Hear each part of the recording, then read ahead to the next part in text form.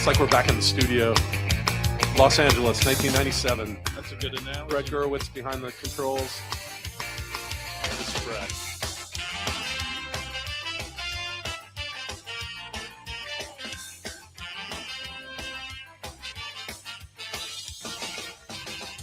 I don't need to tell the truth, but I never lie. I don't need to bow to you. You're just passing by. I never wanted to be the one you bitch and moan and come home to. But as long as you look good, I'll come back to you. Get inside my troubled mind with all of your threats. Sometimes I think I was blind. Not before we met. I never wanted to be the one that you depend on for your life. When you cry, it smells like soup. Sound like Shona Knife. Never feel how I said all night.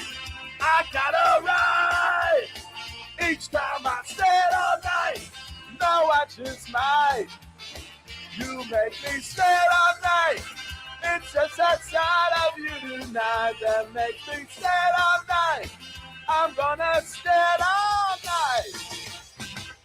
You're an evil little girl. I'm a twisted man, tearing through your perfect world. Make you understand. I never wanted to be the one you bitch and moan and come home to. But as long as you look good, I'll come back to you and do the things you do. Stay all night. I gotta ride. Each time I stay all night. No, I just might. You make me stay all night. It's just that side of you tonight that makes me stay all night. I'm gonna stay all. I would never treat you bad. You deserve the best from me. If you want to keep your place, you better get down on yours. Yeah, Todd wrote this one. Yeah. You think? This is not mine.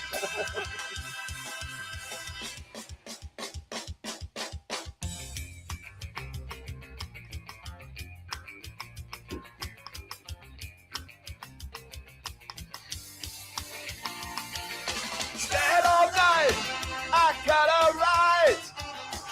Each time I stand all night, no, I just might. You make me stand all night. It's just that side of you tonight that makes me stand all night. I'm gonna stand all night. R.I.P. Todd. Text the round robin your questions, comments, wagers. Give us a reason. Sleeper fantasy play, your best alternative line, whatever you have. Text the round robin 757-354-5517. Can you see by the dawn's early light what so proudly we hailed at the twilight's last gleaming, whose cross lights and bright stars through the perilous fight o'er the ramparts we watched were so gallantly streaming, and the rocket's red glare, the bombs bursting in air, gave proof through the night that our flag was still there.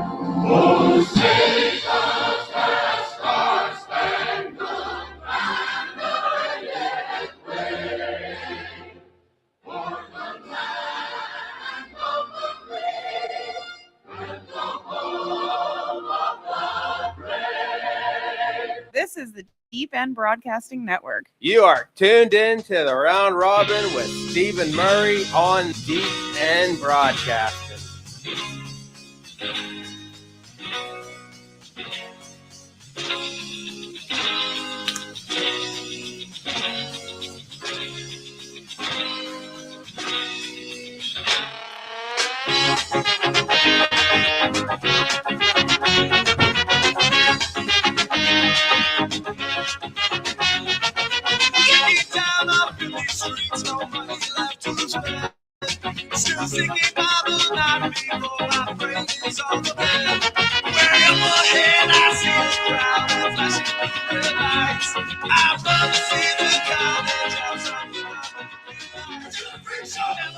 NFL Week 16 is here in full effect already with 3 games in the books.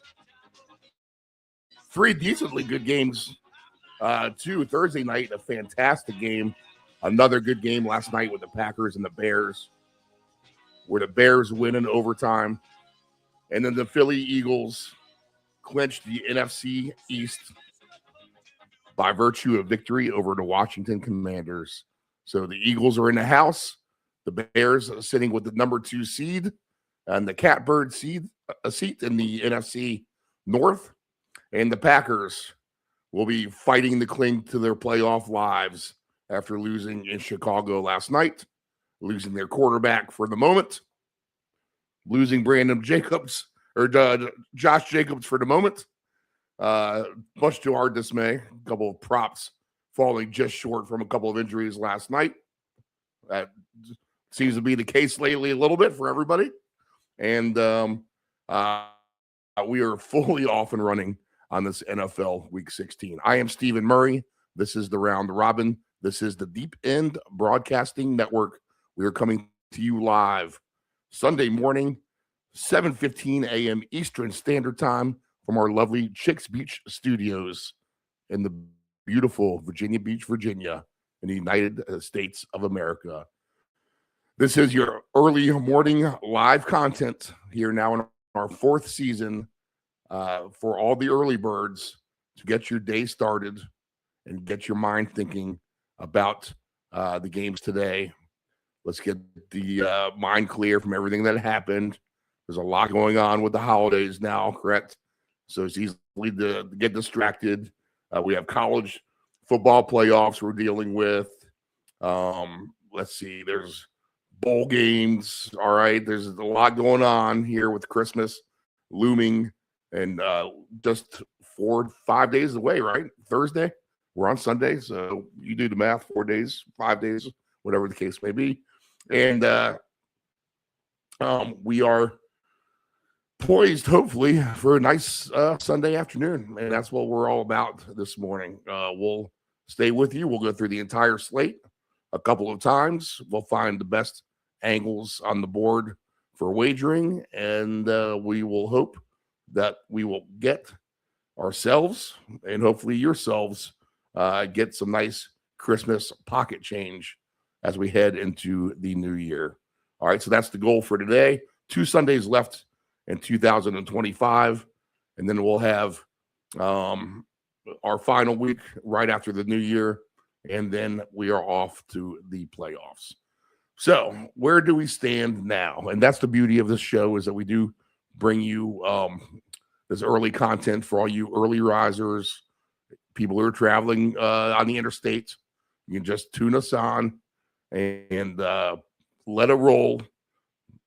Start to give you some ideas. Maybe if you have a pen and paper handy, get it on standby so you can jot some things down, whether you're going to the Home Depot or traveling city to city or just sitting back, relaxing as an early bird waker, waking bacon on the patio, cooking breakfast, whatever for the kids, coffee, reading the paper, whatever the case may be.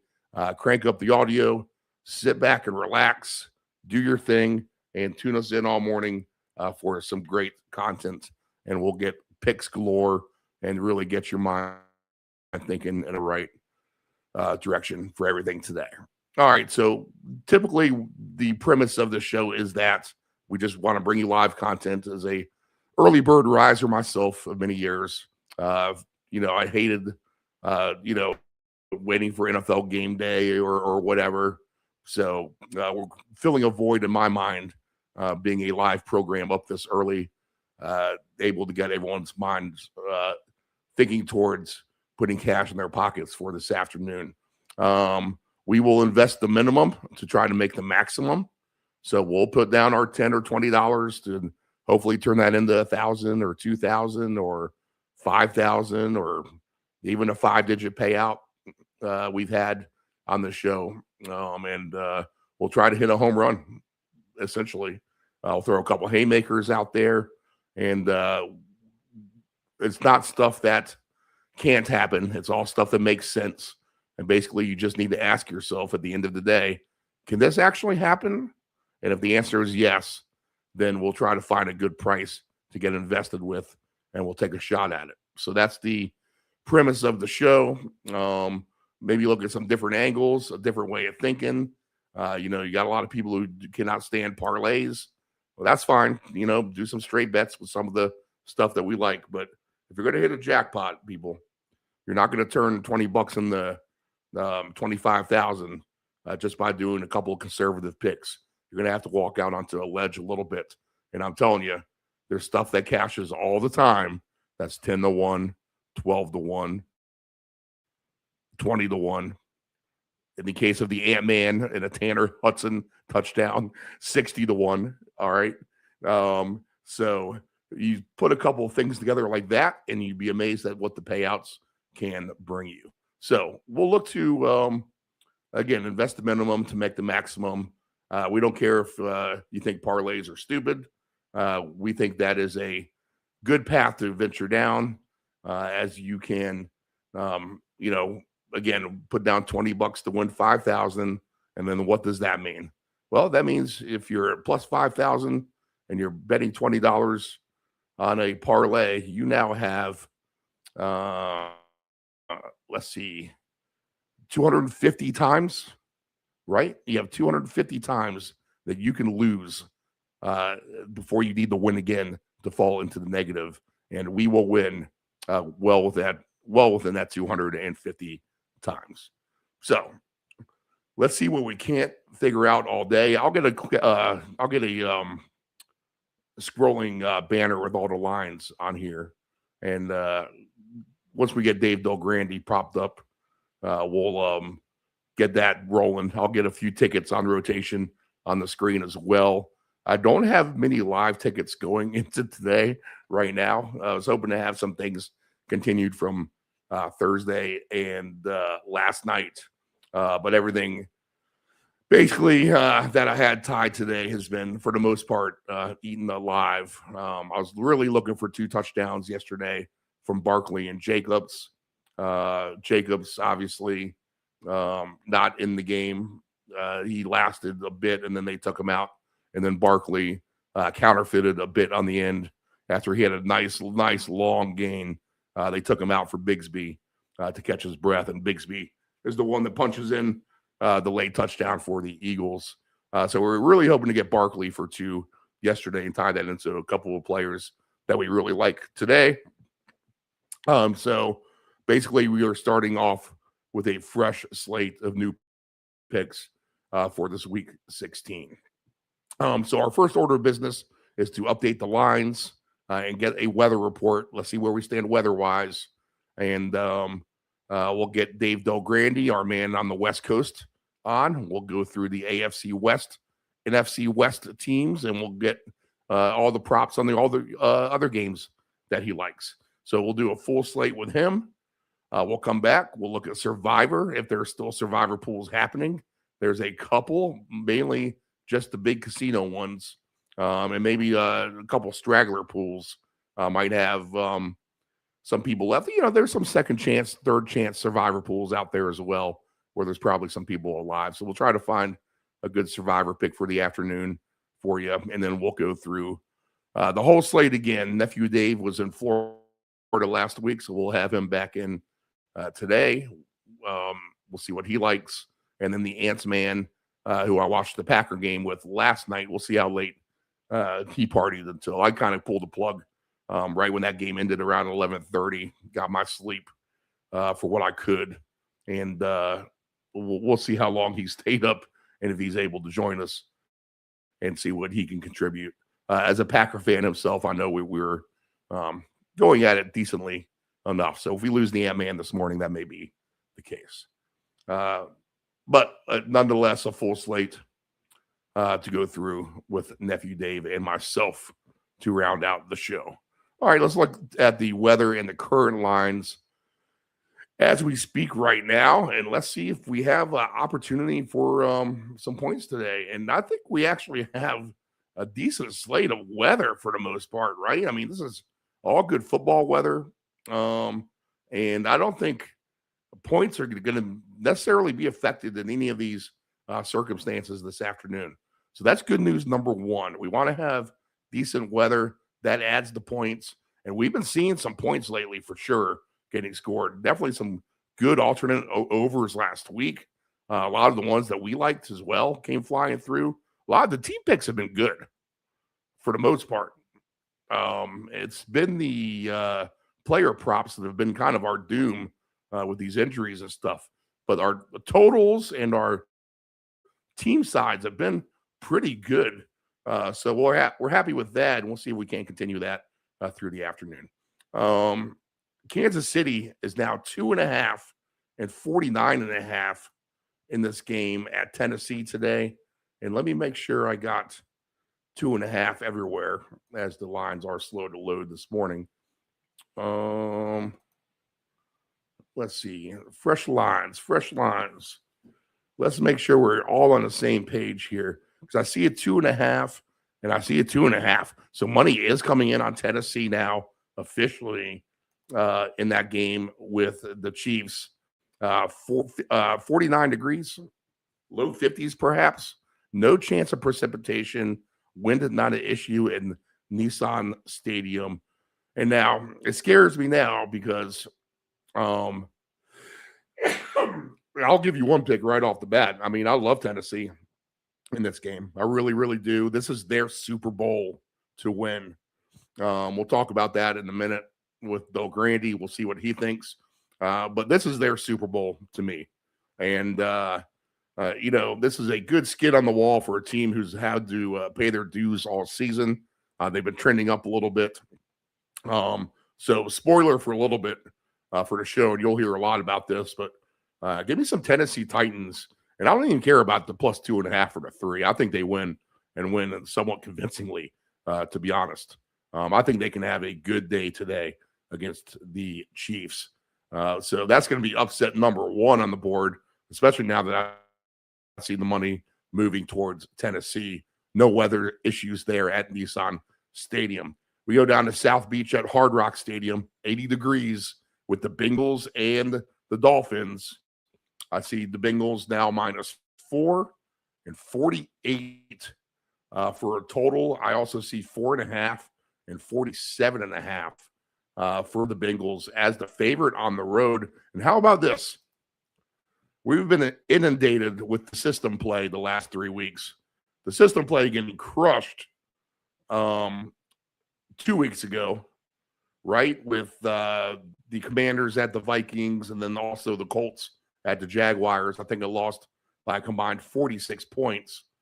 And then last week, unfortunately, for my $100 to win $25,000 on the Patriots to go 6-0 in the AFC East, the Bills were the system play, and they rallied from being down big to win that game and cover the number. The system play is this. This is a team that is on the road who has a worse record than the home team.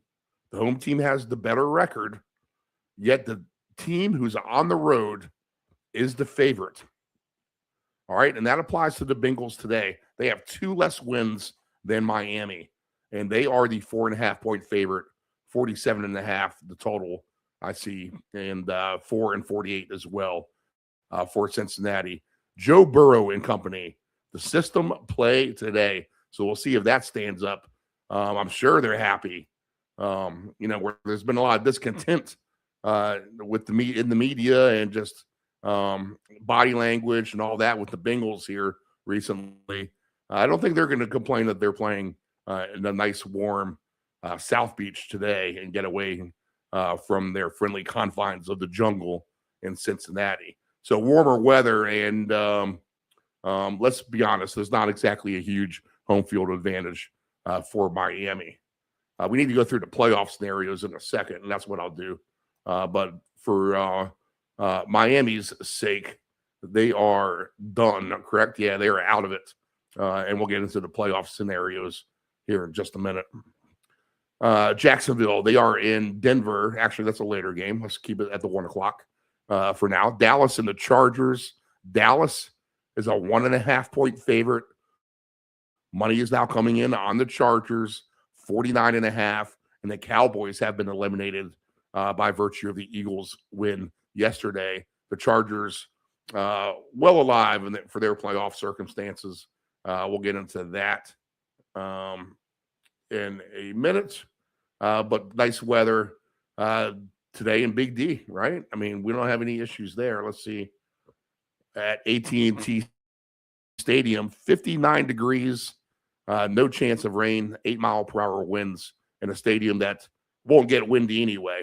And it's going to be cloudy, which is kind of a big deal, to be honest, because they have those big glasses, glass windows on either side of the end zone that really beams the sun in like a magnifying glass.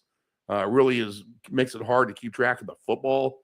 But if it's going to be cloudy skies in Dallas, then that's going to actually help these receivers see the football. So good news there if you like the over. Let's go to Carolina at Bank of America Stadium. 59 degrees with the Buccaneers and the Panthers. Tampa Bay -3, 45.5 I see across the board there. Baker and company, fully healthy. They get Cade Otton back. That gives them their full complement of weapons. We'll see if the Carolina Panthers can hang tough. We'll get into that playoff scenario as well here in a minute. But a big, big game in terms of the NFC South today with Tampa Bay and Carolina. Buffalo -10.5 against Cleveland, 41. Josh Allen is Superman. This would be your one cold weather game of the day, but does it matter for these two teams? I don't think so. 27 degrees, 1 o'clock start for the Bills and the Browns. Shedeur Sanders, the starter there for Cleveland. So Sanders against Allen. I give Sanders a little bit of an applause. He hasn't done so bad. Losing last week, but he's been playing competitive in his handful of starts.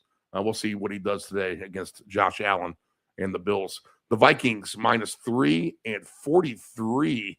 Are they laying a full 3 everywhere? Let's see. I see a 2.5 as well and 43.5.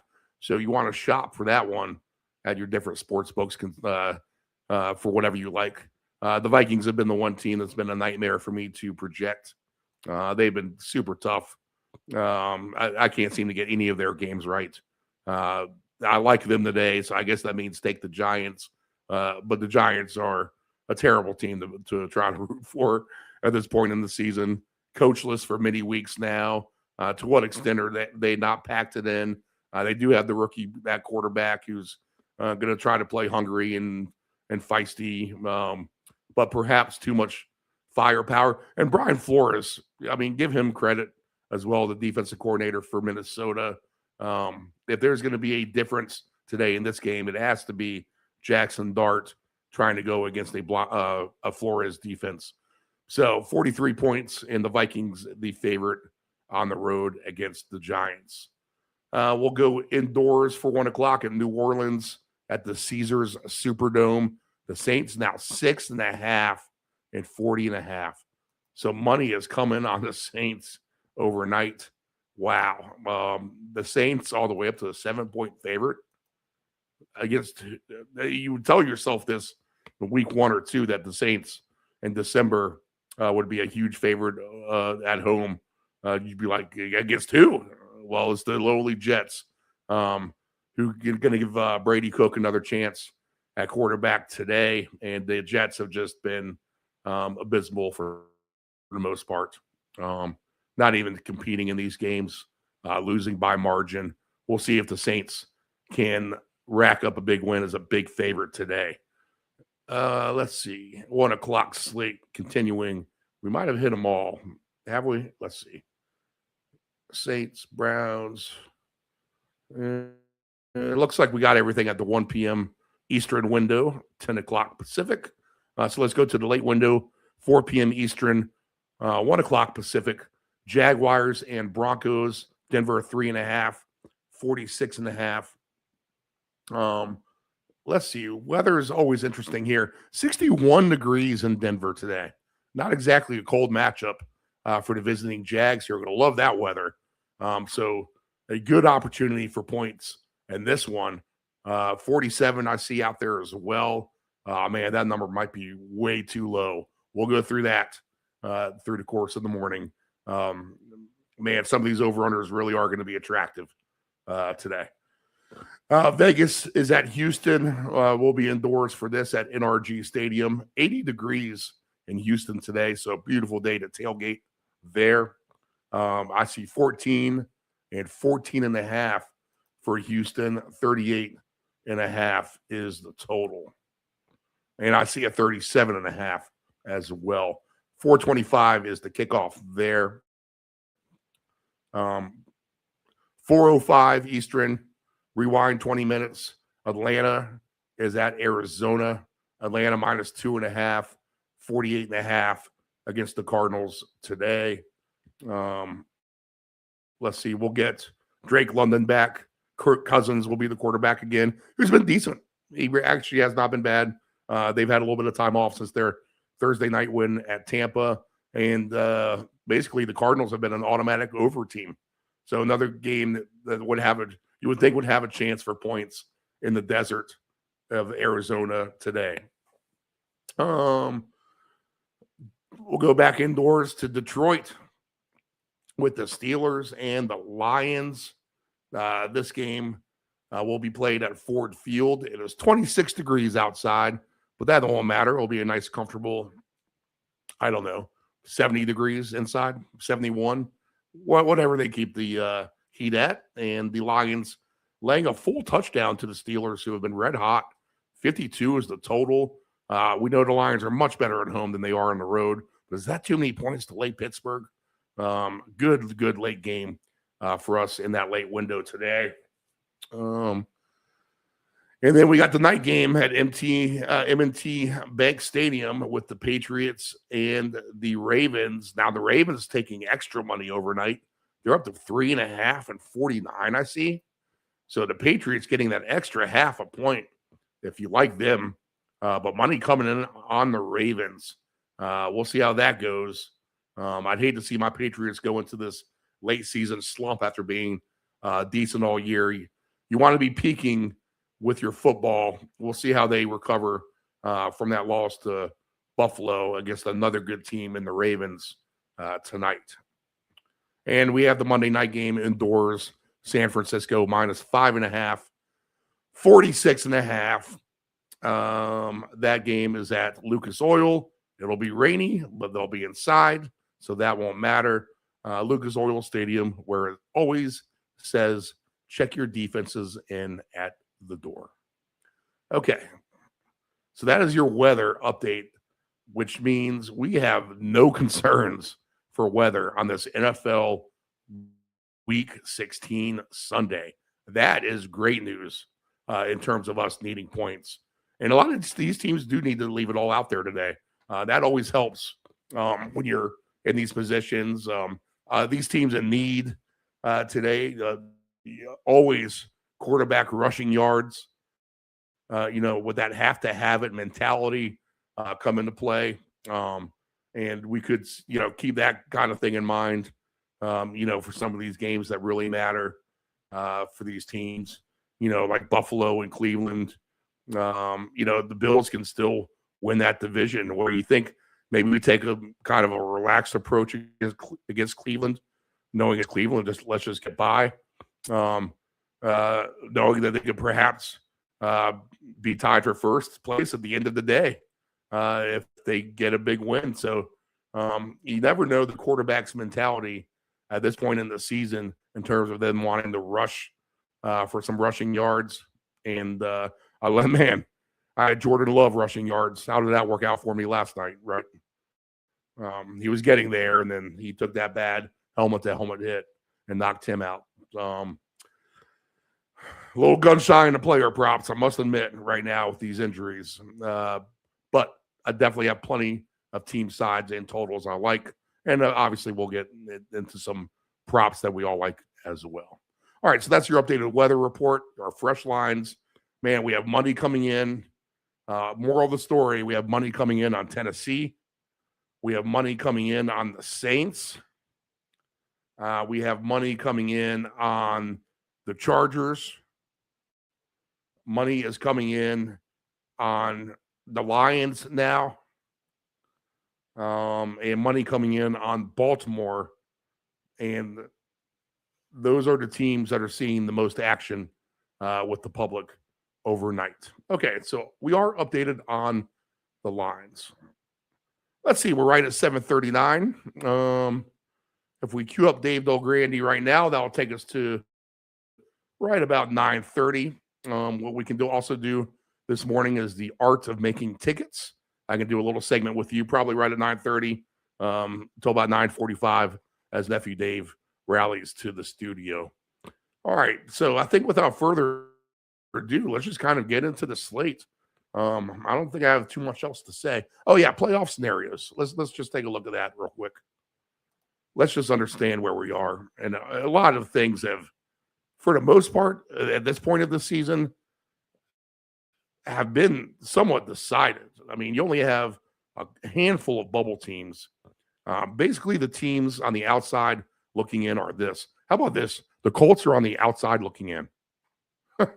They were in first place all season long, and now they sit in 8th. They're 8-6. They trail the Texans, who are in the 7th spot at 9-5. And then after that, I mean, the Chargers and Bills are good. 5-6 are their seedings right now as we speak. So the Texans would be your team that kind of catch up to if you're the Colts or the Ravens, for that fact, if you're not going to win your division. And that's a must win really for the Ravens tonight as well. Let's see here. The Steelers are 8-6 in first place. The Ravens are 7-7 in second place in the AFC North. The Jaguars 2 games clear of the Colts.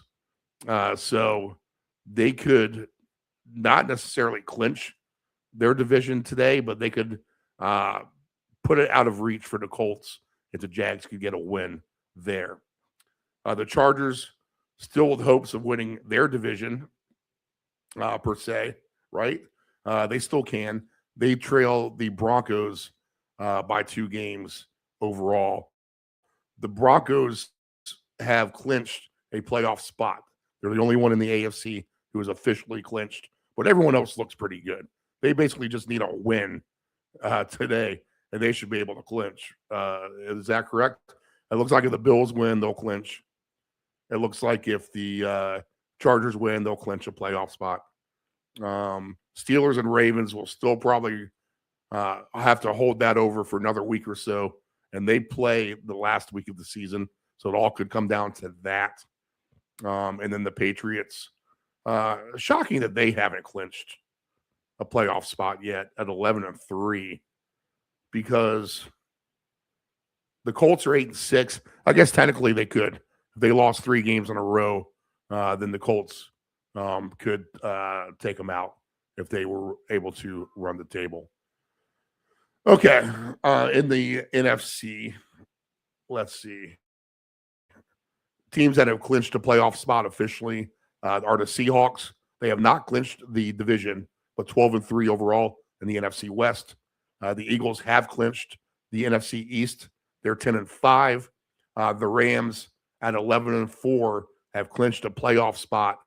They're now second in the NFC West, but that's still up for grabs. The Niners are 10-4 as well. So they trail the Rams by half a game and Seattle by a game. The 49ers do get the Seahawks, I believe, one more time as well. The Bears looking in good shape in the North at 11-4. The Packers are 9-5-1. So essentially a win next week by the Bears should get them there, correct? Maybe not necessarily. The Packers, that one tie is going to make things interesting. They're 9-5-1, so really they trail by a game and a half. The Bears could fall flat on their face and the Packers could still win that NFC North. But the Bears sitting in a good spot. The Buccaneers will play the Panthers twice. They're 7-7, and the Panthers are 7-7. So huge for whoever can win that game today. Loser is on the outside looking in of the playoffs. So huge game at Charlotte today in terms of that. And then also the Lions outside looking in at 8-6 right now, trying to catch up to the Packers really, or the 49ers they could catch up to. That would be the two teams that they would have a chance to jump. So all important for the Lions that the Niners lose, and the Packers already gave them a loss last night, so that helps. Even at 9-6 today, the Lions will not officially jump the Packers, but they'll be within that half a game, and who knows what happens the last 2 weeks. All right, so your teams outside looking in are Colts and Ravens as we speak, Lions and Panthers, but all those teams definitely with in easily striking distance from being into the playoffs. Officially locked into a playoff spot are the Broncos, Seahawks, Eagles, Rams. Following teams have been completely eliminated. In the AFC, the Chiefs, Dolphins, Bengals, Jets, Browns, Raiders, Titans, and on the NFC side, Cowboys, Vikings, Falcons, Saints, Commanders, Cardinals, Giants. All you teams can pack your bags for Cancun. All right, and some of these teams on the outside that are done are going to be there's going to be a chance to pick on them here the last couple of weeks. All right, so without further ado, let's go ahead and bring in our man from the West Coast. He covers the Golden State Warriors. He is the OG of fantasy football, ESPN's first ever employee of fantasy football, in which him and his office staff did that in the 80s, working for the Oakland Tribune, and then into the 90s, kind of nurtured fantasy football into what it is today. He is also a columnist for Field Level Media, a senior analyst at Stat Factor, and the founder of MrFantasy.com himself. Let's get to our man on the West Coast, Dave Del Grande.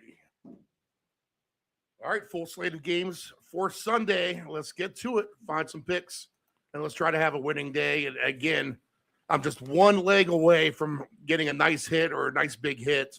I mean, I had several tickets last week that fell short. I had a 6 quarterback round robin with their rushing yards to get 30. 2 of them checked the box, and the other 4 came up just a handful of yards short. So the opportunity was there, but man, we just couldn't get it home at the end. So let's see if we can't cash in this Sunday. And we have a spread out slate. We start with our AFC West or NFC West teams that we typically do, that we definitely have some games early on with them. And we got a good one. Let's start with this one with the Chargers and the Cowboys. Now, the Cowboys, they could be a fun team, Dallas. They're just not going to get the job done here at the end of the day.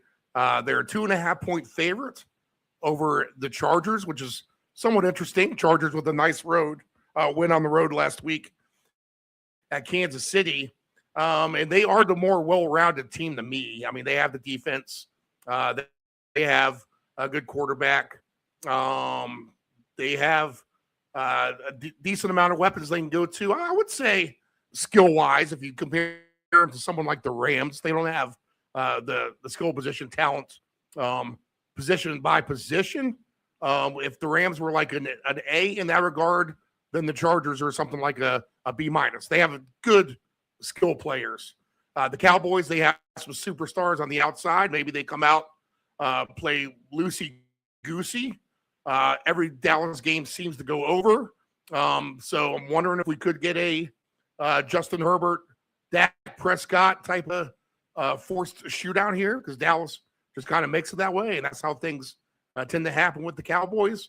But I think if Dallas is good, if they're going to lose games to teams like Minnesota at home, then we've seen the Chargers beat the team like Minnesota. They actually beat Minnesota by 30-something points or whatever it was. Then the Chargers going to be the right side to me. I'm not sure why they're an underdog here. So go ahead and give me the Chargers in this game, and we'll see what kind of effort Dallas will put up. I'll look at some props here in a second, but your initial thoughts here. Yeah, I agree. I don't see why Dallas would show up for this game. They had to be super disappointed in their last effort. They knew they needed wins, winnable games, mind you, down the stretch, and it would still be a long shot. To let that one slip away is a real killer. You already got Pickens, who doesn't seem to try all that hard anyway. Right. Yeah. What's up with that lately? Yeah. And who should, and even Lamb, Lamb, I don't think, he just decided he didn't want to practice earlier this week. I mean, it just, I can see the air has come completely out of Dallas's balloon. And meanwhile, this is not the kind of team you want to be playing if you're not 100% invested in it. Because as Kansas City found out last week in a game that they absolutely positively had to win, you play the Chargers and you have to earn it. And I'm not sure Dallas is going to put up the kind of effort to earn a win over a team like this. I think that Herbert should have a real nice passing day against Dallas. Everybody does. I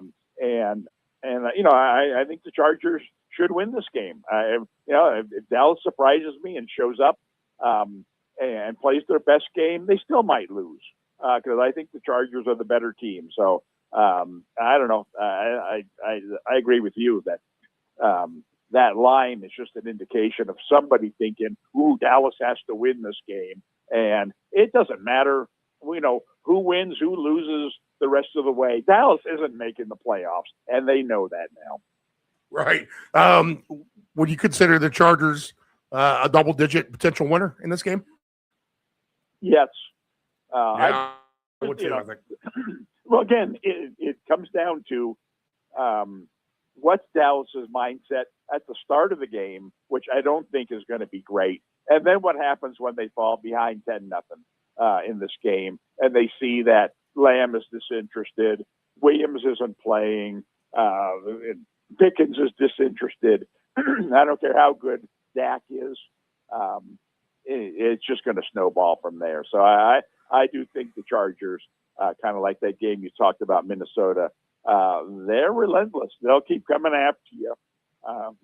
Good on defense, good on offense, can run the ball effectively when they when they need to. With Hampton back, I think this could get out of control. Do you think Dallas moves away from Pickens? Yeah, because you're right. If there seems like a player that's quitting right now, it's him the last few weeks. Well, I'm not sure that this is anything different than what we've seen his entire career. I think this is why he's not with Pittsburgh anymore. Right. He's a tremendous talent. He thinks he's a superstar receiver. He reminds me of A.J. Brown in that regard. But he's every play he's wondering, excuse me, why isn't the ball going to me? I can beat this guy deep. I can beat him short. I catch the high ones. I catch the low ones. And this has been a great situation for him because he's now been able to have great success even without being that number one guy. And so, but yet just so many times when the pass isn't called for him or whatever, you see him basically doing nothing, jogging down the field.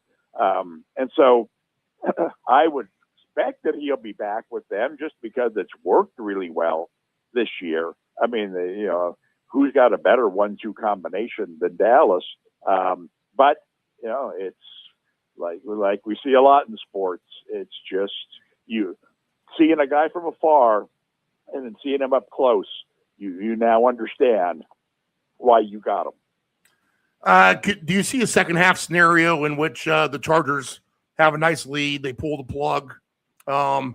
Is Hampton and Vidal all day long, and then this number of sales under the total? I don't know. I mean, I can't trust Dallas. Right. I can't trust Dallas when they try to keep the game under a total, both offensively or defensively. Imagine what the defense doesn't show up. And then, because, whether your boy Florney, he's going to try. Dak's going to be throwing that ball down the field. I wouldn't be surprised if in the end, you see Turpin, break one. You see Florney have a big game. I'm sorry to bring up his name because I know that he was one of your near misses last week. Yeah. Yes, but this is a team that I think I don't think that they would quit at the end. I think that they would go into stat padding mode, even if it meant sitting Pickett and sitting Lamb. So now I tend to look at this game as being higher scoring. Case in point with Florney, I mean, it's been the same old story. Is you get a big chunk of the ticket to achieve everything early, and then it's that last little bit that it's just such a grind, and you're like, man, you just feel like this just isn't going to happen, and that's what happens. It's a painful death watching those things go down like that. Well, and this is, this has to be, the ultimate crusher is, if I'm not mistaken, at the end of that game, Dallas got the ball back. I don't know, 20 seconds to go or whatever it was. The game was over. They weren't going to do anything. So they snap the ball. They throw a little thing to the tight end, Ferguson, over the middle. And he catches it and he runs for 15 yards and they tackle him and they spike the ball. Now there's one play left that they're going to do the same thing again. And you need Florney to get 10 yards, to win your ticket. It's like, please just throw him the ball this time. And no, they threw it to somebody else. And he caught it. He ran for 15 yards. They tackled him. The game ended. And it's like, and you're rooting for it till the very last play of the game, knowing it comes down to who, they've got going to have four receivers wide open because the other team's not covering the first 20 yards. He can throw it to anybody he wants. He picked Ferguson on the first one. Who's he going to pick on the second one? Come on, give Florney, give him a freebie here. And he looks and he throws it to somebody else. It's like, oh no. Oh, well, I mean, but anyway, Kyren Williams was the worst because there was the point in that game where, okay, the Rams are giving up. They're up 16 points. They're not throwing screen passes anymore to Kyren Williams. And in fact, he's probably not even going to be in the game. There's going to be Corum in there. So this bet's over. And then Shaheed runs back to punt. I'm like, oh, wait a minute. All right, get the 2. Let's keep this live. And, that's going to force the Rams to have to play a little bit. Sure enough, that's the case. They get the 2, cut it to 8. Okay, Rams. They try to throw it to him, and Stafford throws it right at his feet instead of, giving it to him on the, he could have thrown it in his hands every time, I feel like, except I think he was trying to not throw a pick or whatever he was trying to do, so he kind of threw more away. Unless those, I can't help to think that those are bad passes when he's throwing them at his feet. And then, you get the touchdown. They miss that 2-point conversion, and then they get that wacky 2-point conversion called to go the other way because the ball gets thrown backwards and bounces into the end zone off the defensive player's helmet. And Charbonnet picks it up for no good reason at all. So they actually credit them with the 2. You're like, oh, wait a minute. Now we have a chance again. If we're down 2 points, obviously they're probably not going to throw screen passes again. They're just going to try to get this clock killed. And once they tied the game, you felt like you had completely new life, just needing a handful of Kyren Williams receiving yards. You don't get it. You give Seattle the ball back, but you stop them. You force overtime. Seattle, which I'm not sure if that was the right strategy or not. They took the ball second. I think I want the ball first in overtime. I'll let you answer that actually in a minute. I don't know why you would maybe give them the chance to evaporate 7 minutes off. Now, I could maybe get it with a 15-minute clock, but I don't get it with a 10-minute clock. But the Rams get the ball first in overtime. Like, all right, here we go again. We're going to get a nice long field. We just need a handful of yards, and it just never comes. I mean, it was like, how many more chances is this guy going to get just to get 10 more receiving yards or whatever, or even the 25, which would have been the jackpot. He could have easily have had that. Just a million chances, and again, they just never come. Did you like the fact that they decided to kick Seattle when they won the toss? Yes, you have to take the ball second. Under the new rules, it used to be, right, that first team drove down the field. They got a touchdown, it was over. Yes, yeah. The game was over. That's no longer the case. So now it's the same in college football and their tiebreaker. It's a huge advantage to take the ball second because it gives you an extra down. In other words, the Rams go down and they score a touchdown. So Seattle not only knows exactly what they have to do, but they have 4 downs. They have to play fourth down. You know, the Rams, if the Rams stall after 3 downs, well, then they either have to punt or kick a field goal or whatever. They can't afford, to go for it on 4th down. That's being the first team. But the second team, you're down by 7. There was even a play in there. There was I think it was 2nd and long, and they threw like a little 6-yard pass. And I thought, this is good thinking, because normally if it's 2nd and long and you leave yourself with a 3rd and 8, that's a bad thing. But leaving yourself with a 3rd and 8 when you have a 4th down as well, that's a good thing. And sure enough, they went ahead and they got the 1st down and they moved on. So it's it just adds a down to your chain moving, and that to me is a huge advantage. So I think that's a no-brainer. But you're right. The negative there is, well, gee, what if this team drives 9 minutes and kicks a field goal, leaves us with 55 seconds? Well, then that's on you. You got to think that, within 6 minutes, we're going to get the ball back, even if they score a touchdown, and you got your timeouts, 2-minute warning. Yes, I mean, you've got on almost every occasion, you're going to have enough time to do whatever you need to do. All right. Kansas City is only a 3-point favorite to me for the sole fact that they're playing Tennessee. 37.5 is the total. You have these teams that are bad, and then they always seem to get their staple win at the end of the season once they kind of get things to come together a little bit. We've seen it here in recent weeks with Tennessee. Now, the 49ers being a fairly convincing lead, but that game did go over the total like I thought it would. Tennessee was able to put some points up. So their scoring is up. I can't say that the Chiefs' scoring will be up. Now, Minshew is a capable quarterback, but again, what kind of interest does this team have?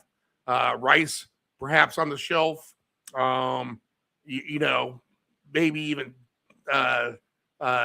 Kelsey is even a step slower in this game.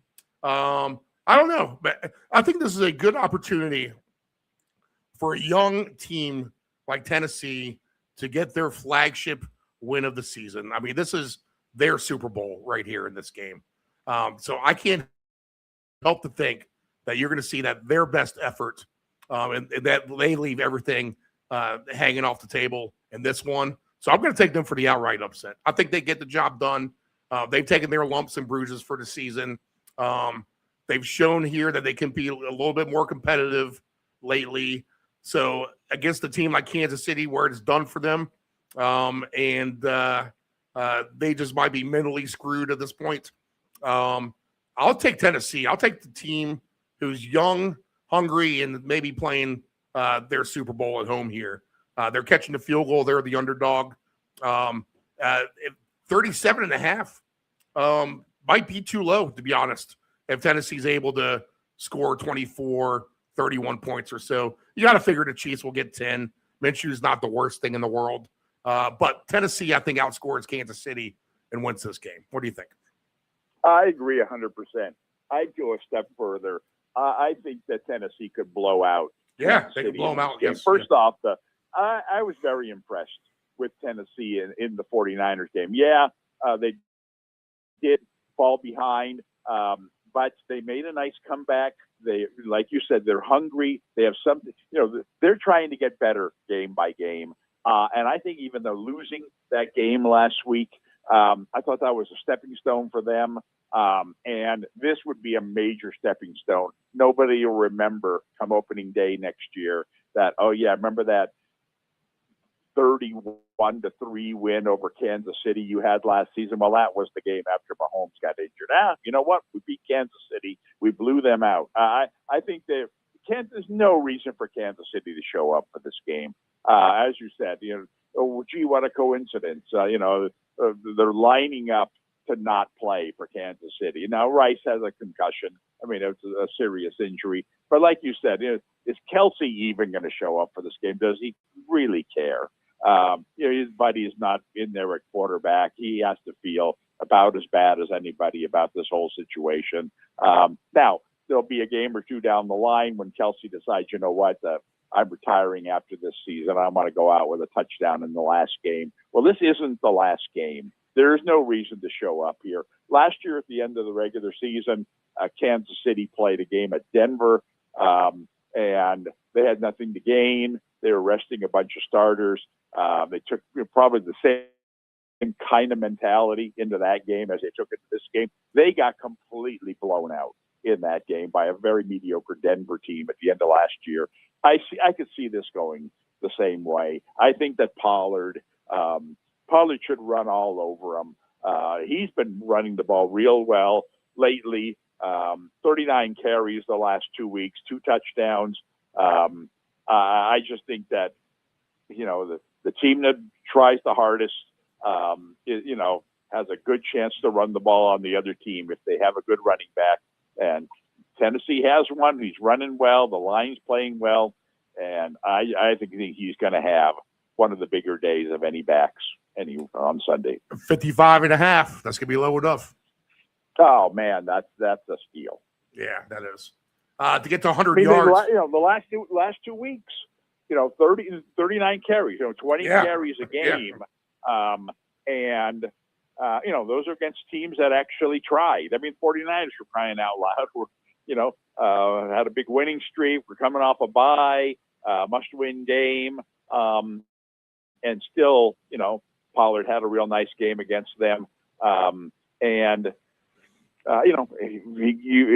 If he gets 20 carries again, which he should, given the way that I think this game's going to go, man, it'd be over that number at halftime.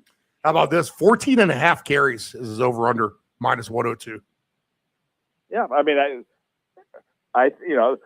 that both of those numbers, especially that second one, is an indication of we're playing Kansas City, who needs to win, and going to give us their best effort. They're getting overvalued. They're going to get a lead on us, yes, and we're going to be forced to throw the ball. That's not the Kansas City team that's on the schedule this week.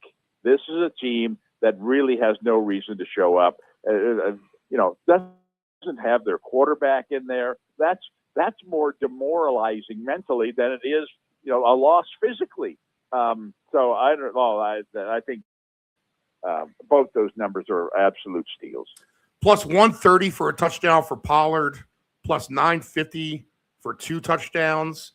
And then I'll throw it to the receiver numbers as well. I mean, I think I like them all because A.O. Manor and DK, 26.5, 27.5 respectively. I mean, they're not expecting anything out of those guys, but that's 3 catches each. They should be able to get that. Well, I just know that if I were playing this game, I'd focus on Pollard. I'm reminded in fantasy, when you have 2 teams and you have split allegiances, Like, well, I'm rooting for, I've got Rice in one league, but in the other league, I got Worthy, and so Mahomes draws back the pass, and you don't know who you want him to throw to. So it would be better for me if it was Rice. Would it be better for me if it's Worthy? Then he throws the ball to Kelsey, and you're doubly upset. It's like, you know what? Have one team and root for your guy. Know where he is at all times, and it makes the game much more fun to watch. This is the same way here. It's like every time Ward drops back to pass, you're going to say, no, hand the ball to Pollard. But if you're split allegiances, if you've got your receivers going, and now every time Ward throws the ball, it's hurting your Pollard play. So I just think focus on Pollard, it's one thing if you're not really convinced that you have a good play. In my mind, I'm not sure there's a better play on the board on Sunday.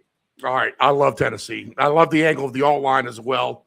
Let me throw this number by you real quick in a 2-game parlay.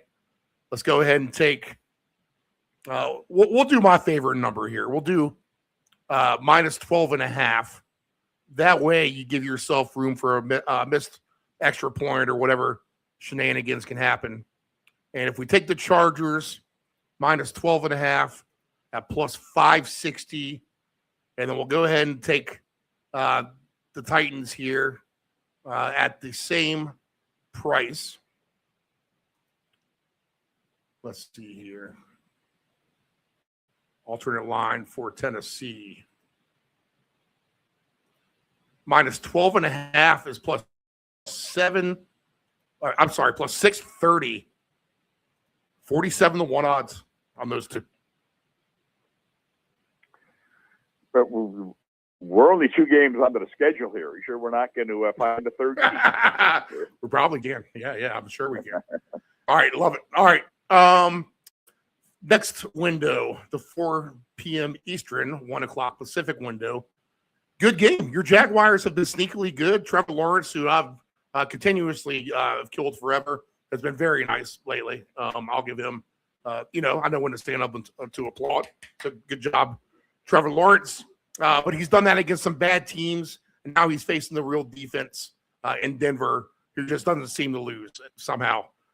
They win these close, even if they're closer games, they just do enough to get by. Minus 3.5, 46.5 here for your Jaguars in Denver. Interesting matchup. Maybe one of the better games of the day for sure. Both teams have to have it in their own way. So can your Jags keep things going on the road here, or is this Denver defense going to be too much? Well, I don't think the Denver defense is going to be too much. I think that I see this game playing out somewhat similarly as Denver's game last week against Green Bay. And that is, you got one team, the visiting team, they've got their offense really rolling now. Yeah, they're scoring Myers, a lot. They're doing good. Right. Yeah. Adding Myers to this team really helps because now Thomas has come back, and he's like 1A now to Myers 1B. I think that helps each one of them. You got Strange catching the ball as a tight end, and then you got Etienne. Even in the game like last week where he wasn't running well, crying out loud, he catches 3 touchdown passes. Right. So you've got a team that's really, remember the Jacksonville coach comes from Tampa Bay, where, and if you watch Tampa Bay in recent years, they spread the ball around. They've got a lot of offensive talent there, but they spread the ball around, and they have a lot of weapons, and they know how to use a lot of weapons. It's kind of turned Baker Mayfield into an MVP candidate in recent years. And this is what, not that Lawrence has reached that level yet, but his supporting cast is reaching that level. And Jacksonville's getting better and better offensively by the game. I don't think Denver's as good a defense as they maybe were supposed to be this year. But you know what? They can match points with you all of a sudden real well. And Jacksonville's defense, is very average. So I think that this is going to be a very high-scoring game. I think both quarterbacks are going to have a field day in this game because Denver, like Jacksonville, Denver's got other offensive weapons to throw the ball to, other than Sutton. Yeah, I mean, and when Sutton they- is coming to Franklin- life. He's been dead, but he's coming to life He is lately. coming to life, Yeah. and that helps the other receivers. Yes. So someone like Franklin, who's Franklin catches deep balls, catches touchdown passes. He'll get one in this game, at least an opportunity in this game. I don't know. I think both quarterbacks are very solid plays on the over 1.5 touchdowns. I could pick a couple of receivers here that I think will go well. I think Thomas Coming to life. He's coming to life. Yeah, it's come to life lately. And I also think Franklin is someone who's kind of, he was kind of up, kind of down. Now he's back up again. I think both those guys, could be counted upon for a touchdown. So this is we're not talking about a low scoring game here where we're picking the one guy who's going to score. No, I think each team's got a chance to score 3-4 touchdowns in this game. And if that's the case, I would certainly count on Thomas and Franklin to get one apiece, and then those two quarterbacks to get at least two apiece. All right, Meyer signed the contract too, so he's living large. And now, look, if you do a parlay like this, you get Franklin and Brian Thomas plus 210, plus 240. That's almost 10-1 alone. But throw on Myers because he's getting the contract. Throw on Sutton because he's been doing his thing. And now you're getting 90-1 on each of those players to get one touchdown. Wow. Yeah, that's interesting. So full green light for you.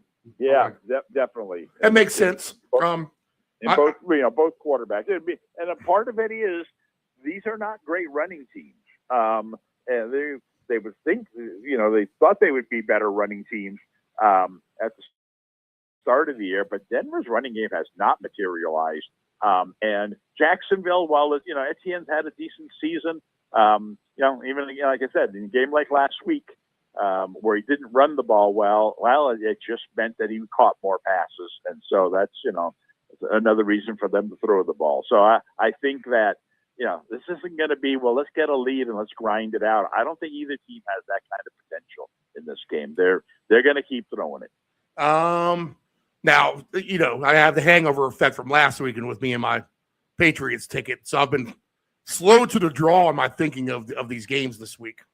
I'm really trying to take a step back to refocus for the stretch run. So this is why I need you on this show, is to give me these thoughts. Yes, Denver and Jacksonville makes all the sense in the world to be a super, super over game. How about these long shots? Tim Patrick's been getting involved. He's 10-1 for an anytime touchdown. And then has De'Ami Brown completely disappeared that he's a 30-1 shot for a touchdown? Well, I mean, there's, especially in Denver's case, they spread the ball around really well because they don't throw the ball as much to the tight end that I expected them to. This year, they've got a good one in Ingram, but it's just an indication that they really they're kind of like Green Bay. They really like their wideouts, and the quarterback, next to Green Bay, and next to any time that my boy, whose name escapes me now, the Giants backup. Jameis Winston. Winston, other than Winston and Love, nobody throws the ball down the field more than Nix. Right. It's maybe it's because the ball flies farther at altitude. I don't know.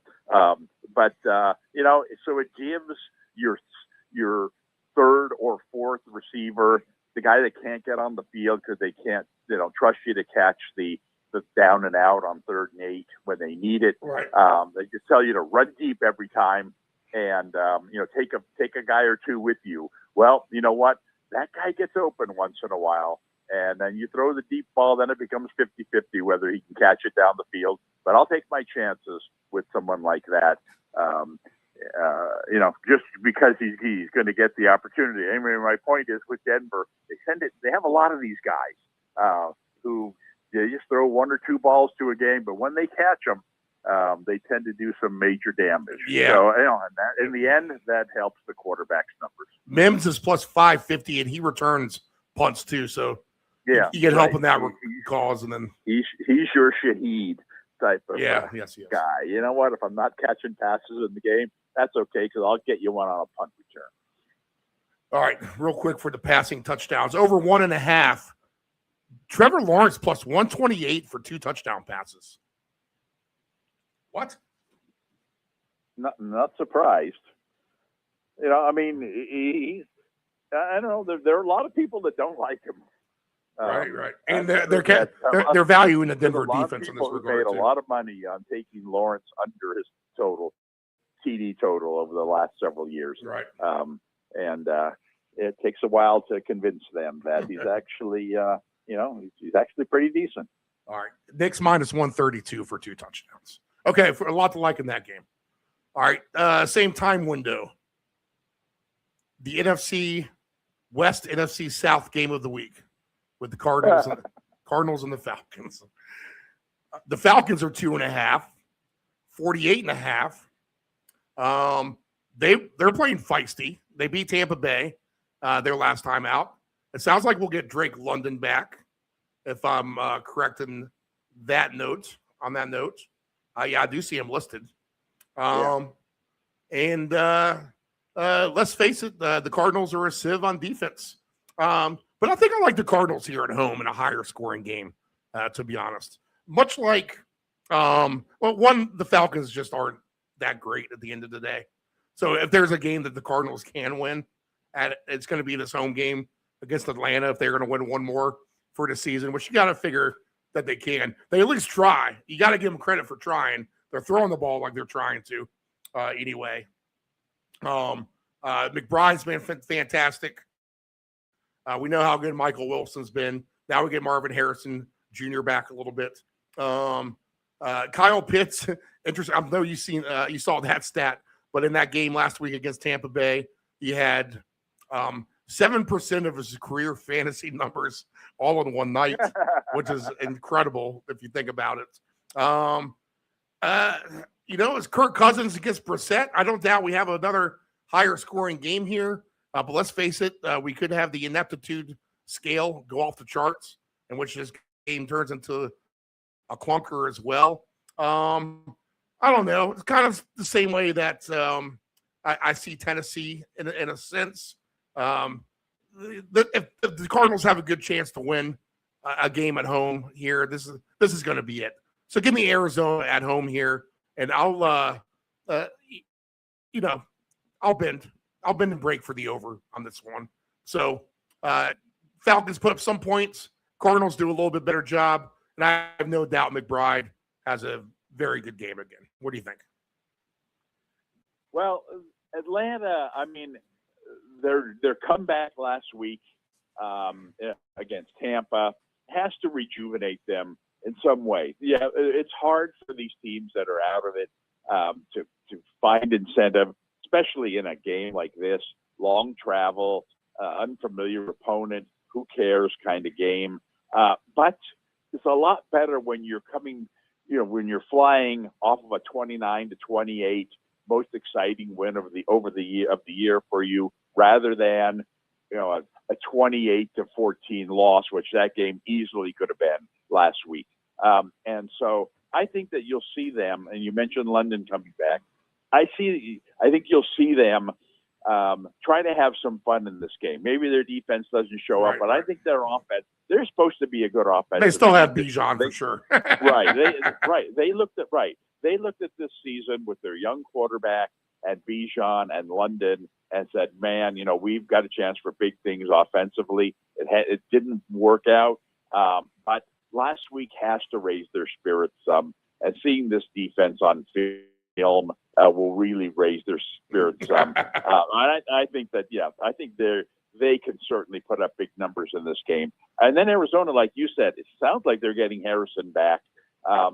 And man, with Harrison and Wilson and McBride, and a no running game, they're just going to air it out all day. So I don't see how this game, doesn't fly over the total as well. Yeah, I agree.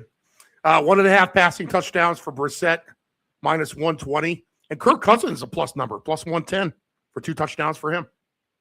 Well, the difference there is that one of them has a running back and one doesn't. And so when they get down by the goal line, Atlanta will try to run it in with Bijan, and he's good at it. Or Algiers. Okay.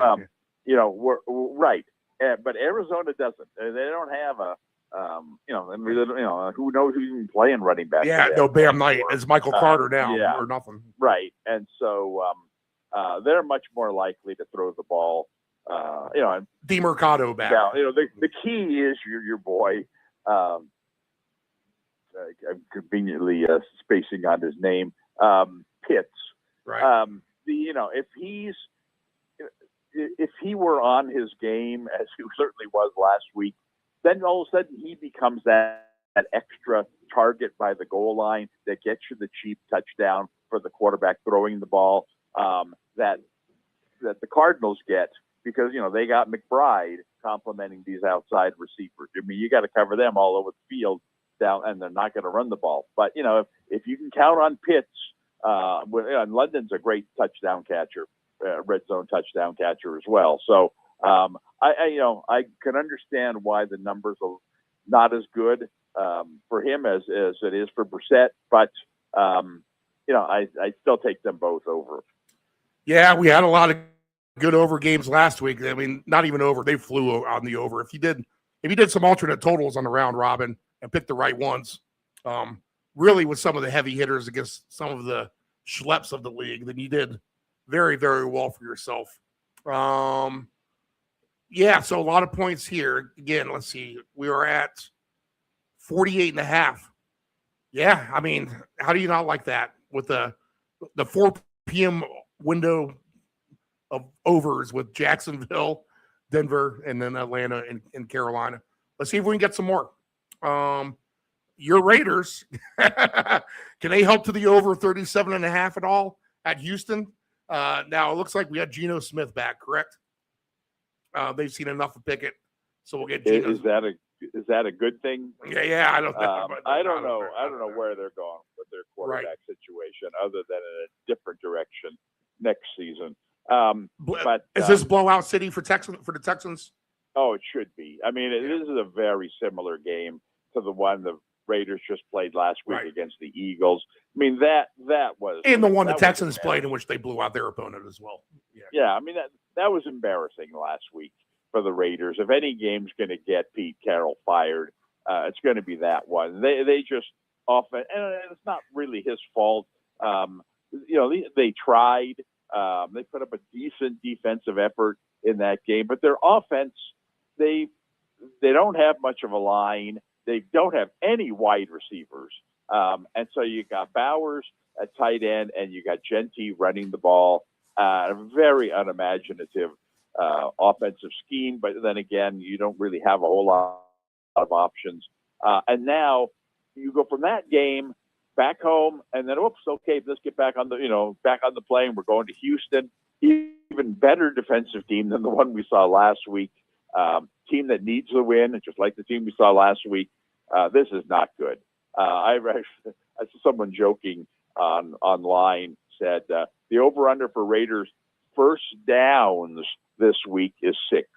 Wow. Would you take over or under? But I mean, they're not that bad. But this should be very similar to last week. I don't see how this is competitive at all. And so that being the case, I'd have the same feeling for this game as I had last week with Barkley, where I thought Barkley would have a really big game. He had a decent game, but what killed Barkley last week was they threw the 2 little shuffle passes to the tight end at the goal line. Sickening. At least one of those 2 times, maybe even both, they had run Barkley once, like from the 4-yard line to the 2-yard line. I said, okay, just far enough that they're not going to do their stupid quarterback sneak. Now hand it to him one more time. No, they flip it to Goddard. He runs around. Oh my goodness, twice. So Etienne got his 3 touchdowns though, like you said. I had the parlay Barkley for 3, Etienne for 3, and that was it. Goodness. Just seeing Goddard It could have. counterfeit him was It could have. worse. Yeah, it could have. But this week, the interesting thing about this week now is that Marks is out now for Houston, and they brought in last week Jahar Jordan. Yeah, Jahar Jordan came on and had a big game last week. Unfortunately, they expect Chubb back this week.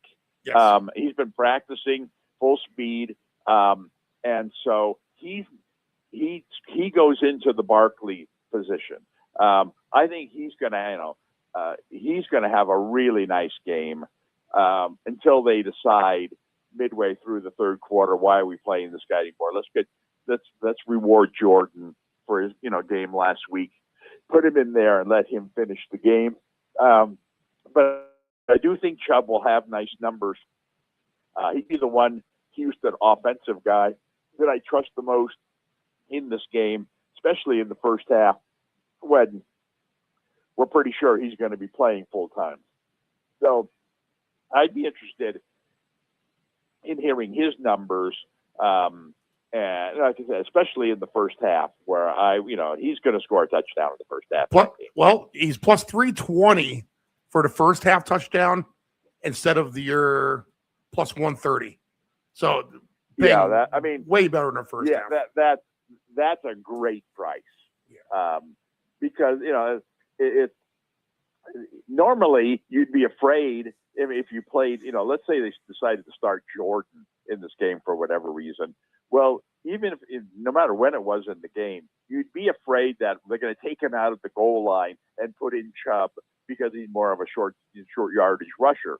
Well, the opposite isn't true. They're not going to take Chubb out of the game and bring in Jordan when they get down by the goal line. So that's not a concern here. Obviously the concern in this game is, well, Houston's not a team that's going to score 28 points in the first half. So you're going to have limited opportunities, but I don't see any reason why they don't score 17. I mean, they should score 2 touchdowns in the first half of this game.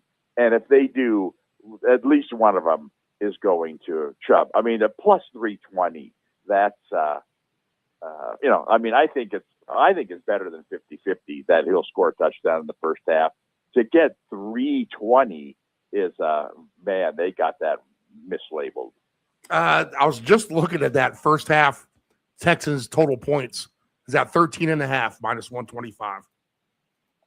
Well, like I said, that it's consistent with what their expected total is for the game, and what the expected total in both teams in the game. So I mean, it makes sense that you just take half of their full game total, but this is. This is a game where I definitely see them scoring 1 touchdown in the first half. You would think that they would score 2 touchdowns. I don't know that. I mean, again, I'd focus on Chubb. I just give me, if he scores their first touchdown, then I don't care if they score a second one. All right, let's see here. The Raiders are plus money, plus 106 over 6.5 first half points. That's funny. Now, that tells you the state of them right there. They yeah. I mean, it tells you everything you need to know about them. Yeah. Well, right. I mean, they do have the means of moving the ball between the 20s. I mean, if Gentry's got a little something going in the running game, which he hasn't more times than not, but the potential's there. And then, of course, you've got the best pass-catching tight end. They're going to move the chains a couple of times on each possession, usually. But they just don't have that one guy, the chunk yardage guy, who's going to get us 30 yards, move the ball from the 50 to the 20 so we can get back to Gentry and our tight end, Bowers. Instead of using Gentry and Bowers to get the ball down the field, and okay, now it's 3rd and 10. Now we got to throw to one of our wideouts to keep this drive alive, and we don't have any. So that's It's just, all right, so you end up kicking field goals. So maybe they do kick 2 field goals in the first half. You still fall under that number. Genty's baseline rushing yards, 41.5 in this game. Yeah. I'll say this for them, and I'll say this in a negative way, is, man, they gave him an opportunity last week. It was remarkable how many times they ran the ball up the middle on first down and gained 1 or 2 yards. Right. It's like, why? I mean, why? Okay, I understand first play of the game. Let's run it up the middle, see what happens. All right, you got 1 yard. And next time, so they got a first down. They ran it up the middle again, got 2 yards. Okay, get the message. We don't need to waste first down running the ball up the middle with this guy. But, it's late in the season. They want to see him develop, so they're going to give him his opportunities.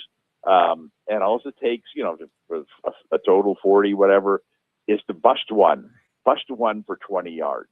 I'm not telling you to bust one for 60, just bust one for 20, and then we'll give you 10 other carries. You get 2 yards per carry. You'll get to that number. So it'd be hard to take the under on something like that. But you know what? I don't think he got the 40 last week on all the opportunities they gave him. So, I still have to stay away from that. All right, on Monday night, and I'm going to reflect back to last Sunday real quick.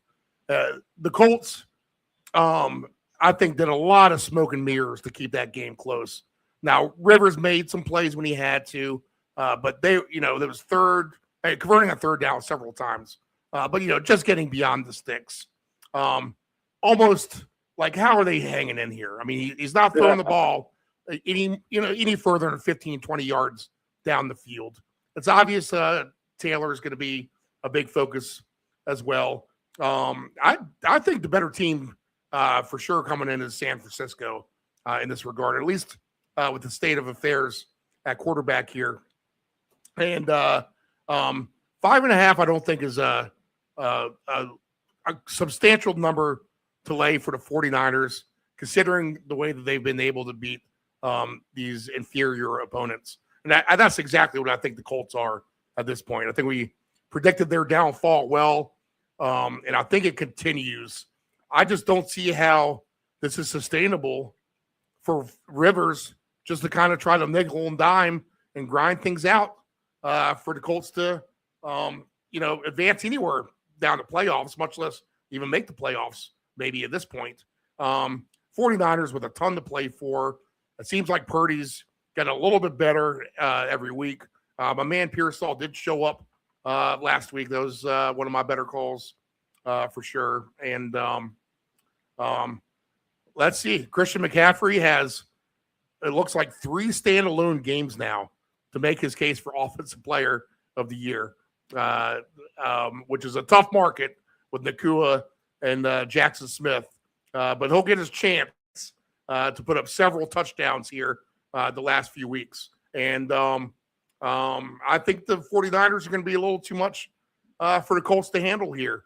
46.5. Yeah, it might not get there fully to the over, but I have no doubt maybe the Niners do their share of things. Let's see. Their team points are at 26.5.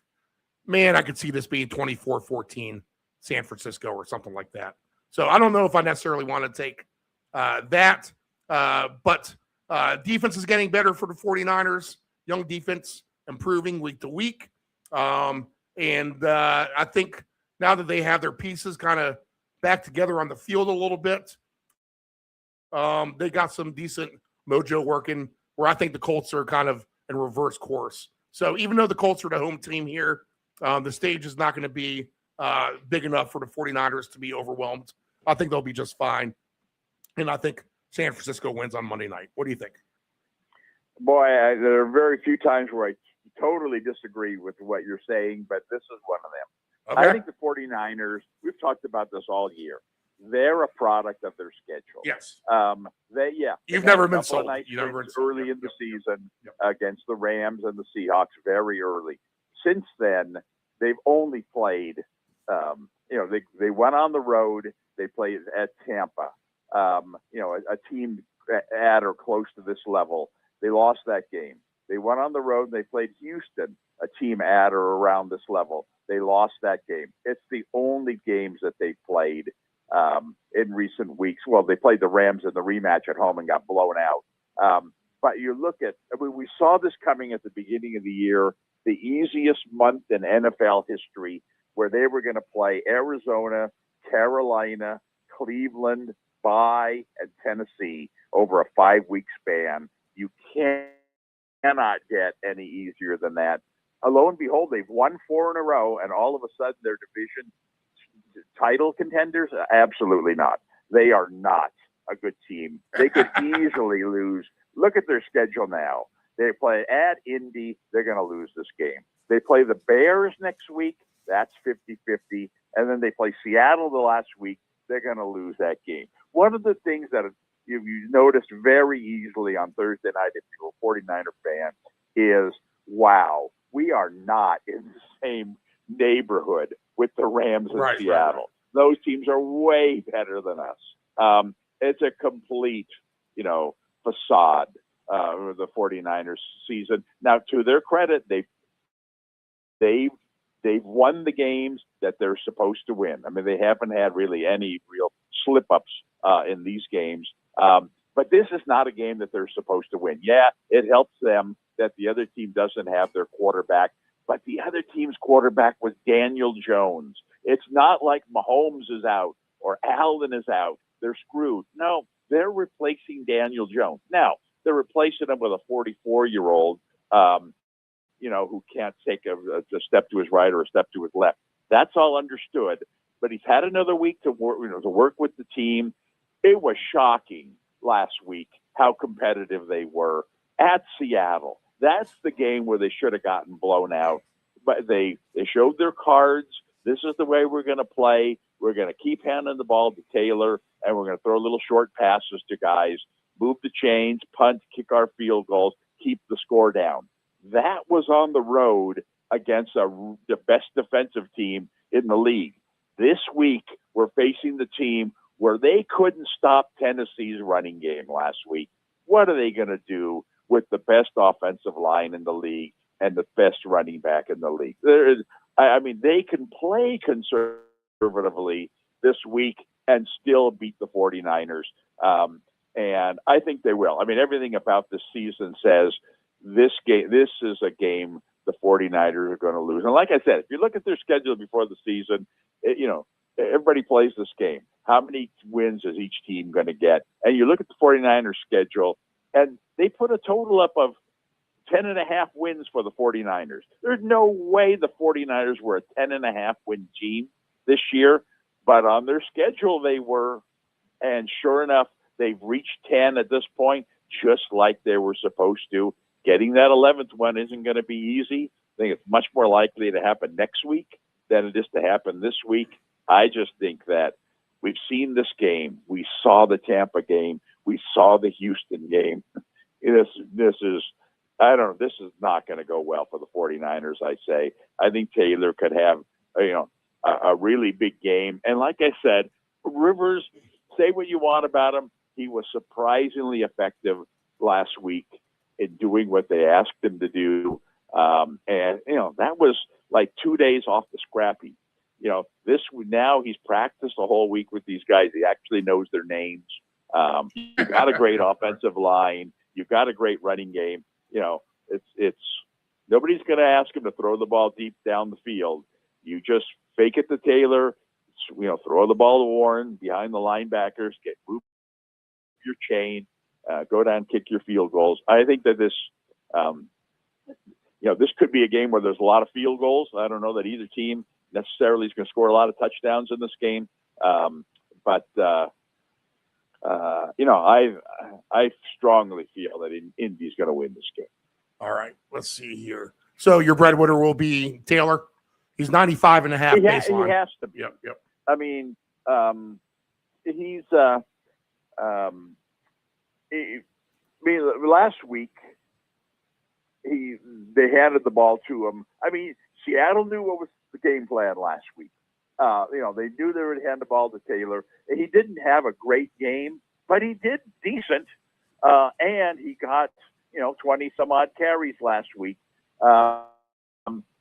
Even though they weren't moving the chains really well, and they should have a lot more success running the ball this week than they had last week. I don't see any way he doesn't go over 100 yards, just based on the fact that he's going to get 25 carries. And against the 49ers, you're always going to get 6 to 8, times during the game where you gain 8, 10, 12 yards. And so those, the numbers could tend to build up. I think it'll be a close game. I think they'll, there's no reason for them to, fall behind by 2 touchdowns and just say, okay, you know what, let's start airing it out. You can't put your quarterback in that kind of situation. And I think it'll be close like last week. I think that even in the fourth quarter, let's stick to our game plan. We just got to go down and kick a field goal and hand to Taylor, time and time again. So I think he's going to go for over 100 yards. I would think he would score at least 1 touchdown.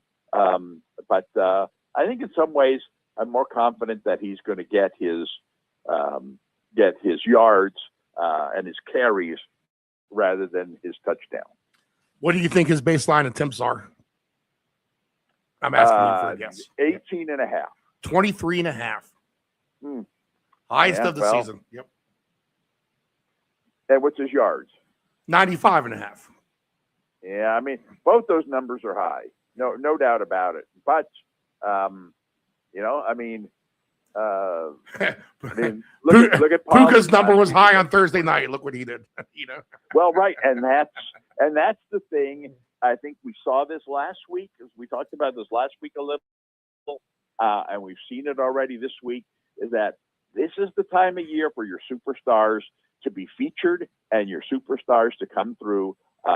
And we saw several of these guys, come through last week. Bijan Robinson comes to mind as a guy we've been counting on all year in fantasy. Hasn't had the greatest season, but you know what? Came through big time last week. Nakua obviously last week, monster game, and then followed that up on Thursday. It's time for these guys to show up, and I think that this is. I think while the 49ers would like to rely on McCaffrey, Taylor's a much better, quote unquote running back, and he's got far less competition for the ball spreading around, especially with the quarterback limitations now. If this were a heavyweight fight between Taylor and McCaffrey, I'd take Taylor in a knockout. Both of them for 1 touchdown is plus 102. Taylor's minus 310. McCaffrey's minus 220. If I stick with my pick, I'll take Kittle's at plus 120 for a touchdown. This is his comfort zone, Indiana. He's from Iowa, lives in Tennessee. He likes it out there in the Rust Belt. So plus 120 for him. That'll be on my ticket. All right. Let's go back to the top of the slate. Do you have any super fun games that we have not talked about in your mind? Well, the morning schedule to me is not super attractive. We've talked about some of the more interesting games.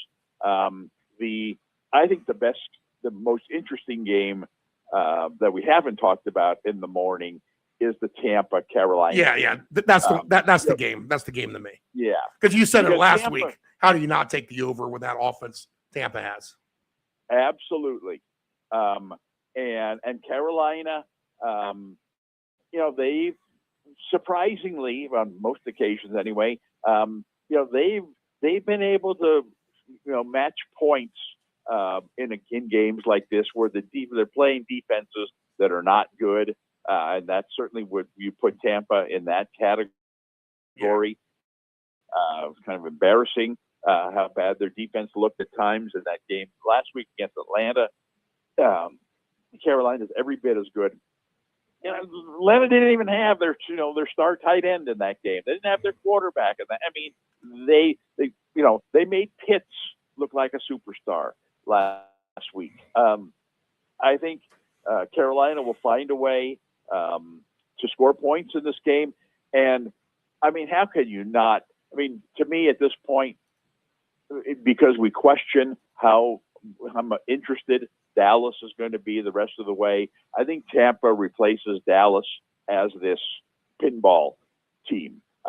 Man, they've got 4 wideouts. They don't have enough footballs for the wideouts that they have. You could tell how pissed off Evans was last week when things were getting away from them. He had a big game. It was his first game back. He had a monster game. And so much for a pitch count. He changes everything. Yeah. Right? Yeah. Right. Well, that's the thing. So Egbuka, they had a big first, third down or fourth down, I think it was, late in that game. They threw the ball to Godwin. And then you got McMillan, who, coming back from his injury, and he's playing for the first time last week, and he gets into the action. I mean, so you got 4 wideouts, any 2 of which would start for most teams in the league. And you got a very capable quarterback. You got a very average defense here. I don't see any way Carolina is going to stop Tampa's offense, keep them anywhere under 25 points. It's going to be tough to keep them under 30. But Carolina has, their quarterback has developed. They've got Dowdle running the ball well. They've got McMillan, who hasn't done great lately. But who has? Coker. Coker's come on and been scoring touchdowns. So I just think that you got a very high scoring team in Tampa. You got a very high scoring defense in Tampa. And I think Carolina's got enough weapons to take advantage of that. So this is, this to me is similar to, the Jacksonville-Denver game. I even think it has more potential than that. I think this is going to be a very high-scoring game, and maybe what you would call a sneaky high-scoring game, because you don't think of Carolina as being that kind of team. 45.5 is a low number for this game. Yeah, I agree. For a total. Yeah, I agree. I think Coker, who's been I think he's got a touchdown in each of his last 2 games. He's almost become a more dependable target for them than McMillan has. I take him. Well, Dowdle is going to be the guy who gets the ball down by the goal line. He's going to be the guy most likely to score a touchdown. But among the receivers in a high-scoring game, I think Coker's price will probably be worthy of taking a look at. And then with Tampa, I mean, they've got so many ways to go. And Evans last week, as I indicated, showed that he's back. He wants the ball down by the goal line. Very few guys, if any, are better at catching touchdown passes in the red zone than him. He's a potential 2 TD guy, because 1 TD, he's probably for a receiver, he's probably a minus. For Evans? Yeah. Plus 175 for 1. Plus 175? Yeah, and 13-1 for 2. Wow. Well, I think he's a lock. Yeah, well, he's the opposite of Pickens, that's for sure. Well, if Pickens is disinterested, Evans certainly showed that he was interested. Exactly. And there's no, short of maybe Metcalf, and I think I'd put him ahead of Metcalf. Nobody catches more red zone. Right. Throw the ball up to him. Yes. Back shoulder fade, whatever it takes. 12. He hadn't played in how long? Comes back last week. He gets 12 targets. Even with all these other great receivers that they got. At plus 175, that's a very strong play. I get it. Carolina's a nice story, and they even play better at home, too, for sure. And I've no doubt they get their points in this game. But I just think Tampa Bay is going to score that much more. I think Tampa Bay can still win by double digits. If it was something like 41-27 or 41-24, or even 41-31, that wouldn't shock me. Well, you might overestimate the Tampa defense. And Right, as we saw maybe, last maybe. week, it appeared the Atlanta game was headed in that direction last week until Tampa's defense, decided to not show up, for the kind of like the Rams defense not showing up at the end of that game Thursday night. Well, that was just a repeat of Tampa's defense against Atlanta the previous week. So, yeah, I don't trust Tampa's defense enough to say that they can blow anybody out, because no matter how the game is going, the other team always has the potential real quickly to get a score or two. Now, this could be a fantasy impact as well. And this is probably maybe the biggest question, and maybe you'll have some better insight into this. One of the biggest questions on the board as far as personnel in certain circumstances, and we see Sean Tucker now, where he was near 5-1 for a touchdown last week, all the way down to plus 210 for one touchdown. Bucky Irving plus 145. That sends Rashid White all the way back to plus 450 in the Tucker range. So who's the goal line back here? Well, I mean, Irving has carried 17, 15, and 16 times the last 3 weeks. So to me, it's not as much about who is the goal line back, but who's the back that's most likely to score a touchdown. And when one guy's getting 16 carries a game and the other guy's getting 4, I don't care where those 4 are coming from, I'm always going to take Right. the 16 rush Good guy point. because he's going to be the guy on the field on first and goal at the 10. And then, yes, if he stopped at the 1, maybe he comes out, they bring the short yardage guy in, or heck, maybe they just lob the ball to Evans in that case. And so, I think Irving is a much more likely guy to score a touchdown in this game than Tucker. And if they needed it, as if they needed it, they'll get their tight end Otten back as well this week, Tampa Bay. So they'll be full strength back at tight end as well. Embarrassment of riches. Yeah. This is, like I said, this is a team right now, get down on the over in their last 3 games. I don't care who they're playing. When it You gets can't to stop them. You cannot stop this offense with the amount of talent they have. in the playoffs, that should be the same story, correct? Whoever they Well, play. the problem with the playoffs is you don't win with offense. Right, you won with the They're not going to win in the playoffs with this, this kind of a team for exactly reason we saw in the Atlanta game. Because no matter how many points Tampa scores, the other team is going to be fully capable. Even if it's we saw this in the Rams-Seattle game. Imagine Tampa being 2 touchdowns up on Seattle in the fourth quarter of the game. Think, oh, they got it. Well, no, Seattle's going to go right down the field like they did against the Rams and get their last 2 touchdowns. Any team in the league that makes the playoffs is going to be good enough to do that to Tampa. So, Tampa, I expect Tampa to win the division and to have the home field in that first game. But I take, it could be any number of teams in that spot against them.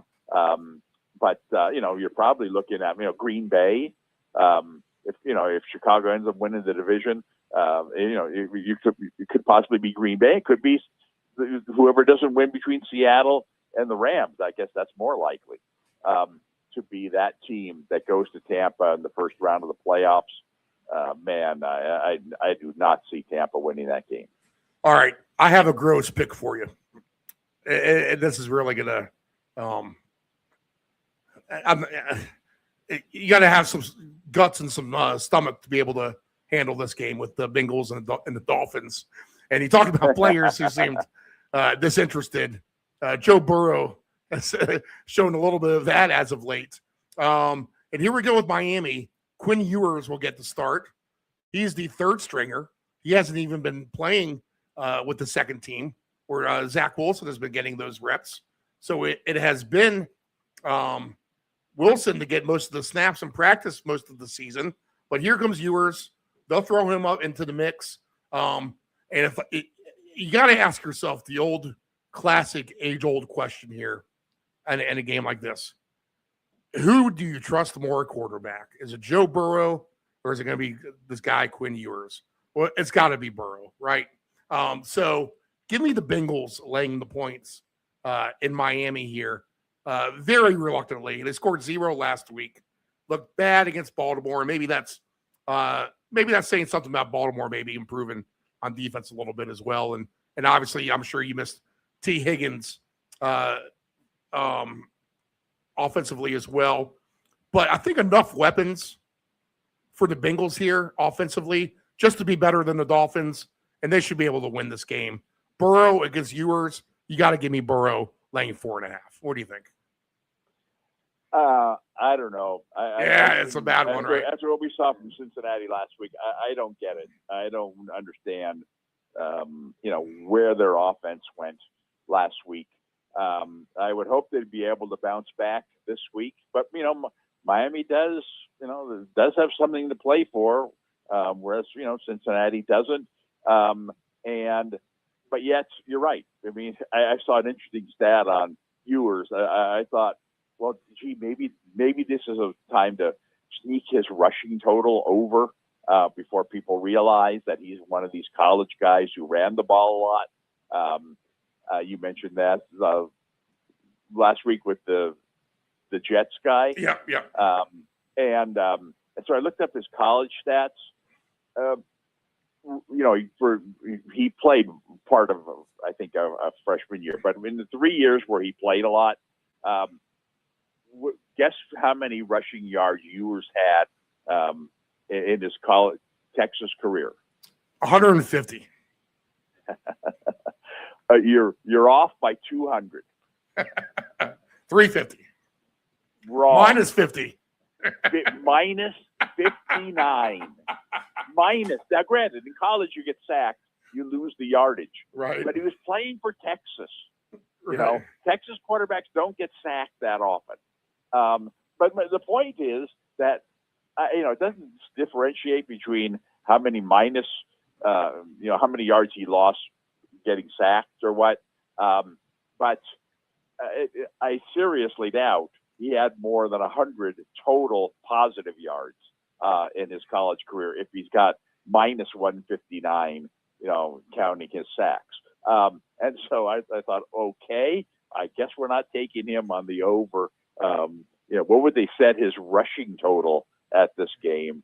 And I don't care what it is, I wouldn't take the over. But I was very curious to hear, did they put a rushing total on him? 5.5. Okay. Well, my suggestion, don't be tempted. Yeah. I don't see it happening. The key in this game, to me, which could be really interesting, is, all right, you've got this, kind of similar to Indy. You've got this inexperienced quarterback, but a tried and true, tested college guy, played big time college football for 3 years. So you would think that he, is at least somewhat capable. And what do you do when you've got this new quarterback playing for the first time? He's not going to run around and do crazy things like dart or somebody like that. What are you going to do to make it easier? Well, first off, you can try to run the ball, obviously, which they do anyway. But I don't know what happened last week. I can't for the life of me figure out why Likely got no targets last week. It was like, did he even play in that game? I see no indication that he was injured. But Cincinnati, remember, is this team who's been historically bad against tight ends. You got a young quarterback. What do? You throw the ball short to your tight end. And Waller, when he's been healthy this year, has been really good. Last week, out of nowhere, gets 8 targets, 7 catches, 2 touchdowns. Unless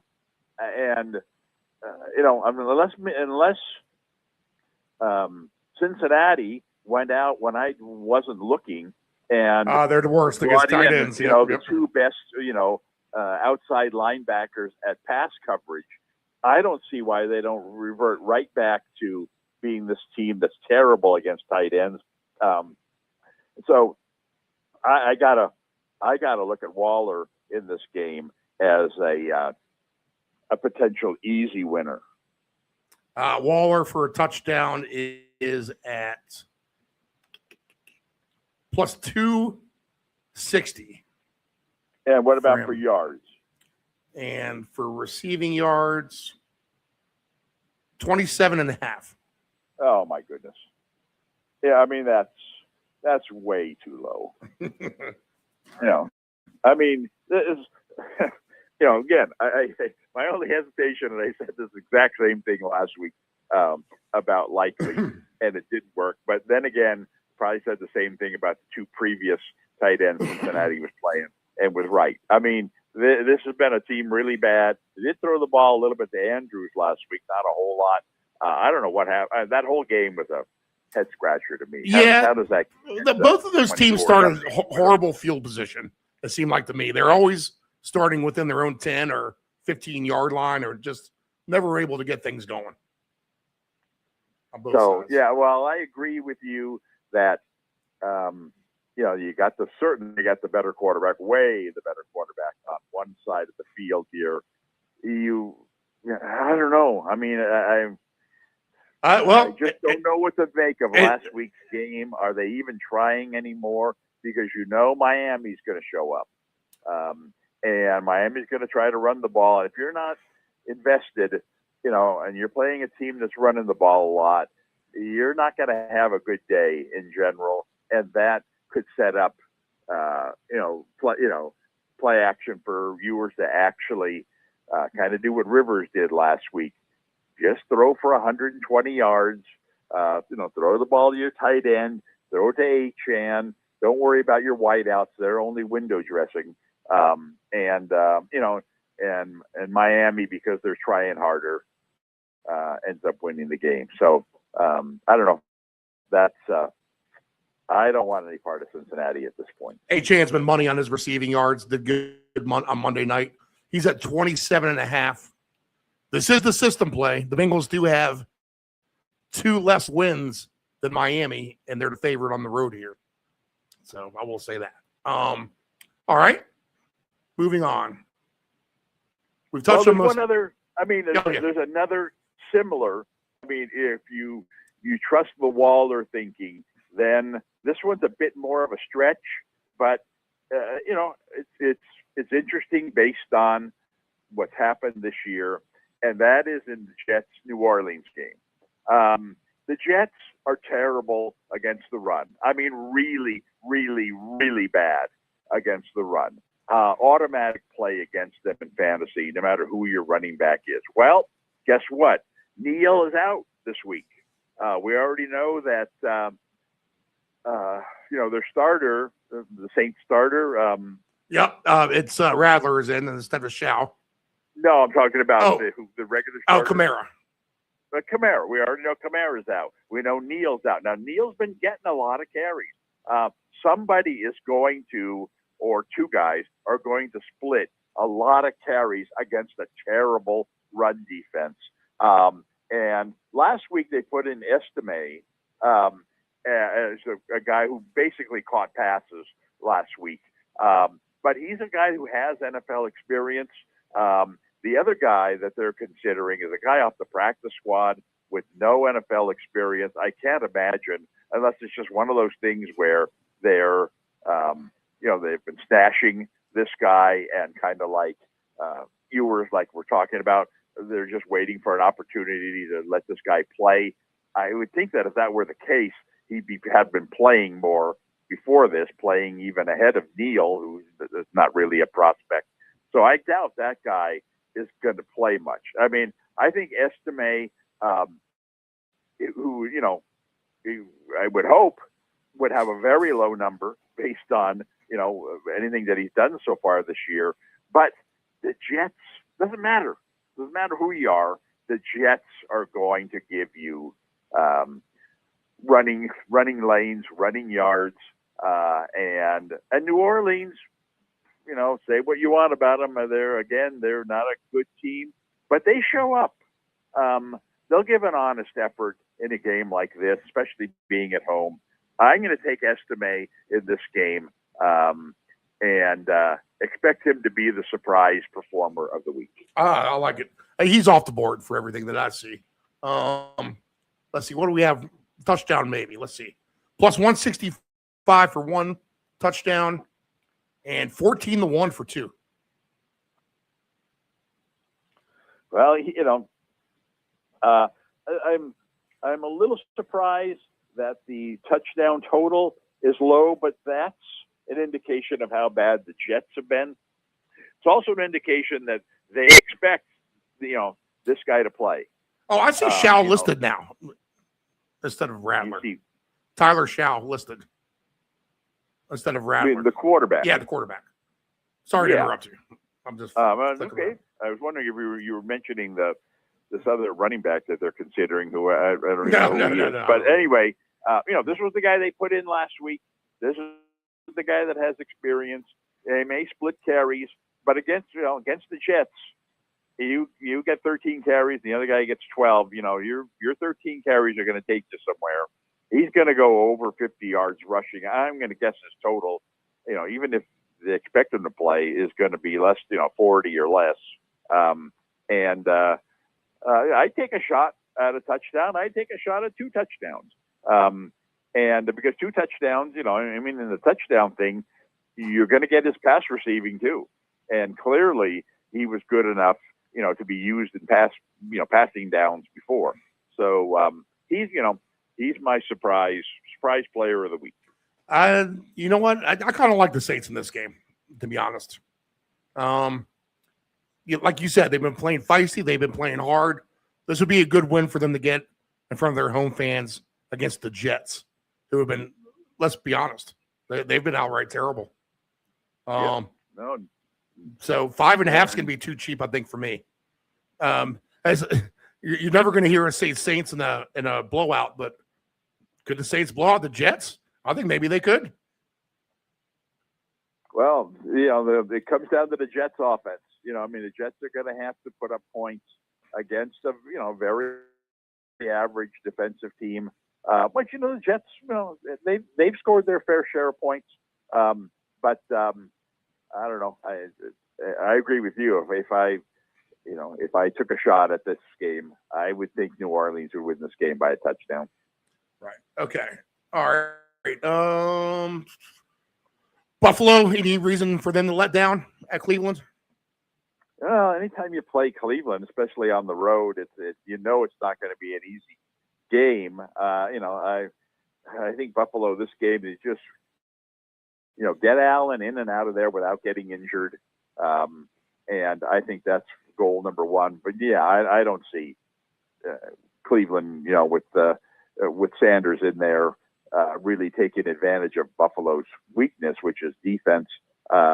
So yeah, I have no real interest in this game, but I think Buffalo should win this game by 10 points. Yeah, and they're wow, Cook is 87.5.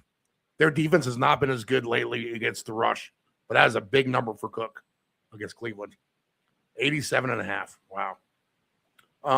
Well, as I said, I think the goal in this game has to be get Allen out of there healthy. Yeah. We don't want him dropping back, Right. throwing deep balls and getting knocked out by Garrett. We don't want him running down the field crazily, Right. Taking on anybody. Just, hand the ball to Cook and get out of the way. So I can see where they would go to a heavy run attack in this game. But yeah, I respect Cleveland's defense. I don't think it's going to be a real easy win for Buffalo here, but I do think that Cleveland's offense just isn't good enough, to keep up. 27-13. That sounds like a good score. You know what? I'm gonna match my last 2 weeks of thinking all together here. And again, I'm terrible on the Vikings game, but this is going to be all the redemption in the world I need is for them to go against the Giants here. And where I had Washington to have a great game against the Vikings and perhaps beat them down, the opposite happened. I stuck with Washington against the Giants, and not necessarily the beatdown. Giants scored and kind of came back like you said. But Minnesota, I think, probably a little bit better than the Giants here.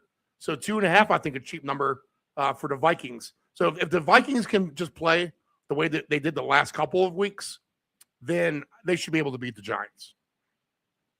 Yeah, the problem here is why would they care? Yeah, You know, right.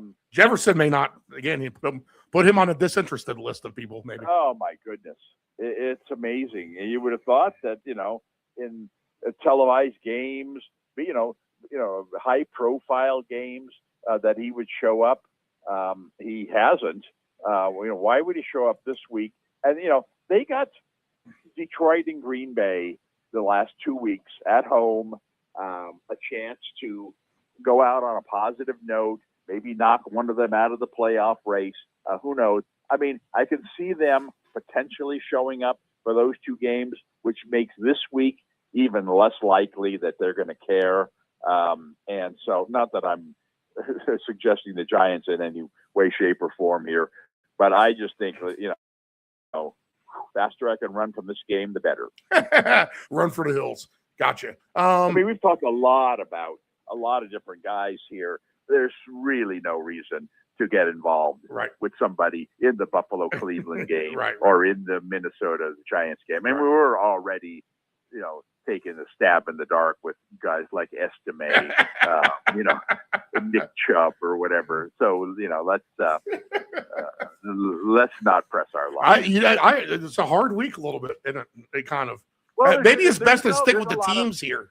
The teams and the totals might be the way to go. That's the thing. I mean, I think there's I think there are more really good plays this week than normal, just because there's, you don't necessarily have 2 teams that are going to be trying. It's kind of like the preseason. If you know which team is going to play harder than the other, you got a real good shot. And I think that we've kind of reached that stage in the season where, very easy to predict that the Chargers will play harder than Dallas. Definitely easier to predict that Tennessee will play harder than Kansas City. And so, when you get a situation like that, okay, yes, I'll take advantage of that. I know how to do that. So, but then when you get a Minnesota and the Giants and you really no reason for either team to show up, then that's the one where you got to say, you know what, no thanks. All right, 2 perhaps decent games we haven't talked about, and that'll be it. Lions and the Steelers. Can our Lions rebound and beat a Steelers team who seems to be somewhat hot right now at this point? They won nice the other night. You know what I like about the Steelers, too, is that they're unpredictable in the way that they are scoring. I mean, they use any number of guys like that Connor Hayward sneak.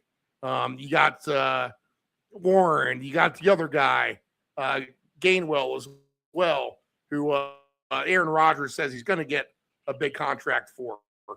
You got Metcalf. You got Freiermuth. So I feel like they're evolving a little bit on offense. And then our Lions just, they're good. They're just not as good as some of these other good teams. But they got Gibbs.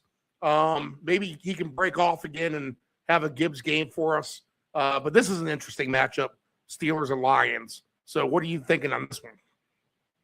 Well, you know me. I mean, I remain a big Lions guy. Lions at home is better for sure than Lions away. They're going to figure out a way to get into the playoffs, and they're going to be a 50-50 shot in any game they play in the playoffs. Even that the game against the Rams. I mean, they didn't win that game, but I thought they were very competitive. Yeah, they were. And I thought that was a good showing because the Rams are the best team, or certainly one of the best teams in the conference. So I think they're a way better team than the Steelers. Now, they're just weak enough defensively, like you said. The Steelers, nobody plays smarter, seemingly, than the Steelers. They find your weakness, and they take advantage one way or the other. Of course, they can always go to Metcalf. Rodgers, say what you want about him at his age, still gets the job done. Probably makes the right decision for a quarterback more than anybody else in the league. He's not physically capable of taking advantage a lot of times of that. But with Metcalf, and he corrects a lot of your mistakes. You just throw him the ball enough, and he'll come down with it. I think Metcalf should have a really big game against the Lions, who have been terrible against the pass, especially lately. But the Lions don't seem to care. They'll just faster the other team scores, the faster the Lions score. I think this is another game that should be very high scoring. And I just think the Lions, you can't keep, the Steelers won't keep up with them. So I think that this is a game two ex-Cal quarterbacks going head to head here. Yep. I think that both. I think that Goff will get 2 touchdown passes in this game easily. I think Rodgers, they can run the ball in against a weaker defense probably more easily than the Lions are going to run the ball in. But I think that Rodgers will get his 2 TDs. Metcalf always gets one, and like you said, Freiermuth. Rodgers seems to really like him. I take both quarterbacks over the 1.5 TDs in this game, and I think that whereas it's a little harder to predict on Detroit's side, now that Jameson Williams has become a big factor there, it's certainly taken away from Gibbs, and takes away from St. Brown even a little. It's like, well, I can see all 3 of them having good games, but which one?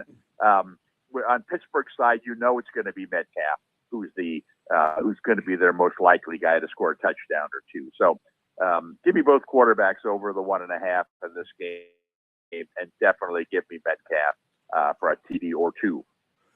Rodgers is even money. Goff is over 1.5 minus 215. Metcalf for a touchdown is at, let's see here. He should be closer to the top. Plus 160. And for 2, he is at 12-1. That's not the worst for 2. Wow. I think that's a nice greedy ticket play. 2 TDs in a game like this for your most likely guy to score a touchdown. Wow, that's a very high price. Who are your 2 touchdown scorers? Metcalf, Estime. Do you want to put him on that list? Oh boy, that you're breaking the bank there. Chubb. I think Pollard. Yeah, I mean Pollard? Chubb. Oh well, Chubb. No, Chubb. We're just playing him in the first half, right? Yeah. I think Pollard. I think you would put on that list. I think Evans has would be good, has yep. a chance to be that guy. Let's see. I think Bijan can be that guy as well. Bijan, yep. And then we can. To me, those are the. That'd be a nice likely. 4-way ticket. Yeah, that'd be a nice 4-way player. You want to take a stab through Waller. You want to really get greedy and go with someone like Waller, go with someone like Estime, go with someone like Dowdle. They would all be on my list somewhere.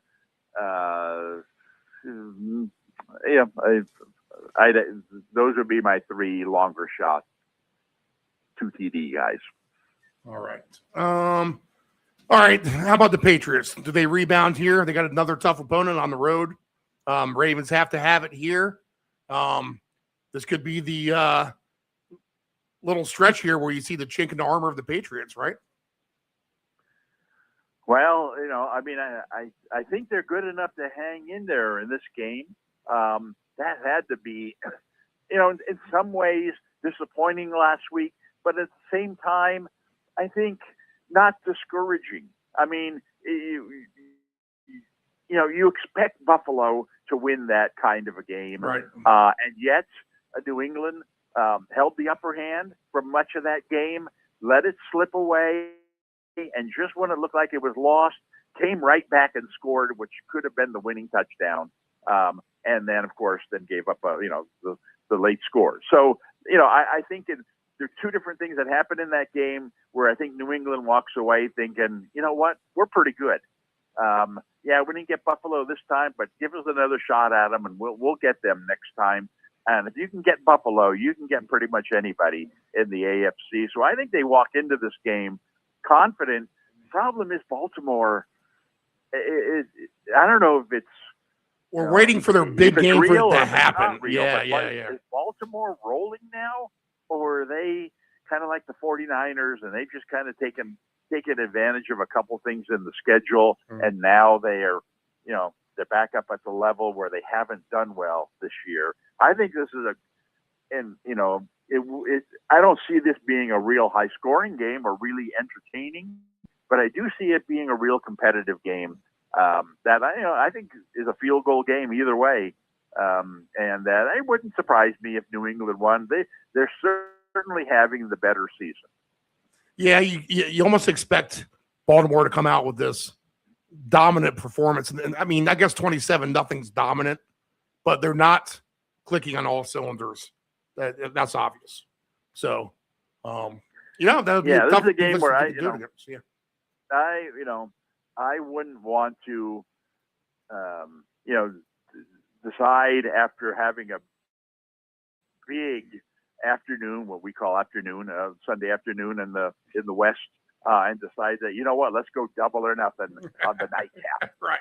Because that's take your money, take your chips, and head to the cashier's window, cash them out, and just enjoy that night game. Which, as I said, I think will be a competitive game. We'll learn a little something about New England in this game. Probably learn something about Baltimore as well. I think the winner of this game, will stamp itself as, oh boy, you don't want to see us in the playoffs. We're better than you think. You wrote us off at Baltimore, but we're just fine. Or New England, you know what? You guys didn't think we were any good because we couldn't beat Buffalo, which we almost did. Well, look at us now. We just won at Baltimore. So I think both these teams have a lot to gain by winning. And I think that, the AFC is wide open. No Kansas City this year. So, who knows? I mean, when you're talking about New England and Denver and Jacksonville, being three of the top teams, man, you just get in there as number 7, and you've got a shot. So, it's you want to be. You just want to be in there. You just want to be respected, and I think this game's for that kind of respect. Winner of this game certainly has to be respected in the AFC playoffs. The Patriots were a little bit of a letdown there in the run, well, just defensively overall with Superman on the other side, but they were getting run on as well. So maybe not the worst angle would be Derrick Henry for 2, Travion Henderson for 2. That pays 38-1. Well, like I said, I'd cash out. Sit and watch and enjoy it. All right, give me your four or five best plays of everything that we talked about. Chubb, first half touchdown. Is it okay? Let's go down game by game here, and I would say that Pollard. I think you could play any of 4 different ways. The one touchdown, at a plus price is nice. 2 touchdowns at $9.50, real nice price. We'll just put that on a greedy ticket. Yep. So anyway, so he's got to be somewhere in there. Ticket, I would say multiple times. Yep. I think Waller is a steal at 27.5 receiving yards. I'd even work him into the a greedy ticket at a plus 260 for a TD. I think Estime, as one TD at plus 165 is a nice play. 2 TDs at 14-1. Good greedy ticket guy. Evans, for 1 TD at plus 175, that might be the best individual play of the day. 13-1 on 2 TDs. That belongs on the greedy ticket. I think Dowdle is a guy. We didn't get a price on him scoring a touchdown, but if Carolina, he's most likely Carolina guy to score. I would take him plus 125. plus Yeah, 125. I mean that's on a non greedy ticket. Then we got in the afternoon we got some we got Lawrence and Nix at -1.5 touchdowns apiece. That I think are very solid plays. I mean, there's a lot of receivers there, but why sort among them when you can just stick with the quarterbacks? I think that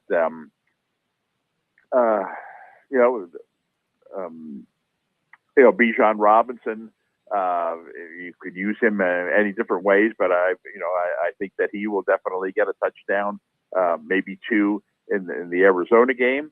I think that Metcalf is a very solid play at 160 for a TD and a greedy ticket at plus 1,200.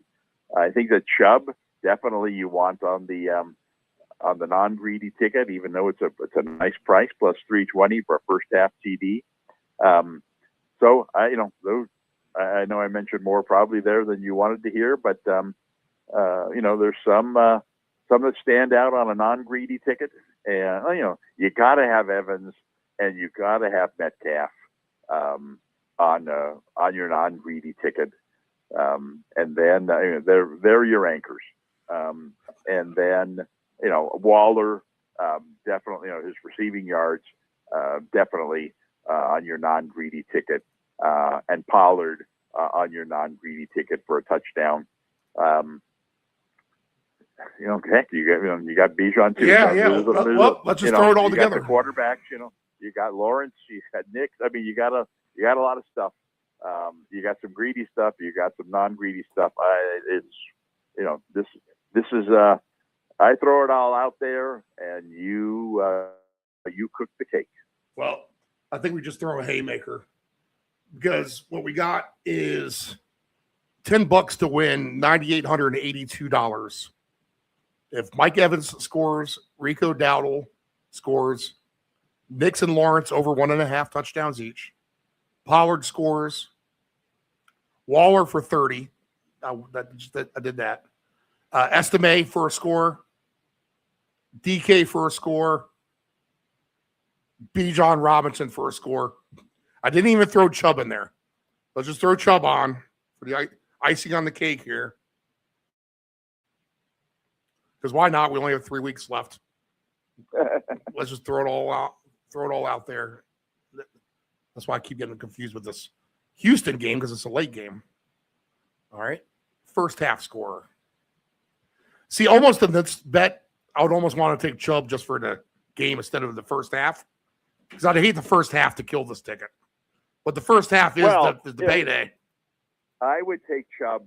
I'd put him on a second ticket. I'd take Estime because he's your biggest question mark. We don't know how much he's going to play. I'd put him on the second ticket as well. And then you could start mixing in some of these, the more greedy ticket, even guys you've mentioned a minute ago, now throw them onto the second ticket as 2 touchdown guys or what have you. To me, the non-greedy ticket, I would keep it. If it were me, I would just say, all right, look, Waller's going to get his yards. Evans is going to get his TD, and Metcalf is going to get his TD. I'll just play those 3 things, and that I'll win that ticket at whatever that's going to be, 7-1. And then that'll finance the whole rest of the day. Then start mixing in the quarterbacks and the halftime guys and the estimates some of these other guys.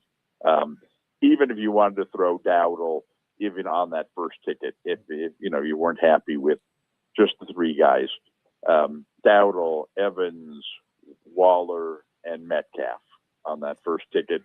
So now you got to be talking about at least 10-1, maybe 15-1. Like I said, it'll allows you to play a lot of, take a lot. Now you can go after the big money with the 2 TD guys and these other surprise guys. All right. If you go 10-0 on your picks, $10 would you $41,000. That's So not tell me- even with 2 so now, touchdowns. That's just one. if you touchdown. got Waller, over his yards, Yep.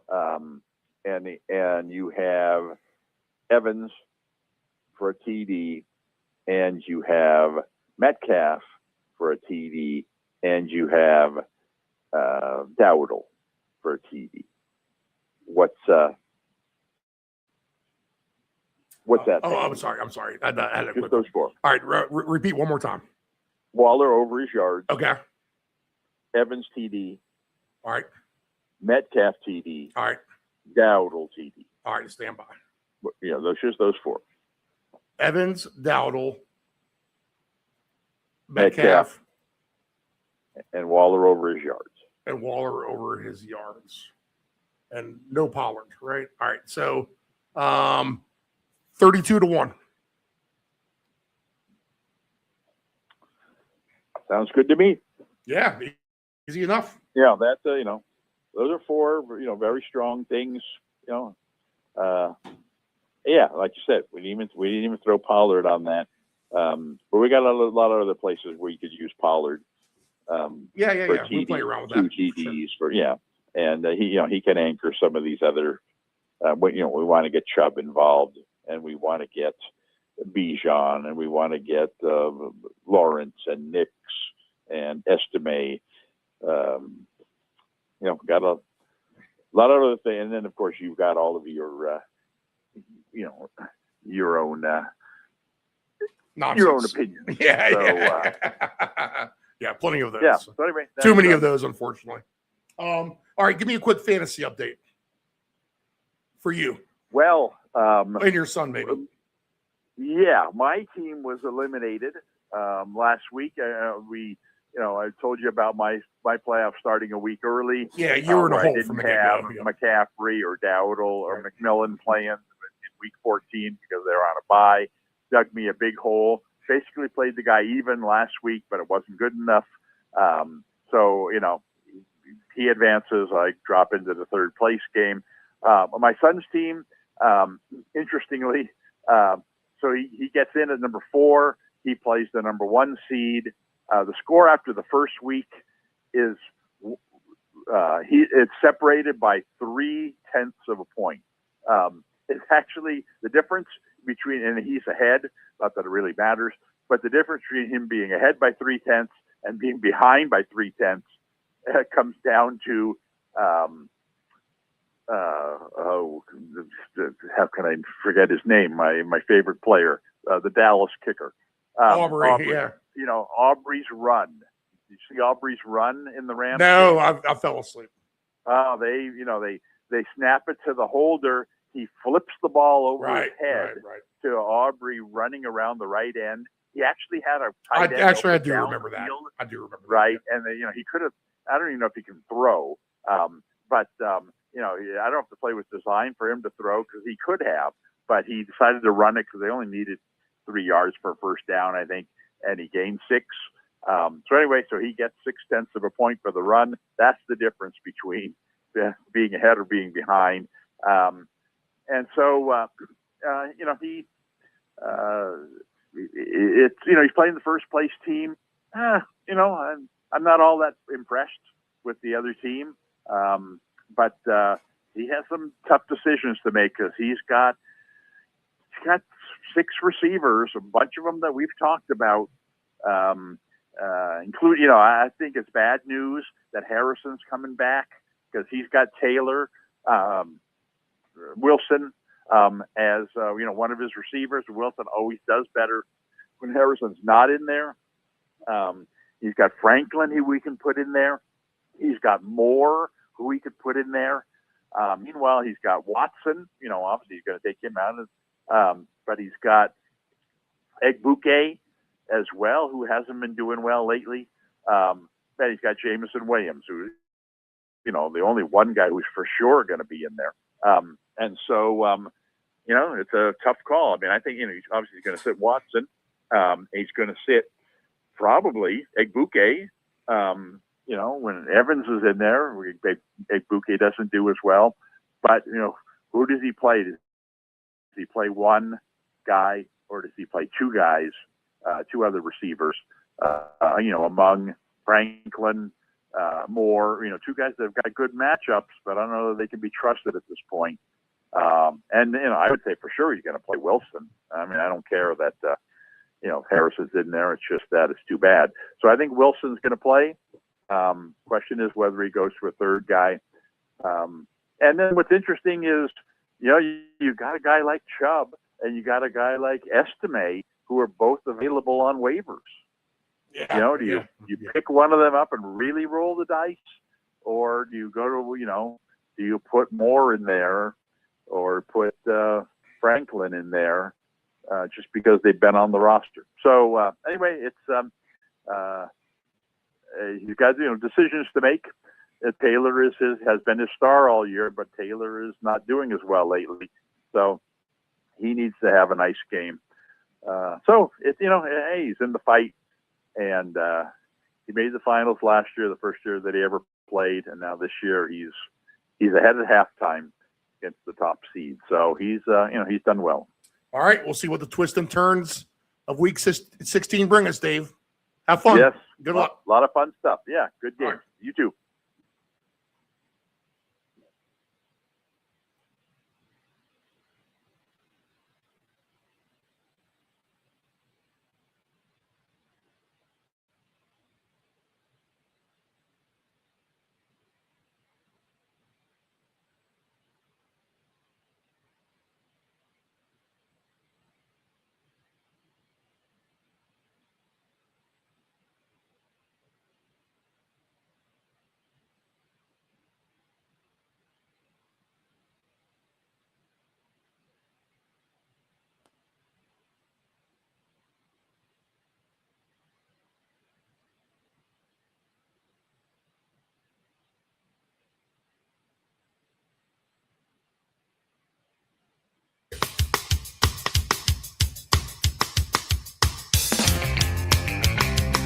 It's like we're back in the studio. Los Angeles, 1997. That's a good analogy. Brett Gurewitz behind the controls. That is correct.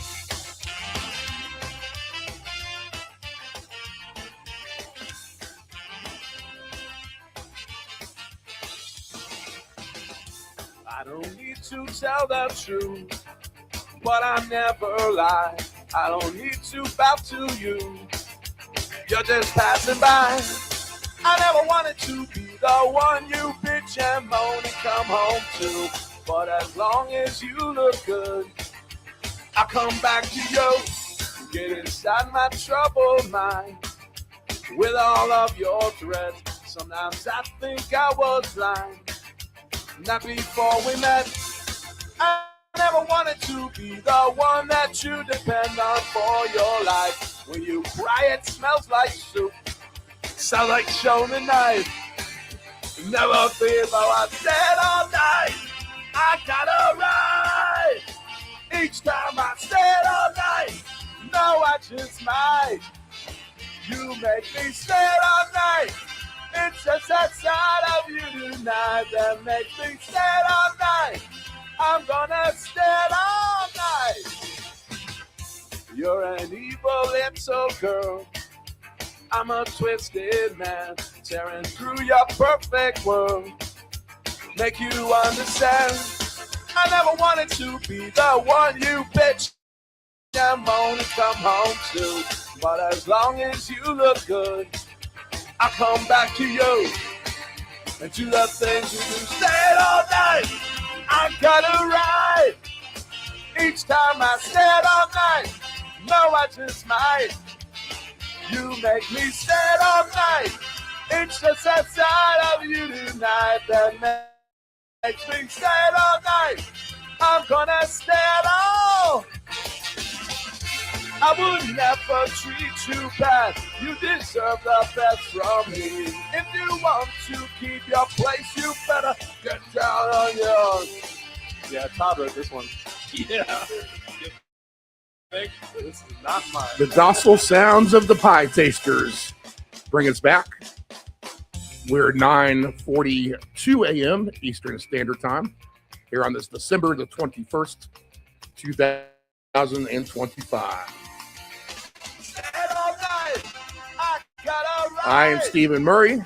Each time I said all night, no, I just might. This is the Round Robin, You make me sad all night. and we are live That's the side of you on the tonight Deep End that makes me Broadcasting sad all Network. night. I'm gonna stand all. Our house band, the Pie Tasters. R.I.P.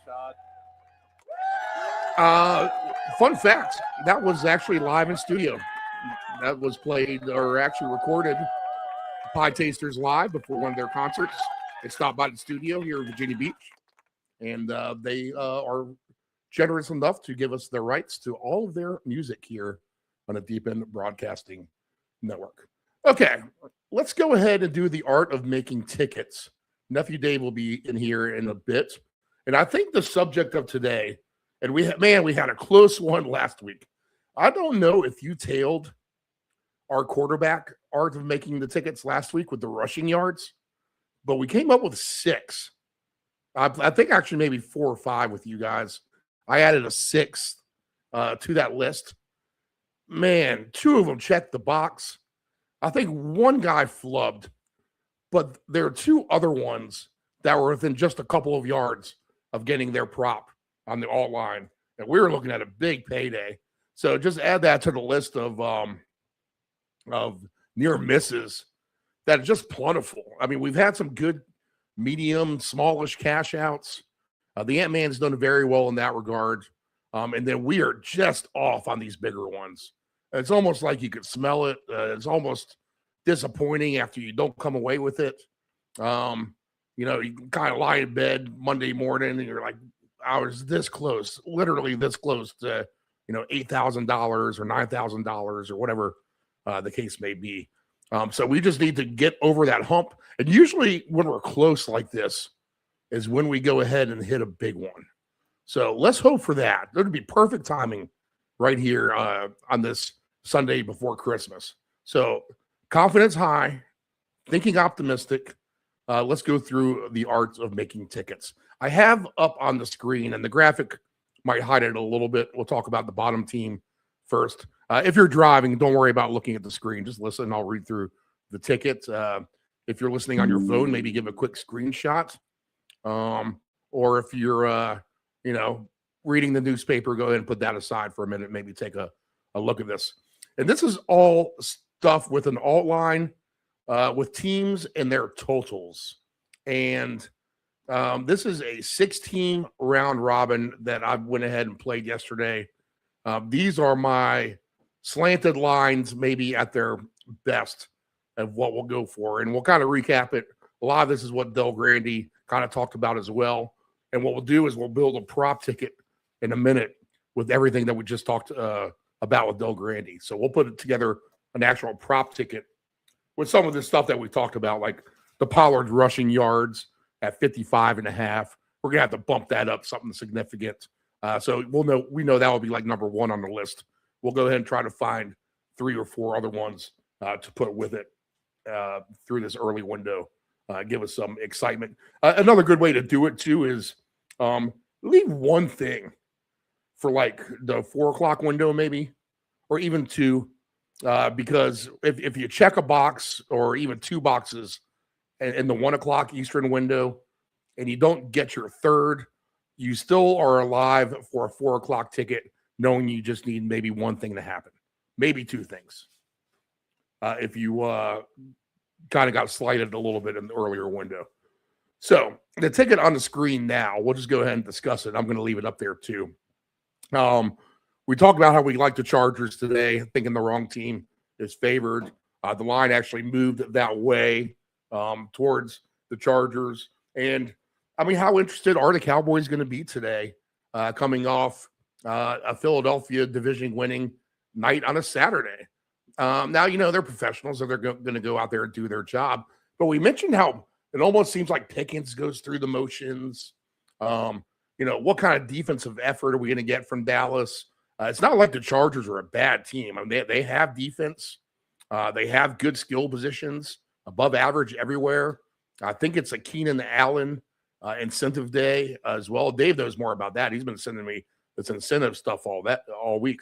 So Keenan Allen just needs a few things to happen for him for a big bonus.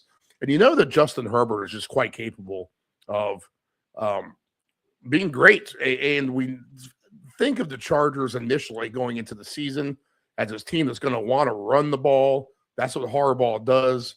He bludgeons you on the offensive line, outstrengths you, just out physicals you on the line. And that's how you'd advance the ball. But you just can't deny just how good Justin Herbert is. And the fact that you have all these good guys in the skill position. So you can't just brush it aside to hand the ball off on first and second down and then, convert a third down. I mean, when it calls for it, you got to let Justin Herbert let it rip. And against the Dallas defense that has basically been a sieve for the most part of the season, I mean, what else would you maybe not want? Good conditions, you're indoors, and we know how the Chargers struggle a little bit at the early window, at least until that win against the Chiefs. But even then, they came out sluggish. So this is a good opportunity for the Chargers to kind of put their foot down, show that they're a dominant team. Dallas, a team that doesn't have anything to play for. Again, I mean, we think the Chargers win anyway. We're confident with that. Just how much can they win by? Doug Grandy says they can win by double digits. I do too. And we're getting paid plus 420 for the Chargers to win by 9.5. So that's a 10-point win. And I know you're out there like, 10 points, that's a lot. It's just one score, guys. When you look at these alt lines, you have to have that mentality as a professional that, this team can beat this team by one score, but if they can beat them by one score, then they can beat them by two scores. So minus 9.5, that gives you room for a touchdown and an extra point and a field goal. If you want to go to minus 8.5, in case you have some 2-point nonsense, then by all means, thumb it down a little bit. But I'm trying to be actual conservative here with the Chargers at minus 9.5, knowing that even on another ticket, I'll probably have them played at minus 12.5. And in the first half, alt line as well, minus 9.5. Hey, if you want some early fun action, apply all this stuff to the first half as well. Because a lot of times things do go your way, and you are sitting pretty in the catbird seat, and then next thing you know, it falls apart at the end. So some of this stuff, you might as well just go ahead and play in the first half. Because if you're right on your theory, then you're most likely going to be right in the first half as well in terms of these alternate numbers. So the Chargers at minus 9.5 becomes an attractive play over the Cowboys today. The next one is the Buccaneers to get over 34.5 team points. And we're getting paid plus 560 for that. Wow, that's such a big number for the Buccaneers just to get 5 touchdowns. And as Del Grandy says, it's an embarrassment of riches.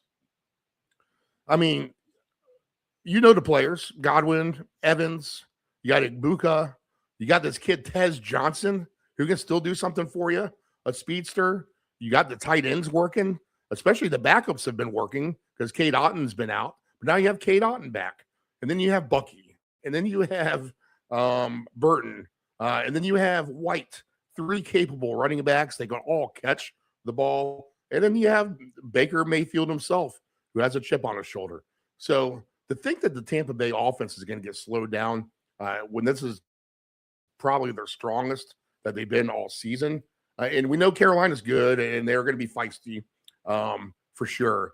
But I don't know how you just contain these you got Evans as a superstar per se.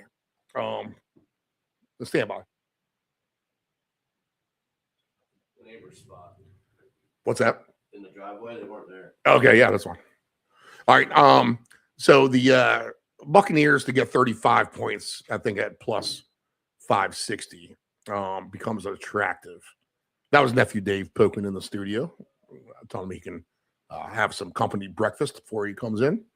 The other way we're going to play this uniquely on this ticket, because you might notice we have the Buccaneers over 34.5, and we have them also at minus 12.5. So we can scoop both sides here. And let's just pretend like the Buccaneers land at 32. Well, now, 32-17 wins you this bet still. Not the full throttle, but you're playing this extra leg, and it's going to pay extra dividends in a big way. It's not the super jackpot, but it's kind of like the minor jackpot, and no one's going to complain if just one of these plays hits. And you do this on the premise that you're going to hit one of these two. Maybe the Buccaneers get 35 points, but Carolina could get 31 points. You get your points, but you don't cover. This is the opposite thing. Now we're covering in case we don't get our points. And there's a chance that we get our points and we cover. And that's when this ticket zooms out of control for our good. Now, plus 340 is the line for the Buccaneers, minus 12.5. Never a bad strategy in one of these round robins to have two things from the same game. We're going to take Tennessee minus 9.5. Well, I think they can win by more. I have them at minus 12.5 in another ticket. And by all means, take this in the first half as well. This is their Super Bowl, the Chiefs. A team who's down on their luck. They're not playing several players today. They might not show up at all. You almost have a preseason feel about this. And Tennessee's been competing. They're a team that's trying to get better. They don't want to lose out. They have their quarterback, so there's no sense in trying to tank for a quarterback in the draft, in which we don't even know if there is a good top-tier quarterback to draft, to be honest. It's kind of a bunch of above-average guys, and you might not even get a quarterback drafted in the first 5 picks or so of the NFL draft. So no draft pick concerns for Tennessee, which really they just want to get better and better. And they are on the outside with those receivers, A.O. Manor, who's been good all year, and now DK is showing up, Dyke, as you've heard us call him on this show. And then, because we didn't know his name, Dike is how it's spelled.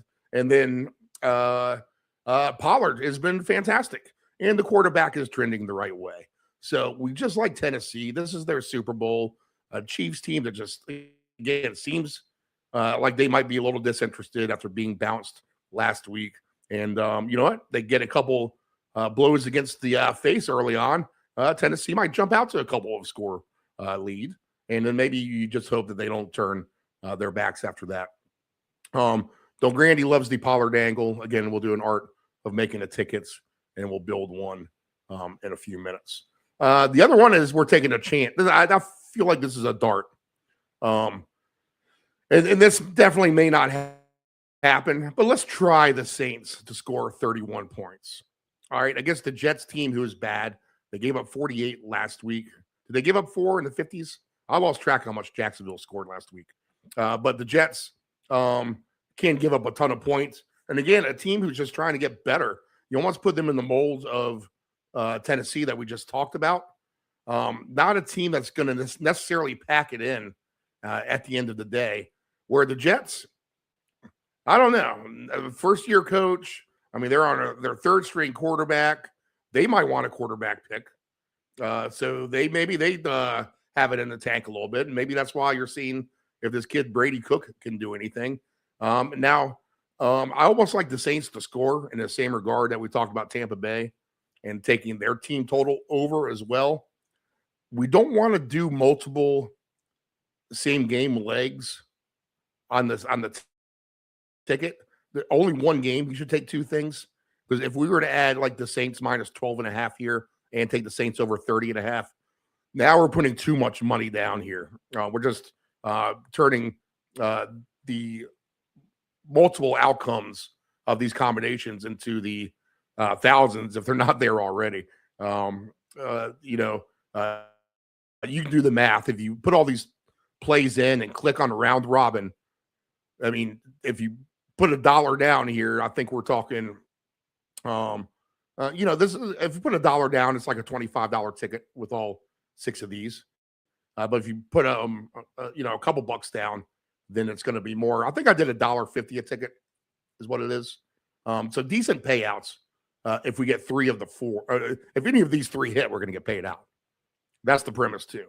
Can't have Tampa Bay points and the spread in the same 3. Those need to be independent of themselves, but added number of tickets because we have them separate.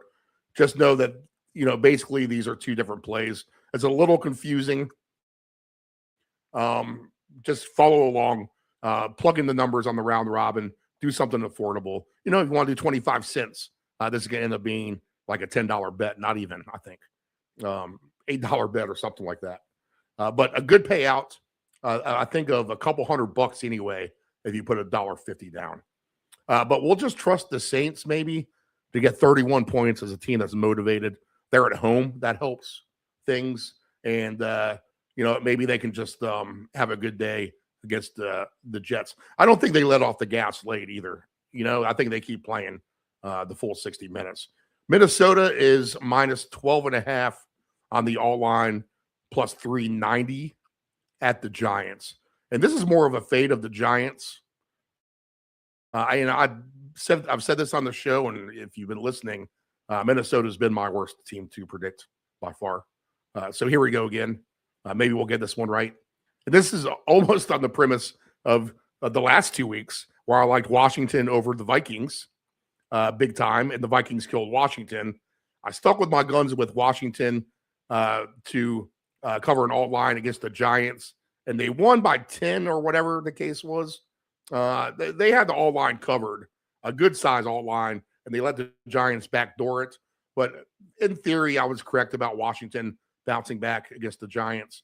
And now this is the common opponent type of dealio here with the Vikings playing the Giants now. So if the Commanders can beat the Giants in New York, then I think the Vikings definitely can. It'd be interesting to see if Jefferson can get off today. I know we want to give up on him. Everyone's giving up on him. In this the day that he strikes against the Giants, though, right?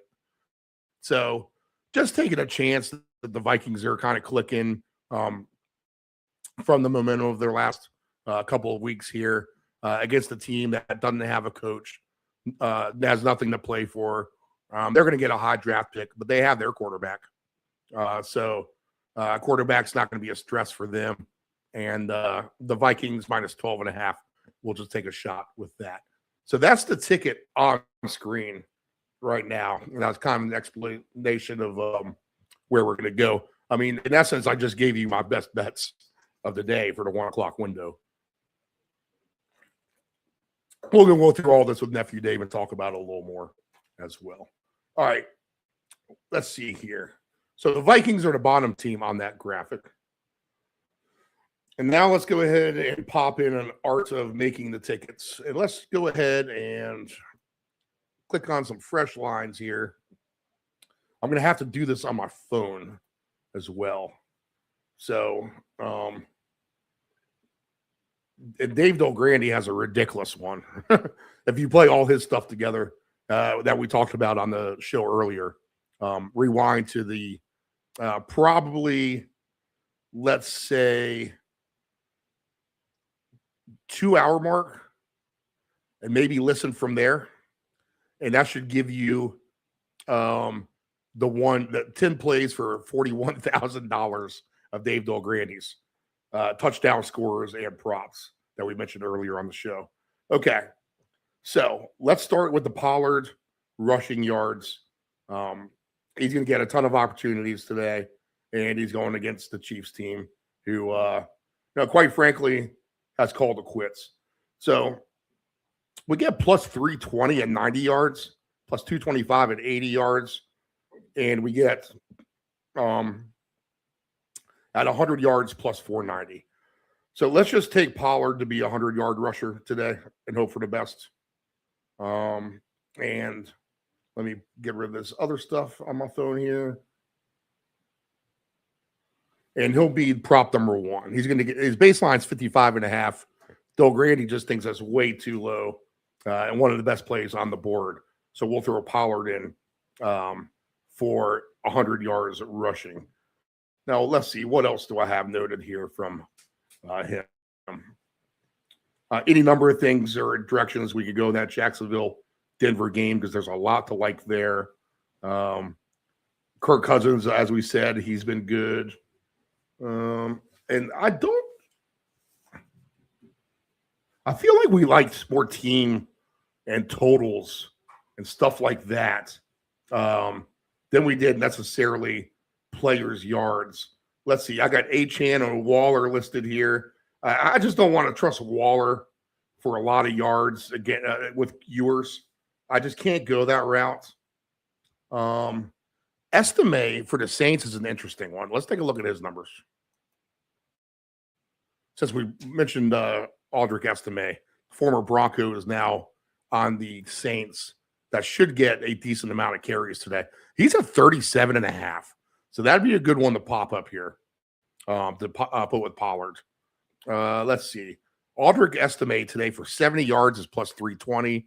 80 yards is plus 430. 90 yards is plus 580. 100 yards is at plus 750. I mean, do we want to really get ballsy and go 100 yards at plus 750?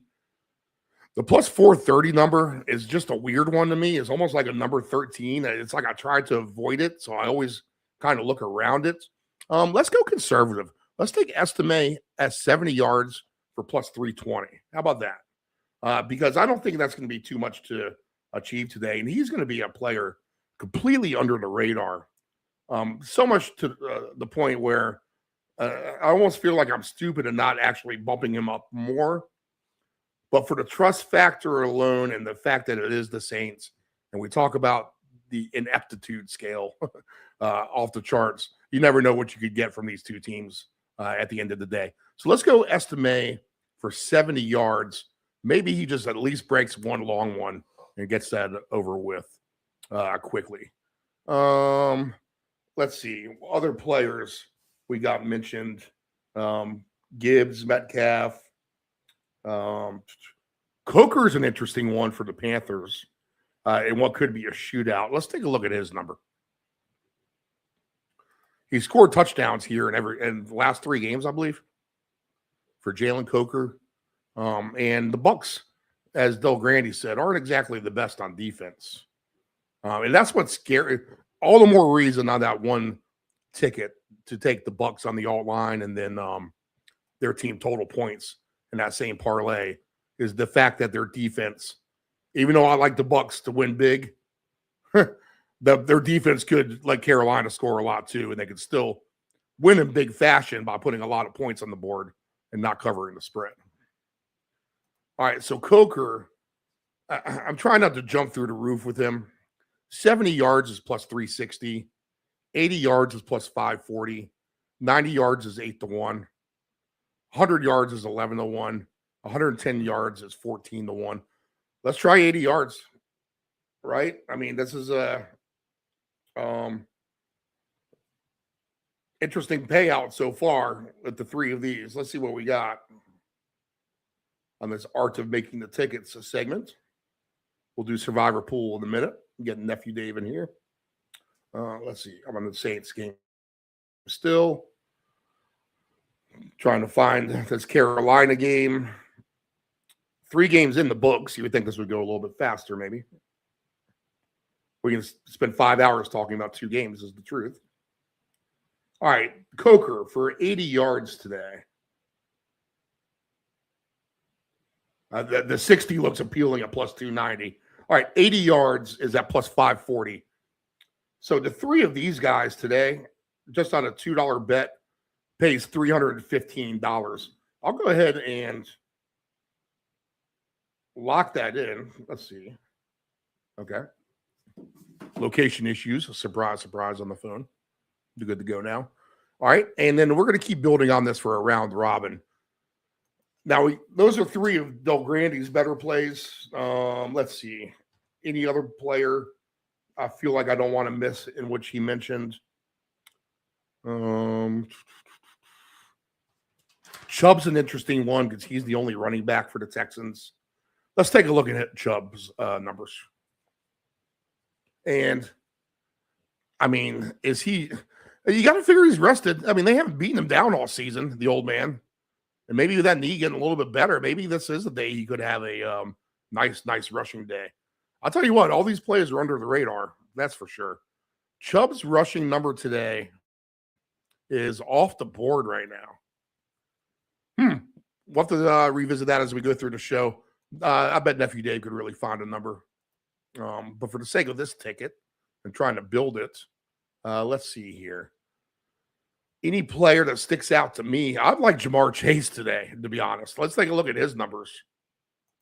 Maybe that's what we do is we mix this in with a couple of superstars, because I think in 80-degree weather, with the system play intact here, which is the team with the worst record is the favorite at the team with the better record. Miami now eliminated as well, going to their third-string quarterback against Joe Burrow.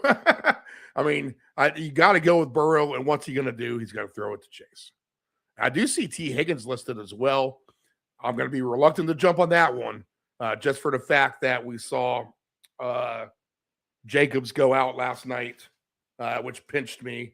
You know, I knew he was injured, but if he was going to be a go, I'll put him on my 2-touchdown ticket. Sure enough, they pulled him halfway through the game, and he became irrelevant. And that was just a waste of money at the end of the day. So I can't do that with T. Higgins coming off concussion protocol today. So Jamar Chase, for him to get a ton of yards is what's going to happen for this ticket to succeed on the art of making tickets. And let's just shoot for the roof here. Because the thing is he can do this. It's almost not a sweat. At 150 yards, he's 7-1. At 125, he's plus 330. Man, I want to take a shot at 7-1 just because I think it's a huge day for him. But we need a win as well. So what do we do here? Well, you can do both things. You can put one. You can do like I said earlier on the round robin of the Tampa Bay game where we took their team points and their spread. Well, you know what? Let's do one ticket for Chase, Jamar Chase to get 125 yards, and we'll do the second ticket for him to get 150 yards, and we'll combo that with everything else. It's kind of like the mini popcorn parlay, kind of in art of making the tickets kind of sense, in which we'll win the one ticket if we get to the 1 mile post of 125, and then we just need a little bit more to get to the 150, and we'll try to root it home from there. Okay, so we have plenty of guys here. Do we want to find one more? Nephew Dave has all the incentive stuff, but let's take a look at someone like Shakir and what his yards might be today. Because he is incentive prone. For Shakir to get 70 yards is plus 400 today. Is that someone we really want to throw on this ticket? Coleman's been burning me. Shakir has definitely been the better option. Ty Johnson is pretty good for his payouts in the receiving game. Let's see here. We'll come back to that. Let's try to find one last one here. We have our Titan. We have our Panther. How about a Viking? We mentioned Jefferson. I did it for a reason, right? Jefferson for 100 yards is plus 520 today. Let's just bite the bullet and do it. All right, so we'll get rid of all right, we didn't put him in there. Okay. The art of making the tickets is as follows. Jot down these players or be ready to rewind to this point of time of the show. Let's go through the list. Tony Pollard, 100 yards plus 490. Aldrick Estime, 70 yards rushing plus 320. Jalen Coker, 80 yards receiving plus 540. We're going to take Jamar Chase twice for 125 and 150, paying plus 330 and 7-1 respectively. And then we're going to throw Justin Jefferson in there at plus 520. All right, we're going to do all this for do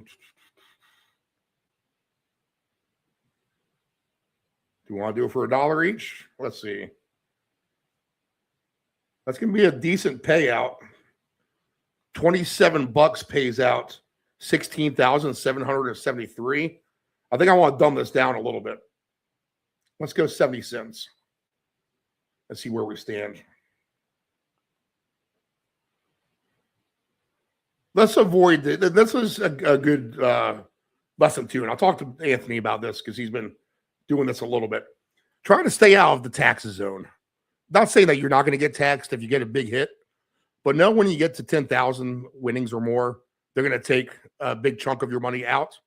So you either want your number to fall right below 10,000 as the payout, or you want that thing to go well past 10,000. Either or. You know what I'm saying? If they take out money because you won, that's fine. It's going to have to come out at some point anyway or be being accounted for. But if you can still get paid out 9,500 and not have to worry about that at the moment, and that's what you want, then there you go. I can't say it's a damned if you do, damned if you don't scenario, but it makes sense in that regard. Let's see here.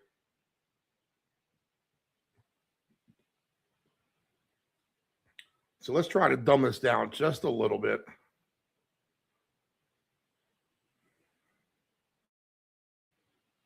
As I'm manipulating some numbers real quick on my phone here. Yeah, this looks good. $17.70 to win $9,893. All right, we have three for the 3-game parlays. We have 16 different legs at 70 cents each. We have 9 different 4-game parlays at 60 cents a piece. And we have 2 5-game parlays at 55 cents a piece. That's 27 total bets for $17.70. A payout of $9,893. All right. That is the art of making tickets. Again, real quick, Pollard for 100 rush, Estime for 70 rush, then all receiving yards, Coker for 80, Jalen Coker for the Panthers, Justin Jefferson for 100, and then we're going to check the box twice with Jamar Chase, 125 and 150. Bet made. That could be maybe all my props for the 1 o'clock since I like these teams so much. Okay, so let's go ahead and pipe in Nephew Dave. We'll get him here as I get his mic up as well. Good morning, Nephew Dave. Good morning, sir. How are you? I'm doing all right. I mean, it's a little bit of a rough weekend for you, Dave. Yeah, it's been a rough weekend trying to not think about that too much. Yep, Oklahoma goes down in the playoffs. Very disappointing there. Caps take a beating yesterday as well. They're on at 1 o'clock today, right? They are. Yep. All right. We got a TV for them. Excellent. And then, the Skins lost, which I knew was going to happen. That really doesn't bother me all that much at this point.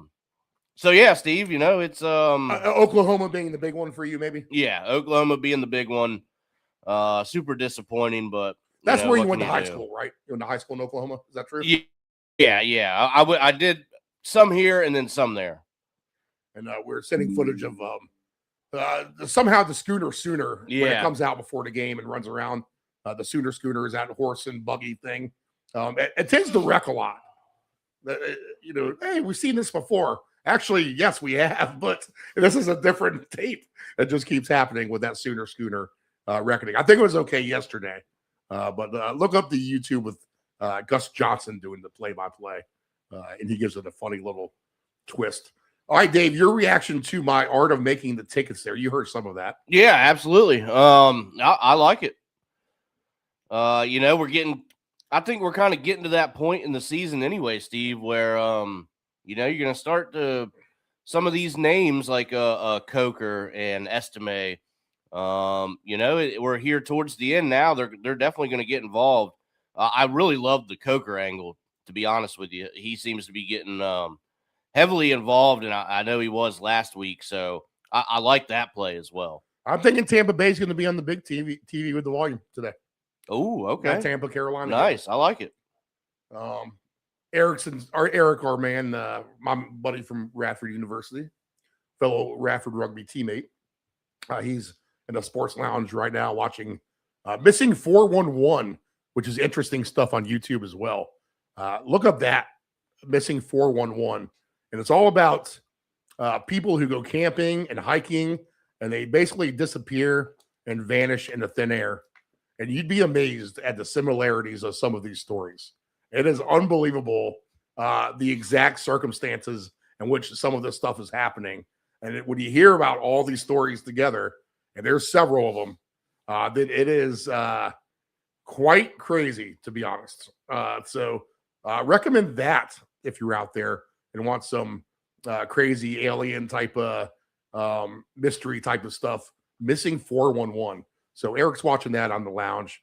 He wants to watch the Charger game, which we'll put on TV, I think, number 2 today. So we'll mention that all from where our TV placement is, Nephew Dave. All right. You want to say anything about the Commanders' State of the Union of the address, where you stand? I mean, it's pretty obvious. It's time to just pack it in and. Yeah, Steve, there's really not too much to say. More injuries again yesterday in that game, and that's just been the theme of it all. A nice little start, and then injuries. And, I talked about it in the beginning of the season. I said, I know it's only preseason, but this team has no depth behind their starters. If these guys get hurt, which they did, this team's going to be in serious trouble. The depth is lacking. And on that note, Steve, unfortunately, I could not have been more correct, as there's just nothing behind the ones on that team. So it is what it is. We'll see what they do in the draft. They'll have some money to spend. So I reckon they'll be back next year ready to go. What do you think your primary needs are? Defense? You're going to need some defense. I would like to see if they get an early top 5. If he's still there, I'd like to see him go after a running back, especially with Love there from Notre Dame. He could be a game changer. He looks like he's going to be. He looks like the real deal. Yeah, he looks a real deal. Very Saquon-esque. I would take him over any kind of quarterback, to be honest. Oh, yeah, absolutely. I don't know where these quarterbacks are going to fall at the end of the day. I was talking about a little bit about that earlier. The quarterback stock, I don't think is all that great this year. Yeah, no. There's a couple good ones out there, but we'll see what they do. So they got to get some defense first and foremost, and then let's try and go after a running back if we have a good one available. All right. Go ahead and give me some fresh lines in the Survivor, and we'll do it real quick. Yes or no on Survivor. All right, Bills are in Cleveland taking on the Browns. 40.5 is your number. Minus 10.5 for the Bills on the road. I'd take the Bills if you got them. I think you can use the Bills if you haven't used them. Yeah, go ahead. Chargers, they're in Dallas, take on the Cowboys. 50.5 is going to be your number here. Minus 1.5 for the Cowboys at home. I don't know. That line doesn't make sense to me. Me either. I wouldn't use Survivor, though. No, me neither. Pass. Bucks taking on Carolina. Big game here today. 45.5 is your number. Minus 3 for the Bucks on the road.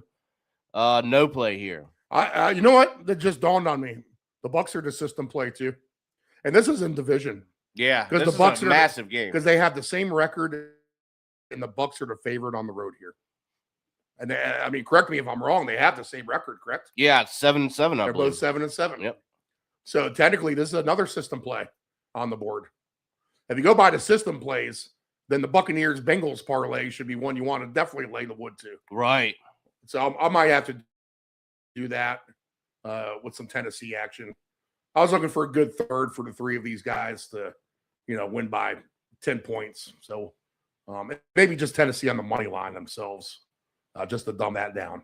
Okay, Tampa Bay on the system play. No Survivor, though. All right, the Bengals taking on the Dolphins. This one's in Miami. 48.5 is your number here. Minus 4.5 for the Bengals on the road. Pass for me. I believe it's a pass, but man, if you haven't used the Bengals and you're in some sort of crazy one with like 8 or 9 people left with a lot of money, they might be the one to take because no one else is going to take them. And you have Joe Burrow going against this Quinn Ewers guy for Texas. So, I mean, come on, man. And yeah, yours does play out SEC football at the end of the day. But give me the Bengals maybe in a sneaky survivor play. Go ahead. All right. The Vikings taking on the Giants. 41.5 is your number here. Minus 2.5. Why did it do that? 2.5 on the road for the Vikings. Same thing. Sneaky survivor play would be Minnesota. No one's going to take them, and that could be your ticket to winning survivor today. All right, next. All right.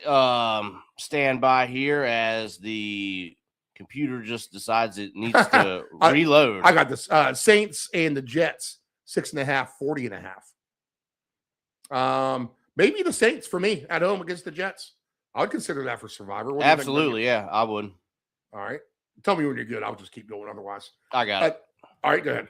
All right, the Viking. We did the Vikings. The Chiefs in Tennessee take on the Titans. No Patrick Mahomes. 37.5 is your number. Minus 3 for the Chiefs on the road. A pass. You know what? This line went from 2.5 now up to 3 now. Some money coming back on the Chiefs. Interesting. I'll pass. All right. I'll pass. Jacksonville is taking on Denver.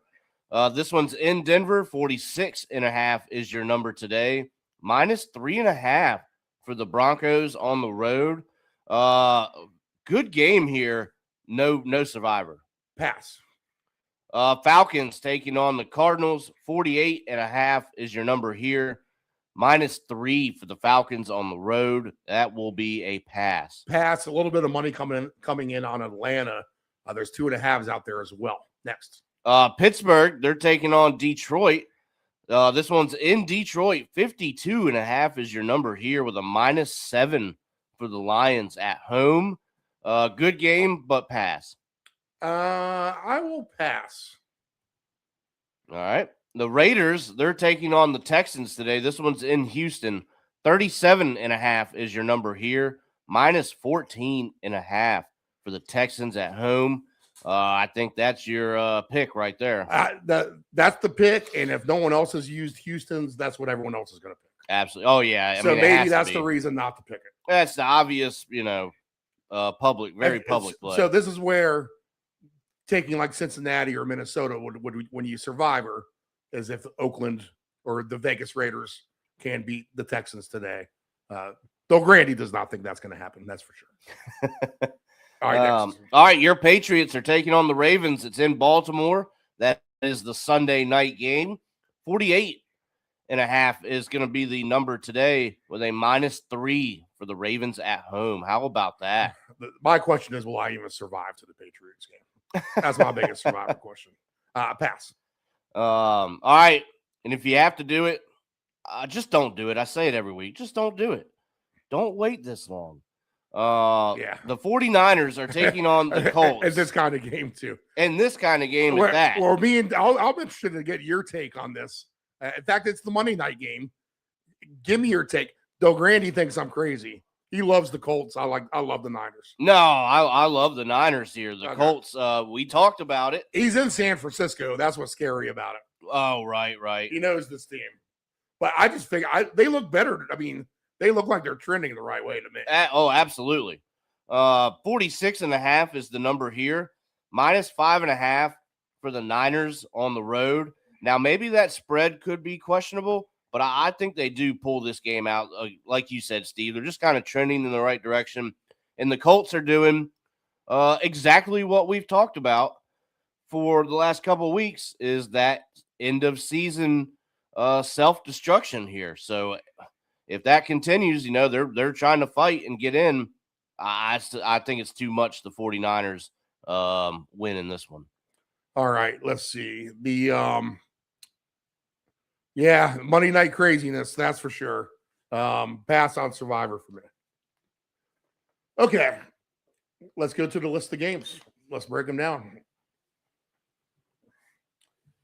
Good morning, Survivor. So your Survivor pick would be officially? Houston. Okay, give me the Bengals to play a little contrarian there. All right. And my Big Steve pick of the week loses again last week. How about that? I'll mention Ooh. that. So I always give out the one guaranteed lock, and now I've lost 3 weeks in a row on that one. It was Green Bay last week at Denver. Probably should have taken Buffalo against my Patriots because they were the system play. So I'll give you that in a bit. But if we're counting now, I think we've went from 9-4 to 9 and I think we went from 9-3 to 9-6 is where we stand. So still winning, actually, at the end of the day. 60% winner, which is above average of any gambler still. So the Big Steve lock of the week still hitting at 60%. In fact, my 5 picks for my DraftKings, Dave. Yeah. I did the pick 85 for the spread every week. Okay. Now I effed it up and I've forgotten twice. You're allowed to forget once, but it doesn't count against you. When you forget the second time, Right. it's an 0 for 5. So I do have an 0 for 5 in there, but I'm hitting close to 60% on that. I'm actually getting a nice little payout for placement. If I can just kind of run the table here, then I can kind of really maybe jump into the top 50 or 25 or so of 5,000 people or so in that pool, which would be kind of cool. So let's see if I can go on a run. And basically everyone who is on that list is on the ticket on screen right now, to be honest. You can figure out who I have against the spread in that regard. So my first game is the Chargers and the Cowboys. 1.5. You kind of smirked at that. Over under 50.5. We last saw these teams, Dallas losing on Sunday night to Minnesota, 34-26. And the Chargers basically ensured themselves a playoff spot. They haven't clinched yet, but they should be able to clinch today with a win, I believe, as their playoff clinching scenario. Dave, look up a playoff clinching scenarios today and see what you come up with. And you can kind of talk about those as we go through the list. But I believe the Chargers with a win clinch a spot today, if I just do the math right in my head. So I think that's all the incentive in the world that this team needs. Dallas is an average team anyway. The Chargers are above average. I'm not sure why Dallas is a favorite here. They probably have. Now, I think the Dallas coach has done a good job, but it's Harbaugh, right? So they got Herbert and company, plenty of skill positions. They can run the ball if they want. They can pass the ball if they want.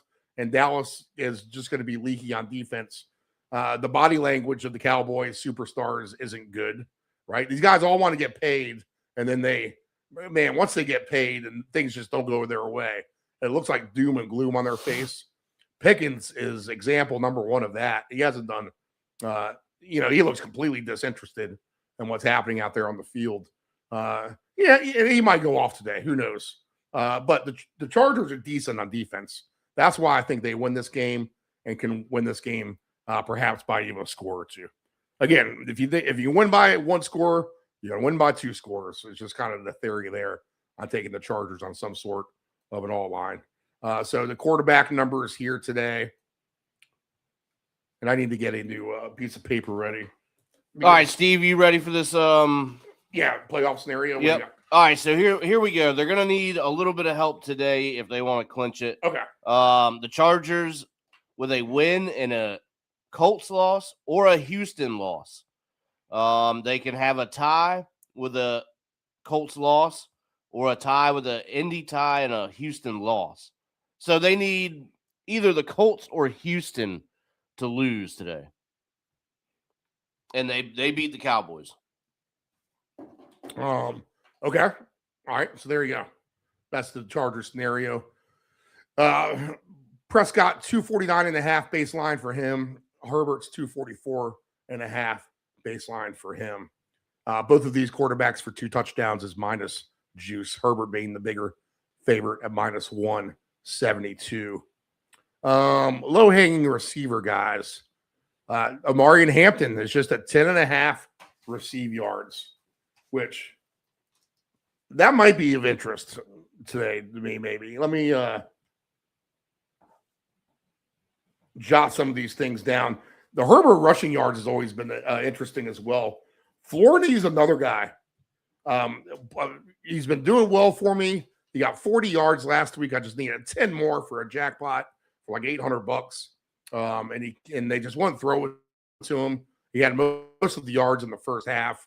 But maybe he kind of gets involved because the Chargers do have better defense. And that's where a guy like Forney might kind of sneak into the action a little bit more. He's a 27.5. So I'll jot him down on my list of receivers to play around with. Ferguson's at 33.5. Gadsden's at 41.5. We all love Gadsden, but you can't depend on him the game to the game. Keenan Allen has incentives today, Dave, correct? I did not see his. I saw this on another thread. Okay. Keenan Allen has incentives today for 39.5. And Dave has incentives somewhere. We can go through all that at some point. Maybe at the end of the show, we'll do all that. Ladd McConkey, 47.5. If we forget to mention it during the game. Right. Ladd McConkey, 47.5 for him. Touchdown scorer props. And we got to be careful on the art of making a ticket now because the jig is up. And they're not giving us these huge super tickets to try to cash in on. They keep saying, something went wrong. Try again until we dumb it down to 5 or 6 guys. Apparently, they don't like you parlaying 80-1 and 100-1 and stuff like that together 7 or 8 times. Javonte Williams is the favorite today, odds-on favorite. I even learned something. If you're an odds-on favorite, you're a minus number. If you're a plus number, you can't be the odds-on favorite. Only a minus number can. So Javonte Williams being the only guy as a minus for a touchdown is the odds-on favorite, minus 135. So there's some appropriate. This is a learning show at the end of the day. So there you go. Amari Hampton, even money flat, plus 100. CD Lamb, plus 135. McConkey, plus 145. Jake Ferguson, plus 175. Pickens, plus 175. I'll pass on him.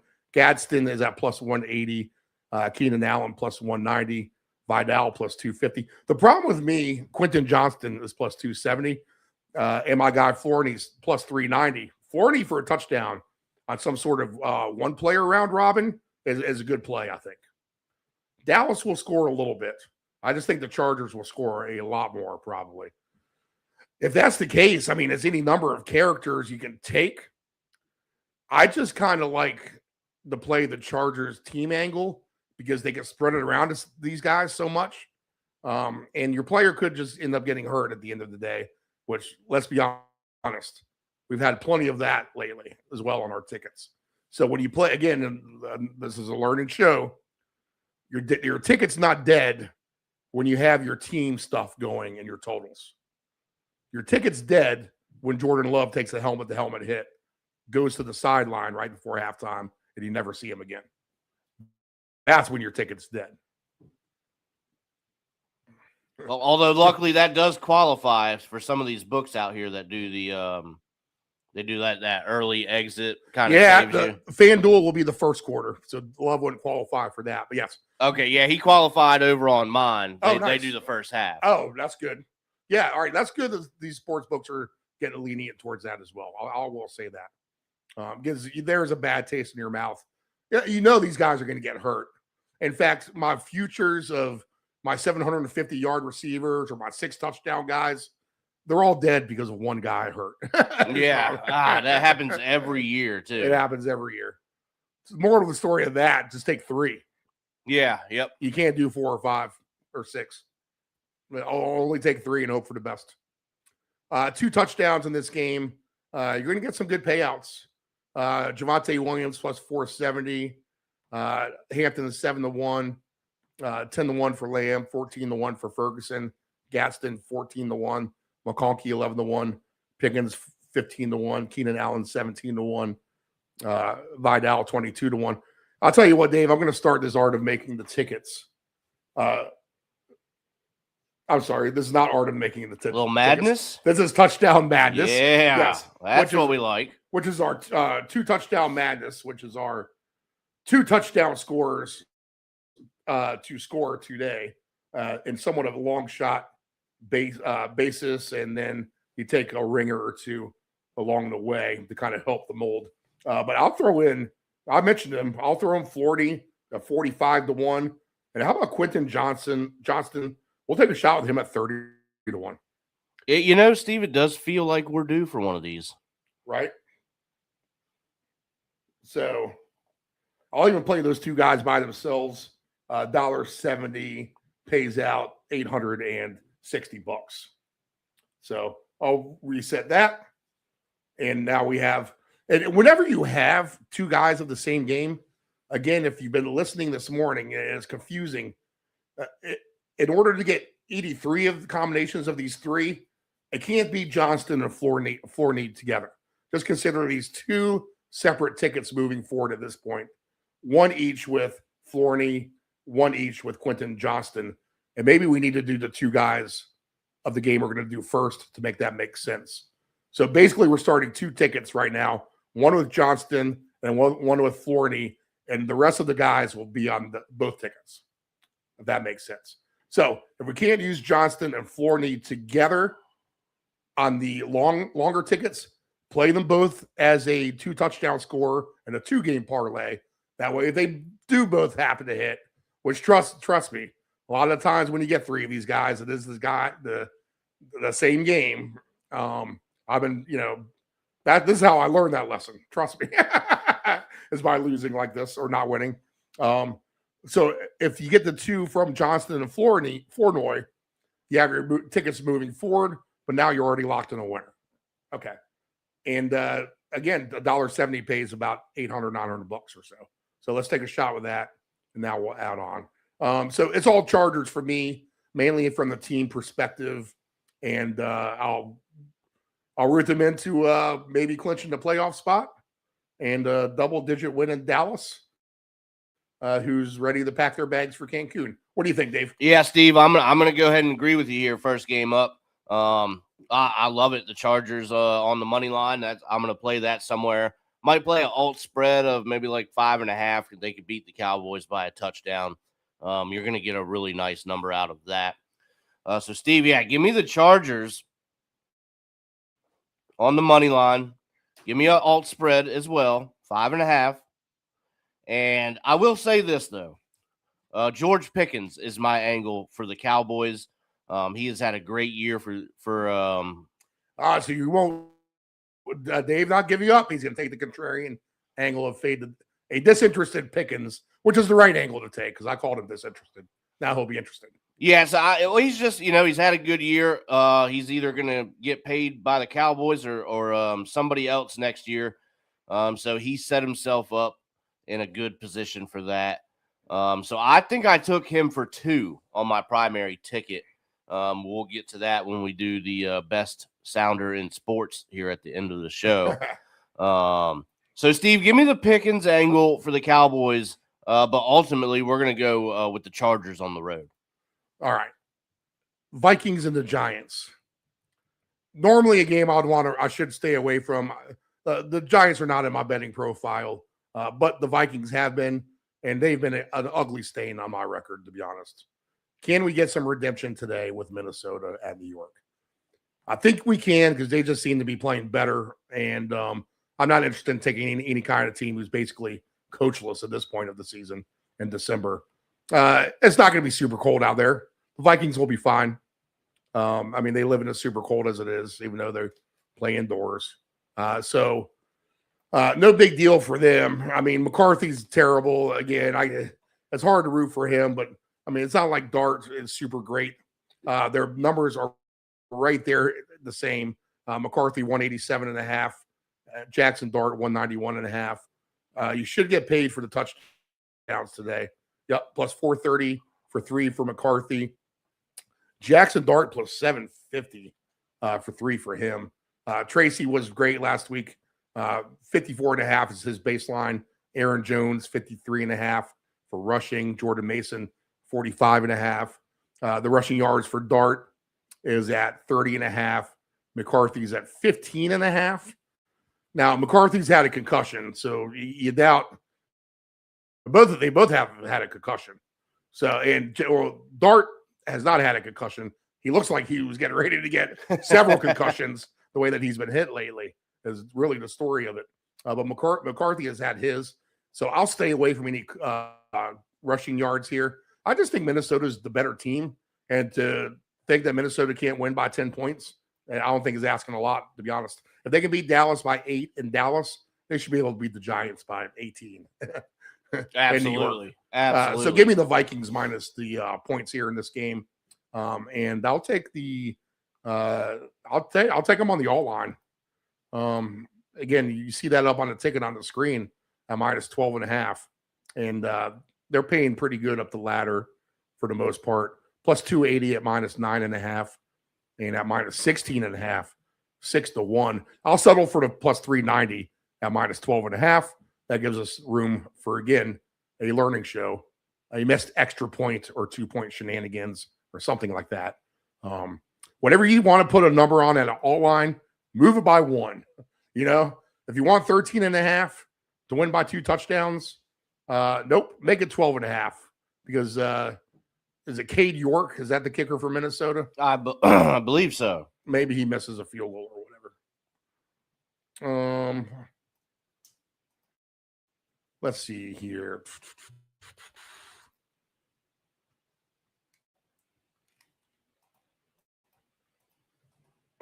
Give me the Vikings on the all line. What do you like, Dave? Yeah, Steve, I like the Vikings to get it done. I don't know what the Giants really have to challenge them with. So here's what I'm going to do today. I kept it kind of simple on this. I know we've been saying it. He's been nowhere to be found, but I just love Jefferson today. This has got to be the day. Here it is. All right. It's got 59.5 as baseline. It's a joke at this point. I mean, seriously, this is your best opportunity to really, really have a great day here. Minnesota has been trending upwards. You know, we've been on the fence about the quarterback, but I think he's showing some signs of, he's just very hot and cold one week to the next. But if he can have a good day today against a Giants team that, I mean, at this point, don't you kind of want to lose? I mean, that draft pick is sitting right there in front of you. I talked about it with earlier in regards to like Tennessee and the Giants. They both have their quarterbacks. It's not like they're looking for a quarterback, right? But yeah, you could get the best lineman or whoever, or Jeremiah Love, or like you said. Yeah, because I mean, go so high. Yeah, I mean, they got Scatterboo when he comes back, but the Raiders need a quarterback. That's a team that could be tanking. Unfortunately, Geno Smith is probably trying to play for his NFL career. No kidding. Yeah, absolutely. So that's a scary thing there. And then you have the Browns, who could definitely, you could see them drafting another quarterback. And then the Cardinals, who probably need a quarterback themselves. Right. So that's how we're looking as far as the tank scenario goes. But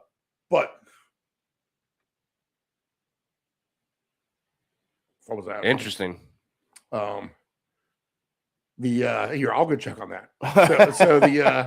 Give me the Vikings on the all line. All right, I like the Jefferson angle here today. We'll throw him on two touchdown madness. Jefferson. Yeah. All right. And then I did play some Jackson Dart rushing yards today. I gotta feel like if they're doing anything or trying to move the ball down the field, he's gonna have to have a lot to do with it here today. I took him for 40 yards. Let's see what that was. It was just over. You okay here? Okay. Yes. Jackson Dart for 40. Was it plus 184, which he's averaging 36.4 per game. So at plus 184, you're just asking for a couple more yards past that. And I think if he's running around for his life, he's going to kind of have to do that. So give me Jackson Dart for 40 plus rushing yards. Jefferson in any kind of capacity. Let's just run it back one more time. And if he doesn't do it today, there's 2 games left in the season after today. We don't have to talk about him for the rest of the 2 weeks here. So give me Jefferson. Give me some running yards for Dart, running for his life. The Vikings win by 9.5. All right. I don't know if I like being on everyone on the same page. All right, Jefferson goes into our 2-touchdown madness ticket. All right, next on the board.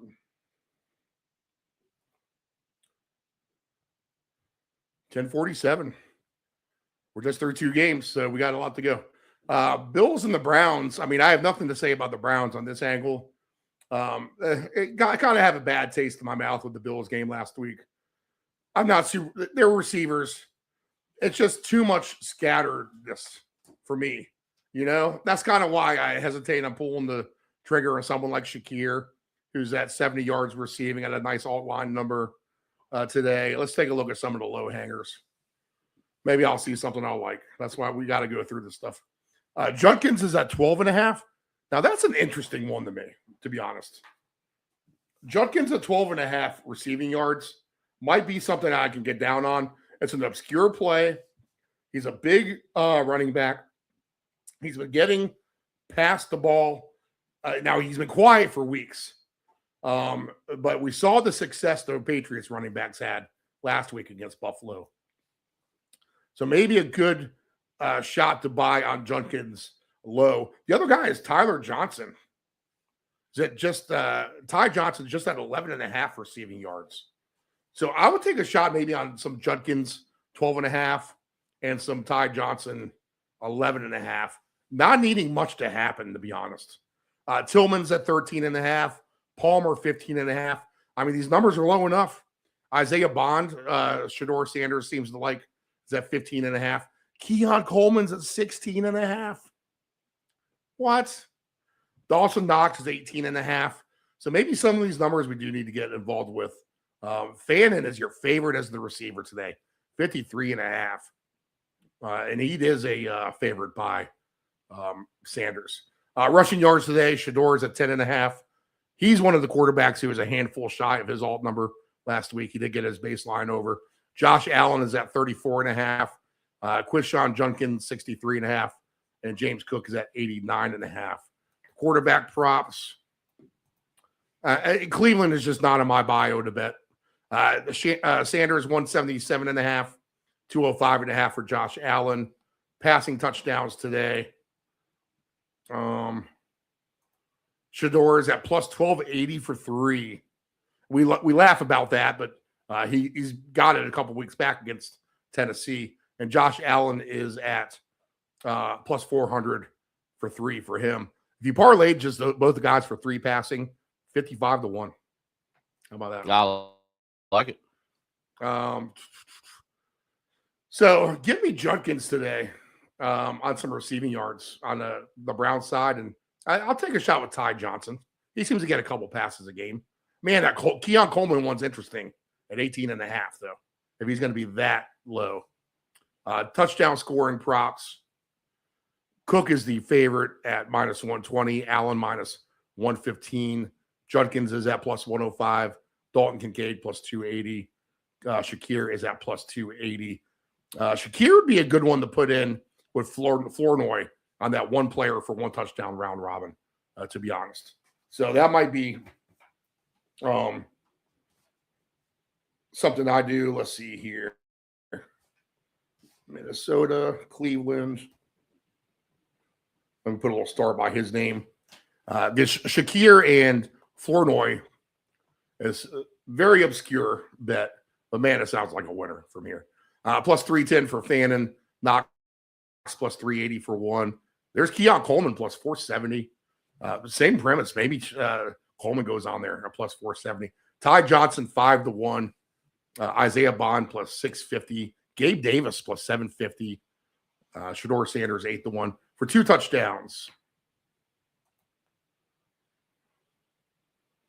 Let's see. Cook plus 550. Josh Allen 6-1. Judkins plus 750. Dalton Kincaid 27-1. Dave. Yeah, I was looking at that. He went to Knox last week. Kincaid sounds like a decent one for Madness. I was looking at that. Shakir 27-1. Fannin 35-1. Knox 40-1. Is this a blowout to you, or can Cleveland keep this somewhat close? No, I think Buffalo's probably going to take this one pretty handily. I think I took Josh Allen for some rushing yards. We got James Cook in there to score. I love it. It's minus 130. But it allows you to kind of to use it as a stepping stool in a parlay. So not that it's automatic, but I do love that number. Again, it's minus 130, which isn't the sexiest number, but for James Cook to score, I don't mind using that as a stepping stone in a touchdown parlay. Steve, so here's my angle here. Shakir, anytime touchdown today, it's at plus 275, and he just needs one more on the season for $150,000. I've got to think that Josh Allen probably knows that. Maybe they talked about it a little bit. Hey man, throw me this one against the Browns of all teams. Too, yeah, against the Browns. Let's get in the red zone and then just throw me a little 17-yard into the back of the end zone there. So give me Shakir anytime touchdown to get his money today. Steve, if it wasn't Kincaid, I was gonna maybe possibly float Shakir to you in the incentives angle. So we'll go kind of player heavy in this one with Cook, Allen, and Shakir. I did take Fanning Jr. for an anytime touchdown.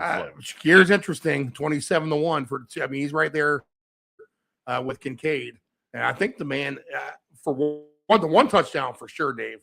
So if we like him for one, I mean, don't we almost like him for two? If we know he's going to get the one. Almost, yeah. So maybe we do need to switch to Kincaid for that reason.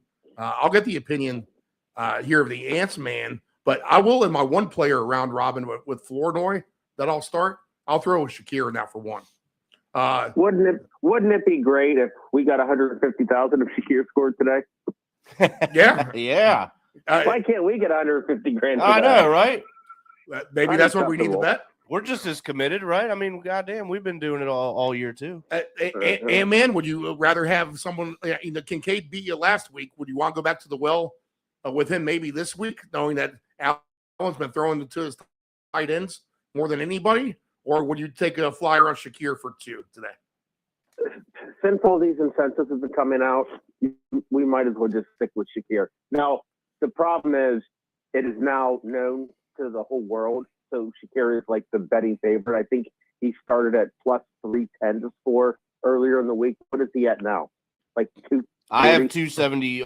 Now it went up to 285. I got plus 280. Interesting. Okay. And, and 27-1 for two, which is good. That's good. Yeah. I'd much rather take Kincaid. Okay. All right. No, at this point, the betting public right now is on Shakir, which I understand. I have a bet with him too. So I fully understand this. I'm taking Kincaid instead. So maybe keep him on Madness, Steve. I'm gonna play with the guys that we have so far. I'll play Shakir in there, and then I'll delete him and add Kincaid and play him with the guys we have so far and keep Kincaid going. All right. How about that? Yep, that works. All right. So I like it. We'll throw Kincaid back on 2-touchdown madness. We're basically double zagging against the double zig. Calling the audible X-Wing 40. Yeah. It's zigzag on that one. Steve just said hot. Dave, Steve just did 5 hot routes on one Madden play. Yeah, I know. Play clock's running down.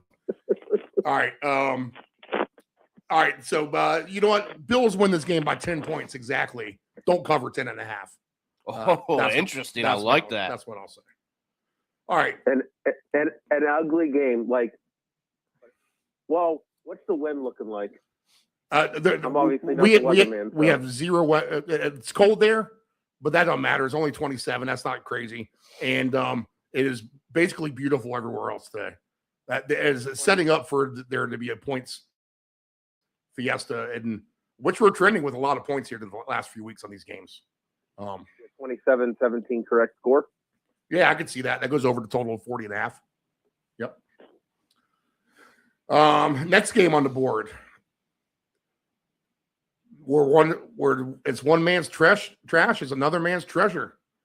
Go ahead and give me the Saints today at home.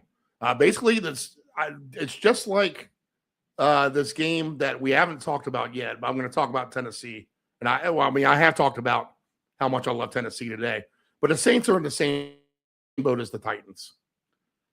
This isn't their Super Bowl per se, like it is for the Titans, maybe playing the Chiefs, where the Titans can look at it as their Super Bowl. But this is a good chance to win a football game at home, late in the season, right before Christmas, in front of your home fans against the Jets team who's been getting demolished week after week. So the fact that the Saints are 6.5 point spread, 6.5 point spread, the first instinct is to say that makes no sense. Why the hell would I lay 6.5 points with the Saints? Again, we're zagging where there's a zig. That's why you lay the 6.5 points. It makes no sense. They're trying to entice you with the Jets here by getting extra points against another bad team. But this is a chance again to win another football game at home. Underrated player of the day, perhaps. Audric Estime, just 37.5 is his baseline rushing. We're going to pop that through the roof.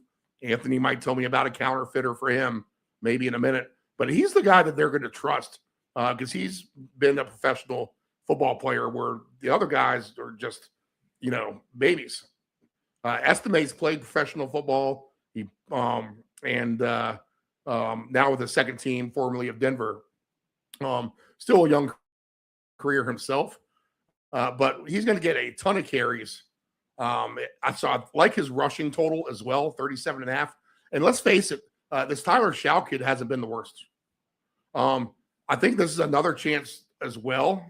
He has a great rapport with Olave. So Olave is an interesting guy to me today too as well. 64.5 is his baseline. So a couple of players, and I know Olave has been played by people, but Estime hasn't. A good player to take today, I think. And then if you want to look at the passing game, why not to Olave? He is a superstar. He is the best receiver on the field by far for anyone catching the ball today. So if you wanted to take him for the most receiving yards today in a game, let's see, he's plus 110. If you wanted to find, 3 or 4 of those guys to try to parlay, I know you're going to get some longer shots with some other guys, but you might as well throw Chris Olave in as a ringer in that regard at plus 110. I don't see how anyone catches the amount of yards that he may catch today, to be honest. Shao likes him, so it's going to be game on for that. Shao 213.5. My man Brady Cook 169.5. Now Brady Cook will run. We learned that last week, and he's at 18.5. So I would look at that over again as well. And Tyler Shaw at 22.5, he'll run as well. So I would take a look at both of those guys for their rushing yards, quarterback-wise. Estime for his rushing numbers. I think that's a nice little 4-game baseline parlay. If you take Olave for 64 receiving, Estime 37.5 rush, Shaw 22.5 rush, and Brady Cook 18.5 rush. That's your 4 little same game legger that could pay you right about 10-1 for the baselines. What do you got, Anthony? What's interesting is so Shaw got 32 rushing yards last week, and Brady Cook got 39 rushing yards last week as well. Now the interesting thing about Estime, of course, no what's his name? Who's the guy? Devin. No Kamara, no Neal. Yep. So the hell with Estime with his rushing yards. I care about his receiving yards. He got 3 catches for 39 yards. Oh wow! All right, good angle. So and he's at 13.5 baseline today. Yep. I mean, 40 at plus 680. I mean, I would take. Oh look, I feel like the Saints just throw to the running backs. Yep. I also think the Saints are going to destroy the Jets, but that's what I think. Yeah, I do as well. All right, so this is a day of blowouts. If you want to play some all lines, people, this is your chance maybe right before Christmas. Don't blink twice. Gambler Claus is coming to town here today. Minus 12.5 for the Saints is at plus 200. I took the Saints on their team points. Actually, because let's see. That's my angle for them. So I have no doubt that they score. But maybe this Brady Cook kid has something to him, Over 30.5 for the Saints is at plus 310. And that's the angle that I took for them just to get to 31. Now, can they win by 14? Sure. The Jets 21-7 final score. They definitely that could definitely maybe be it. The Jets defense is bad. I'm just going to give the Saints credit here at home for wanting to have a good game. They're a team that is not going to quit because they're just trying to get better at the end of the season and get some positive momentum in the next season. And you'll see this year after year, people. There's always a bad team. These bad teams will finish strong in a lot of cases, and that momentum will carry over to the next season when they finish strong. So Saints just kind of fit that mold to me. And I agree with both of you. Any other angles for you, Dave? No, I like the Saints in this one at home. Pretty much, not to copy you there, but pretty much for the exact same things you said there, Steve. I did play Chris Olave anytime touchdown plus 150. That's looking like a pretty decent number here for him to have a big day. So give me the Saints at home to roll. Give me a Chris Olave anytime touchdown. All right. Anything else from you, Anthony, on this? Nope. All right. We'll throw Aldrich Estime, 2-touchdown madness, 10-1. Let me just keep playing this until they tell me I can't play this ticket anymore. But we got any three of these hit is a win. Quentin Johnston, Ryan Flournoy, Justin Jefferson, Dalton Kincaid, Aldrich Estime. Real quick. Yeah. I just have to bring this up because it happens once a year, and I know we talk about it. I can't not bet Taysom Hill to score twice today.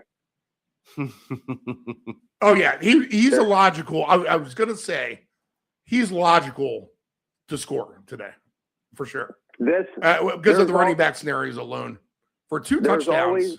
30-1 for Taysom Hill. Yeah. We all talk about Olave and Shaw and or whatever, but there's that one time a year where it's Taysom Hill. Of course, I'm going to at least throw my $10 down. He sounds like he goes good in a Bucky Irving parlay, to be honest. Give me Bucky Irving, Taysom Hill, maybe your Quinshawn Judkins or whatever. Let's see. We can probably find 2 more as we go. Bijan Robinson would be a good one to throw with those guys as a ringer, to be honest. Bijan, Taysom Hill, and Bucky Irving. Play around with those 3 on a parlay for 2 touchdowns and see what you come up with. So I agree with you there, Anthony, as well. All right, next game on the board is a system play. And the line has dropped now from 4.5 to 3.5. So money is coming in on Miami. Now, what Vegas will do is the old switcheroo on you. They'll make you think that, all right, everyone's betting on Miami. Let's take Miami now. No, don't be so sure of that. They might have so much Bengal action. They're trying to put reverse psychology into you. We need to try to get people to start to take Miami. Let's lower the line because at the end of the day, let's use common sense, people. Joe Burrow against Quinn Ewers. Okay? Let's just be aware of that. The Dolphins are done. The Bengals are done. The Bengals got shut out last week. The Dolphins might as well have gotten shut out. They got their garbage points. It's not like they scored when it mattered. But why not in 80 degrees? Joe Burrow just feels a little bit better about life today, and he throws to our man Jamar Chase like it's going out of style for old time's sake. I think that could very well happen. I like the Bengals to lay the points here on the system play again. They have 2 less wins than Miami does. So system play here for me with the Bengals minus 3.5, 47.5. I'm not going to look at anything else. I love Achane as always. If you want to throw some Achane stuff out there, by all means, go for it. His receive yards is at 27.5. He always goes closer to 50, I feel like. But give me Jamar Chase to climb through the roof today. Why not? 150 yards for Jamar Chase. I'm reluctant to take Higgins just because I'm in Jordan Love shock from last night from players just getting hurt again, ruining my tickets. So I'd hate to take T. Higgins in there, and then he decides he has a headache somewhere in the 2 minutes after halftime, and he has to come out. So Jamar Chase had 150 yards today, 7-1. Let's gobble him up. I just think he's going to be a target today for Burrow. I really do see a scenario where Burrow's talking to Chase, saying, "Let's just go light these MFers up today." Yeah. So give me the Bengals on the spread. Give me all the Jamar Chase props for me. I'm going to keep it simple in that regard. Any other low hangers we should consider? Dulwich, I do like. I just can't. I got to see something from yours before I can take any Dolphins today. Dulwich 14.5. He would have. He did backdoor 40 yards at the end of that game last week. So if you had Dulwich for 40 on your ticket at a big price, he got you there on that last drive for Miami. Ice is a 16.5. I've had enough of him, quite frankly. Gesicki's 25.5. I have no interest in him, quite frankly. Malik Washington is 17.5. I've had enough of him this year, quite frankly. Chase Brown, 20.5. I've just never been able to get on the Chase Brown train. HA 27.5 has been money for me, but even he gets counterfeited a lot. Darren Waller's number's up. It was at 25.5, now 31.5 for Darren Waller, so he's taking a bunch of money. He'd be an interesting one to throw in on a ticket today. Higgins 57.5. For me, it's Chase, Jamar Chase, and Joe Burrow, and they care today. Anthony, what do you think? Well, what's interesting is that you didn't bring up how good Quinn Ewers is at running. I'm wondering if he's going to run for at least 100 today for what he did at college. We did earlier. Dave, do you know how many rushing yards Quinn Ewers had in college? No, but he can use his legs. I'll tell you that. I do have no, it for he his can't. Minus 59 rushing yards for a career total. Oh, really? I took him over. Did you? Dave, Oh, that's Dave, my- It was only that's- 10. It was only 10 though. I'm thinking he runs for a first down. Yeah, he you're- definitely could. It's yeah. the Bengals. Dave, you're technically not wrong. He just ran the wrong way. Well, that's true. That's what I meant, honestly. So the absolute idiot bet of the day is to take Quinn Ewers for 20 rushing yards at plus 410. I'm doing it for 10. I'm trying it. I'm trying it. That is the absolute I'm an idiot bet. So should there be like I'm an idiot bet and do like Shador Sanders for 3 passing touchdowns, Quinn Ewers for Just things that shouldn't happen. things that shouldn't happen? All right, you sold me just on this thing. You know what? Bet the opposite of what should happen, and that's usually a good way to win in the NFL. And if I need something on Miami, why not? That gives us something fun to try to root for. So Ewers over his rushing yards. I'm going to give that a big old circle on my sheet. And let me go back to this Cleveland game. Sanders for 3 touchdowns at the ridiculous price of 12-1, which hit a couple weeks back. We'll put a big circle next to his name. I got another rushing one for you, too, in that regard coming up. Dave, what do you like in this game? I like a lot of points. To be honest with you, I think this could be one of the higher scoring games here. I like the chase. Higgins, he is in. I saw, so he will be in there today. I mean, Burrow's just got any number of guys he can throw it to. Isis, Gesicki. I think receptions would be a good way to go about some of these receivers as well. Maybe not worry so much about your yardage and just go with receptions.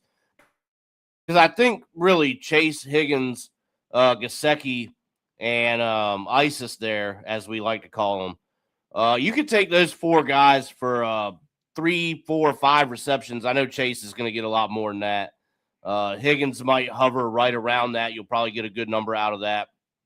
But if you go Gesicki and Isis for 4 receptions, I think that's a really good way to kind of get a good angle here in this one. As like you said, I think they just want to go out there and light this team up. So we'll see what happens. I mean, Quinn Ewers, maybe not a good rusher, but I've watched him play quite a bit there in Texas against my Sooners, and he is a good quarterback, or he was for Texas anyway. So we'll see how that translates to this. So I'm not going to give up on him just yet. We're going to go receptions, and then we're going to do it. We're going to do it. Call me what you will. It's 10 rushing yards. Just go get the first down, Quinn. That's all you got to do. Just do it once. All right, I'm throwing Jamar Chase on Touchdown Madness as a ringer. Our guys, again, jot them down. Jamar Chase, Estime, Dalton Kincaid, Justin Jefferson, Quentin Johnston, and Ryan Flournoy. Let's see if they let me bet this. While you're talking, obviously T. Higgins is active. Do you remember how many points the Bengals scored last week? 0. Yeah, and Miami benched their quarterback. I'm also betting with my heart today because I have Joe Burrow in one league and I have Jamar Chase in another league. So I kind of want them to just combine forces today. I want this game to be – I want both teams to be in the 40s. It's 80 degrees in South Beach. I think they're feeling fine. That's great football weather. I mean, they're not if they were at home, I'd feel less confident about this. The fact that they're in Miami, you probably had a nice dinner around town, saw some strippers, went to bed early still. I'm sure they went to bed early, Steve. Right after seeing the strippers. I'm glad that was your focus, that they took their melatonin before night. Well, if they don't do good, then we know what happened last night. Yeah. Put it that way. No. Well, with all the other, crap that Burrow's been talking about, how he's been unhappy and he doesn't know his future and all the whole Andrew Luck crap. And it sucks because I've lost money because I've been betting Jamar Chase for the past couple weeks, but the hell with it. I'm going to go down with the ship. Give me 150 and 2. Yeah, I like it. That's what I'm on board with. All right. Also, one last thing. Darren Waller, he's a pretty good tight end still. The Bengals suck guarding the tight end. And Darren Waller still scored twice against Pittsburgh last week, I believe, right? Yes. Did he score? Yeah. He did score twice? All right. Yeah, it was 66 yards. So, look, I'm going to throw Waller in a random touchdown madness. Bucky Irving and Taysom Hill, Waller. That one just makes sense. You know what I'm saying? Waller and Taysom Hill. That's a start. I don't want to put. I don't want to put Bucky in that scenario just yet. But right now, Waller and Taysom Hill sound very interesting. There's so many mouths to feed with Tampa Bay is the problem. Let's talk about them. They're -3 and 44.5. They're going to score a ton of points today. It's just a matter of Carolina's going to score a ton of points too. I think they put up their fair share. I'm not shocked if this game's 41-31, something like that. 44.5. It is down a point from 45.5 to 44.5. Again, this must be reverse psychology. That's a nice day in Charlotte. It's 60 degrees. Baker has all his weapons. It is really, if they do not cook today, then it is on Baker's and the offensive line's fault. It really, really is. I mean, there's got to be a million things you like with the Bucs offense. That's the one thing they're going to bring to the table in the playoffs is a superstar offense in which you better be ready to score some points with them. I mean, they have, again, as Dave Dolgrandi said, a abundance of riches. The baseline for Evans, 64.5. I just watched highlights of him completely torching the Carolina secondary, bomb after bomb after bomb, a couple seasons ago.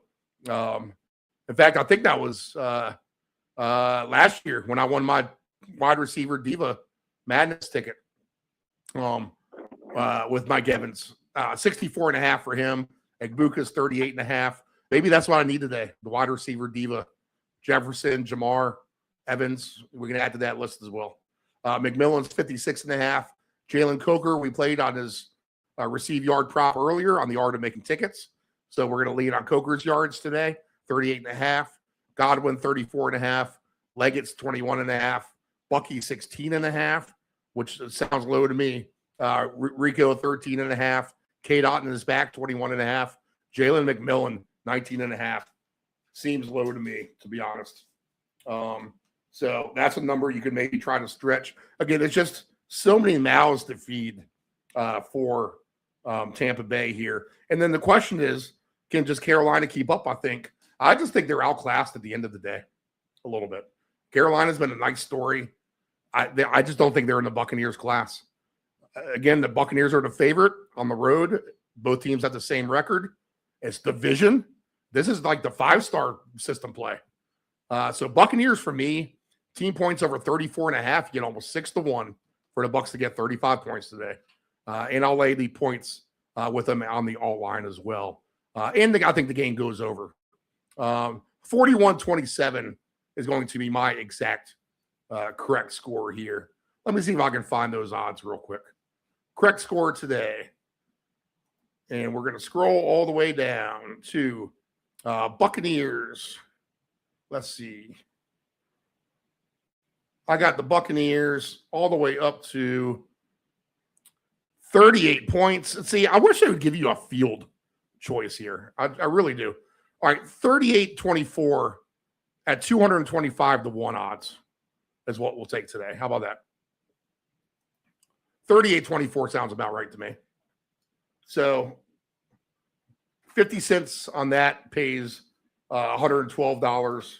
And I'll play that for 50 cents. How about that?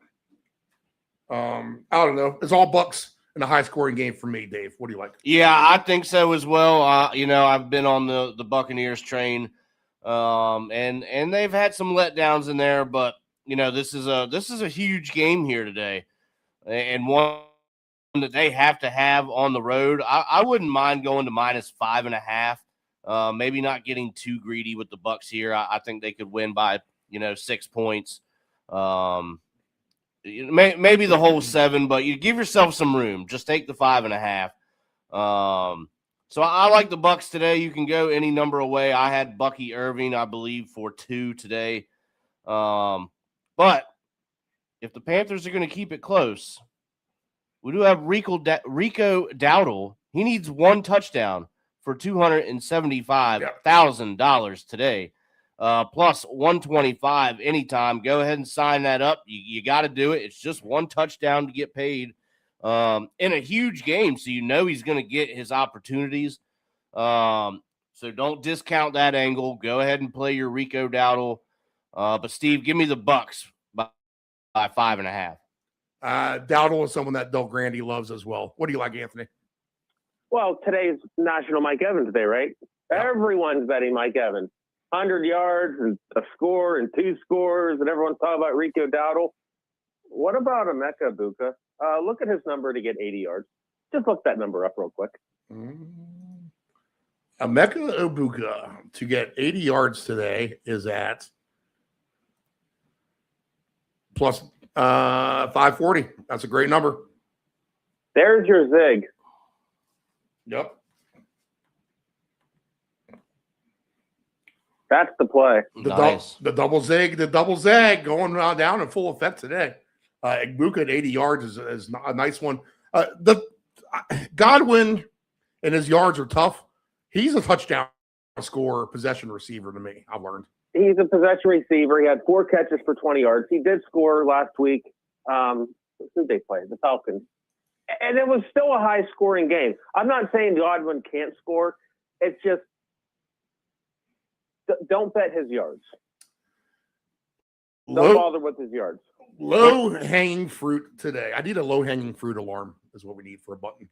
How about our man, Baker Mayfield, and 12.5 rushing yards for his baseline?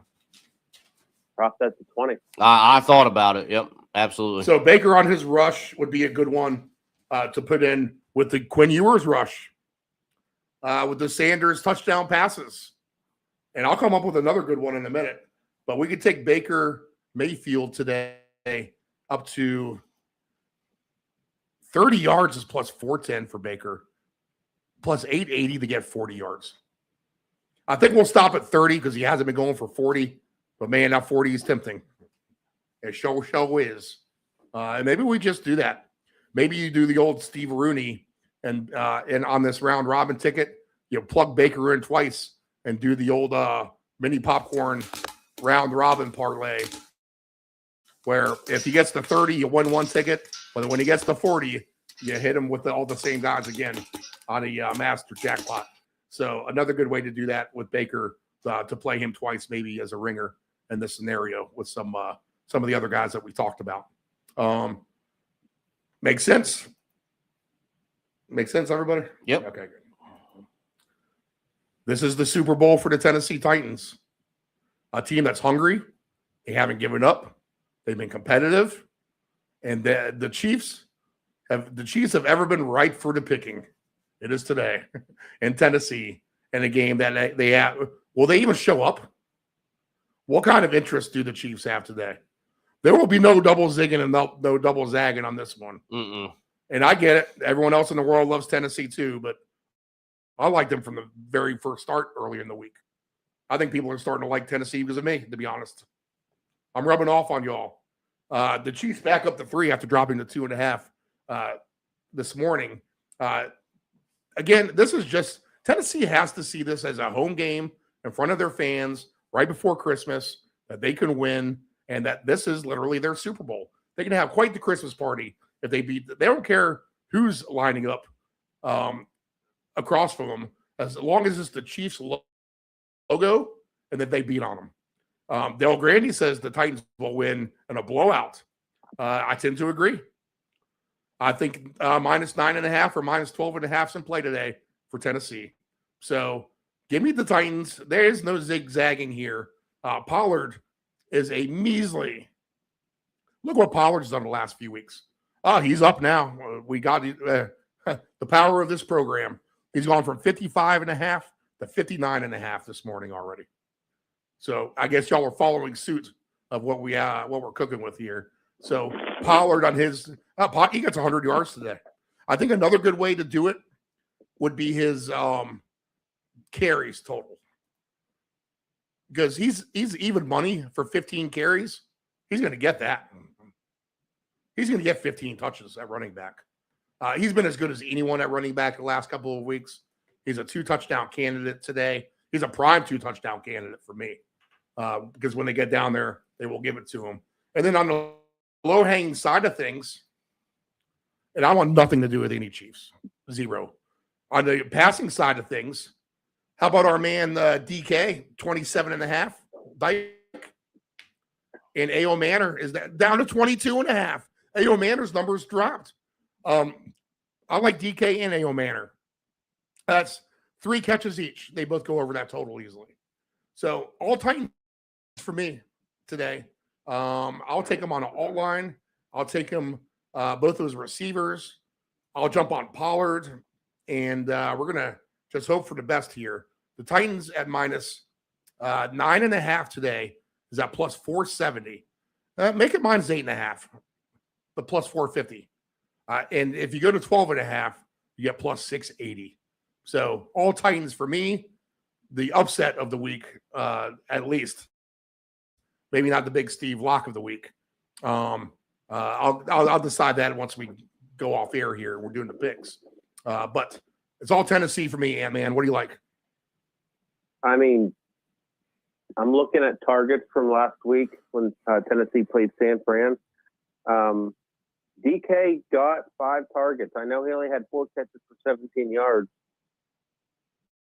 But if the Titans are going to show up today and just demolish what I think is going to be I think the reason the Chiefs are still favored is Gardner Minshew he's still got a little dog in him. So he might try to rally the troops. But if this is going to be the Cam Ward coming out party, give me DK for 60 yards plus 560. I'm putting that in my Ibuka bet. Okay. DK and Ibuka and a yardage bet. I like that. Nice, like nice. Yep. I need I got different symbols for different guys today. The circle symbol I have next to my Shador Sanders for 3 touchdowns, the Quinn Ewers rushing yards, the Baker Mayfield rushing yards. How do we not go back to the well? If this is a Super Bowl that matters, Cam Ward over 7.5 rushing yards today. Let's bump him up. 20 yards pays plus 410. Cam Ward. Dave, what do you like? There's one thing. Cam Ward and Quinn Ewers, huh? Cam Ward, Yeah. Quinn Ewers. Fire it. Shador Sanders for 3 touchdown passes and Baker Mayfield for 30 rushing yards. That's your round robin. There's one thing that I need from this game. I've got a anytime touchdown scores ticket that is very reasonable and pays out decently. Kareem Hunt found his way onto that list. That is the one thing that I need from this game. Now I will play some of those angles. I'm going to play the Chimere receptions. Maybe a couple from A.O. Manor too, as you mentioned, Steve, but definitely Chimere is going to get some receptions, and he's going to be paired with some other guys. But first and foremost in this game, just give me a Kareem Hunt goal line, punch it in, check that box, and then we don't have to worry too much about this. So it's a one-man wrecking crew here in this game for me. You know what? Kareem Hunt makes the absolute most sense for a Chief to score today. All right. I think that's all the 1 o'clocks. Now, if you want to do so the system play of the parlay of the Bengals and the Buccaneers all line is what you guys want to do here. Maybe minus 12.5 for both of those, and then add in Tennessee on the money line just to win straight up. You know what? If you want to throw the Saints on there with Tampa, if you want to avoid Tennessee because you're worried about the Chiefs, then maybe throw the Saints on there with Tampa Bay and the Bengals in the 3-game parlay of all lines. I think you got to add Minnesota to that mix too, to be honest. Anthony, we missed the first couple of games. Anything Chargers, Cowboys, Vikings, Giants you like? Steve, give me 1 minute. All right. We won't make you guys wait for 1 minute. We'll go back to the next game. Anything else you like at 1 o'clock, Dave? No, I think we've got a pretty good list going so far. I just, oh man, that Chargers is very tempting. Yeah, there's definitely an alt spread ticket being brewed up here. It's like a storm brewing off in the distance. I can just kind of see it formulating right now. So we'll get that plugged in here probably once we get off the air. But yes, I can see a Chargers, Bucks, Vikings, and possible Tennessee ticket brewing here. Week 16, just weird stuff happening here. Titans beating the Chiefs. Bucks taking control. And the Chargers, well, you know, Steve, you did mention they're not going all the way to the East Coast, in which they've been bad at doing in the 1 o'clock games. So you've been pretty good about nailing that down. Maybe not the same thing here. Now they've only got to go halfway to Dallas at 1 o'clock. But with a clinching scenario for them, I'm not too worried about it. I'm kind of licking my chops here to get to this LA Chargers money line and alt spread. So I think at the 1 o'clock, that's going to be my number one play right there. All right, 2 touchdown madness. Again, jot these names down. Ryan Flournoy, Quentin Johnston, Justin Jefferson, Dalton Kincaid, Aldrick Estime, Jamar Chase, and we'll throw Emeka Egbuka in there. And we'll hope for the best. Yep, and they let us play it. So, I'm curious. I'm curious about what you said about this Vikings game, because this is the most intriguing game, I think, of the week.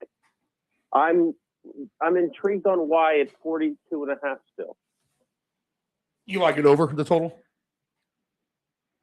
If Jackson Dart's playing, and if Jameis Winston's still the backup, yes. I think it's Brian Flores against the rookie. You know what I'm saying? You need to look at it from that angle maybe a little bit. I get that. I was looking for some type of receiving prop. I love Addison, but I also don't. Man, I know we've talked about it all morning. Again, it's almost a pride thing with Jefferson at this point. Well, I'm going to go back to the well one more time. Look, I know he only had 22 yards last week, but he still had 8 targets. J.J. McCarthy just doesn't know how to throw the ball. That's the problem. And the only reason Addison caught that long ball is because, well, he got lucky. All right. No idea how the Vikings scored 34 points. 4 games of 4 in the 4 o'clock Eastern window, 1 o'clock Pacific. We got the night game with New England and the Ravens, and we had the Monday night game with the Colts and the 49ers. And obviously, our main thoughts don't come together before kickoff until Monday. But give me the Niners and George Kittle to win that game. Bill Grandy loves the Colts to beat the Niners down. And he's from San Fran, so that makes it interesting. I like San Fran, and I like Kittle's the score. Dave likes the 49ers. What do you like in that game, Anthony? Which one? The 49ers and the Colts. Just your first thoughts without getting too deep into it. I'm rooting for Phillip Rivers again. I just think now that Seattle has beaten the Rams, they went out. They have the number 1 seed. So I believe San Fran will win. But, of course, I'm always going to be rooting for my boy Phillip. Oh, and by the way, with the Ibuka bet and the DK bet, I took Jalen Naylor for 50 yards. Interesting. Yeah, instead of debating over Jefferson or Addison, why not just go with the guy who actually has been getting the ball more? Right. Interesting. Yeah. That's an interesting round robin if you do DK, Ibuka, Naylor. I'll throw in Shakir and Flournoy into that. I just did those 3. Ibuka for 80. Dave, if you're listening, write this down. Ibuka for 80. Yep. DK for 60. Naylor for 50. No touchdowns, just yards. What does 10 pay off? 10 pays 2. 2,000? Yep. Oh, wow. Okay. Yeah, I mean, that ain't bad. All right, interesting. All right, nice. Yeah, write that down, Dave. No Ricky Pearsall. What was that again, Anthony? 50 yards for Naylor. 50 for Naylor, 60 for DK, 80 for Ibuka. Water however you want it, but gotcha. All right. Just to real quick on this Monday night game. Funny how we're working backwards, but no Pearsall. Everyone wants Juwan Jennings. Pivot is Kendrick Bourne. Oh, interesting. That's the pivot. I like Kittles because he's from the Rust Belt right there he's from Iowa, which is next to Indiana.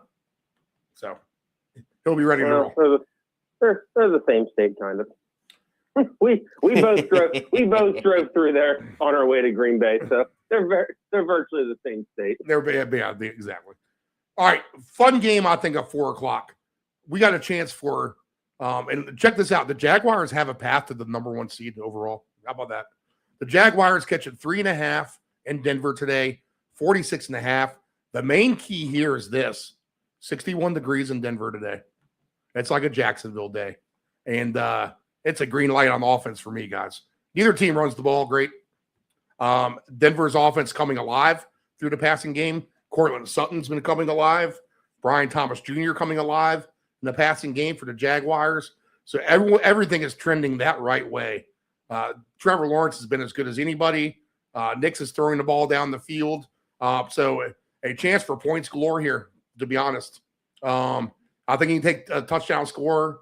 I think he can take the 4 primary guys to catch on each side, being Myers, Brian Thomas Jr., Cortland Sutton, and Franklin, right? I think the 4 of those guys is 90-1 in a game that could have 60, 70 points in it, I think easily, to be honest. I think this is a super over. The Denver played an over last week. I know we talk about their defense being good, but They gave up points to the Packers last night, and we saw what the Packers did against Chicago. They kind of stumbled a little bit. So maybe not as great of a defense as we kind of say. They've been kind of wearing a little bit thin here a little bit late. Give me a high-scoring game here with Jacksonville and Denver. I like the over. If that's the case, then there's going to be plenty of things to like. I just gave you those touchdown scores. But receiving-wise, Franklin just 28.5. Parker Washington, 29.5. Harvey, 15.5. I might be done with him on his receive yards. Marvin Mims, 13.5. Tim Patrick, 9.5. Over. Etienne, 13.5. Etienne had 3 touchdown catches last week. And smashed that number. So I think a lot to like here for Jacksonville. And I'm just going to note on my news sheet for today, all the low hanger receivers. So when I make this ticket later on, I can just include some of these guys on a ticket by themselves. Myers, 56.5. Sutton, 58.5. The rushing numbers, I don't care about these. 50.5 for Etienne, 49.5 for Harvey. Lawrence and Bo Nix both can get there, 18.5, 17.5, respectfully for them. There's a Jaleel McLaughlin citing 9.5 for him. This is a game where I'm not going to be interested in specific players per se, I think. I'll just be rooting for the points from everybody. Again, don't give me someone who's going to get hurt, and I'm going to be spitting out my lasagna, 5:25 p.m. Eastern when my ticket's dead. I'll just root for the easy thing being an over in my eyes, and I expect points in this game. What do you think, Dave? Yeah, I expect this to be a closer game. The spread might be appropriate here. 3.5 is what I have. I do like this game to go over the total, 46.5. I'd probably leave it and just play the minus 118 if you want to pair it with something else. But I would just leave it exactly where it is. But I would play it. I do like it. I'm going to go back to the well also with Travis Etienne Jr. He's on an anytime touchdown scoring ticket. So I'll take him for a touchdown. But other than that, Steve, I expect this to be close. Give me the touchdown. And I do like the over 46.5, right where it is. What do you like, Anthony? Well, I'm very happy that we're watching the games over your place after what you just said about throwing up lasagna after we eat it. So very happy that we are not at our establishment. But when I go through these numbers, obviously I was looking at player receptions. I have Jacoby Myers in 3 league that I'm still in the playoffs with. And if Surtain's going to be covering Brian Thomas, of course it'll be Jacoby Myers. But signed a big contract too, so he's happy. Yep, correct. But he's also a gamer too, and he is honestly almost half the reason why they're even doing better. Going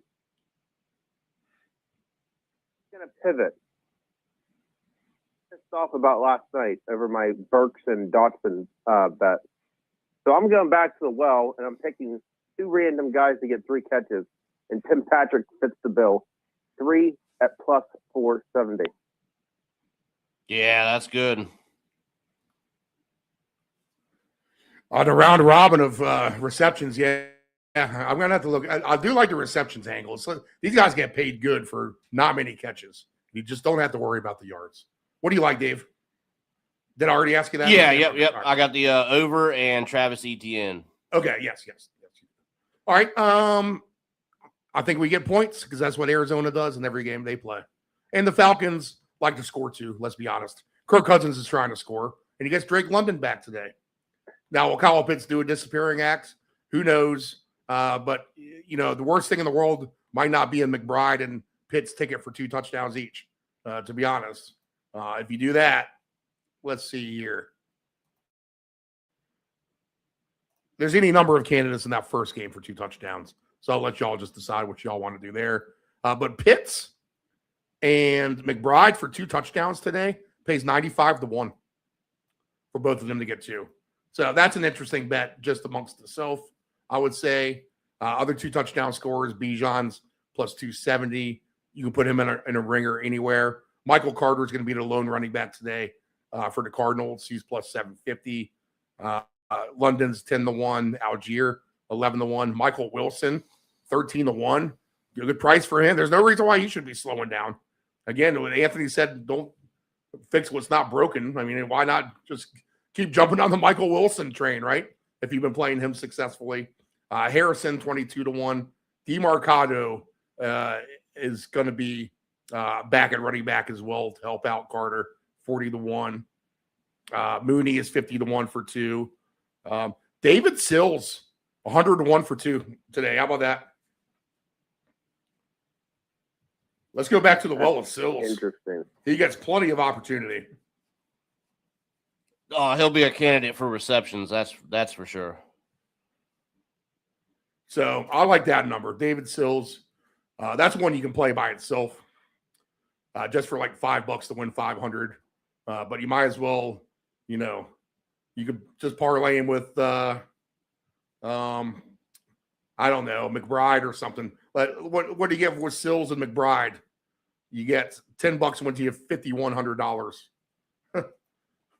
So that might not be the worst thing in the world. Maybe find another guy on Sills level. Like a Sills Abuka one would make sense, right? Let's see what that pays. Because Anthony likes Abuka. I'll throw in Sills.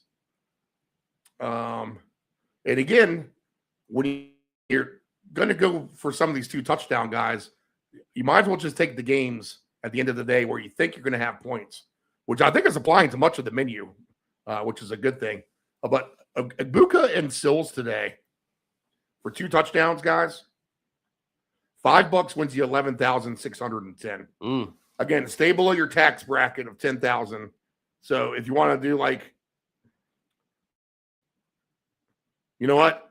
Even a $20 bill pays $46,000 today.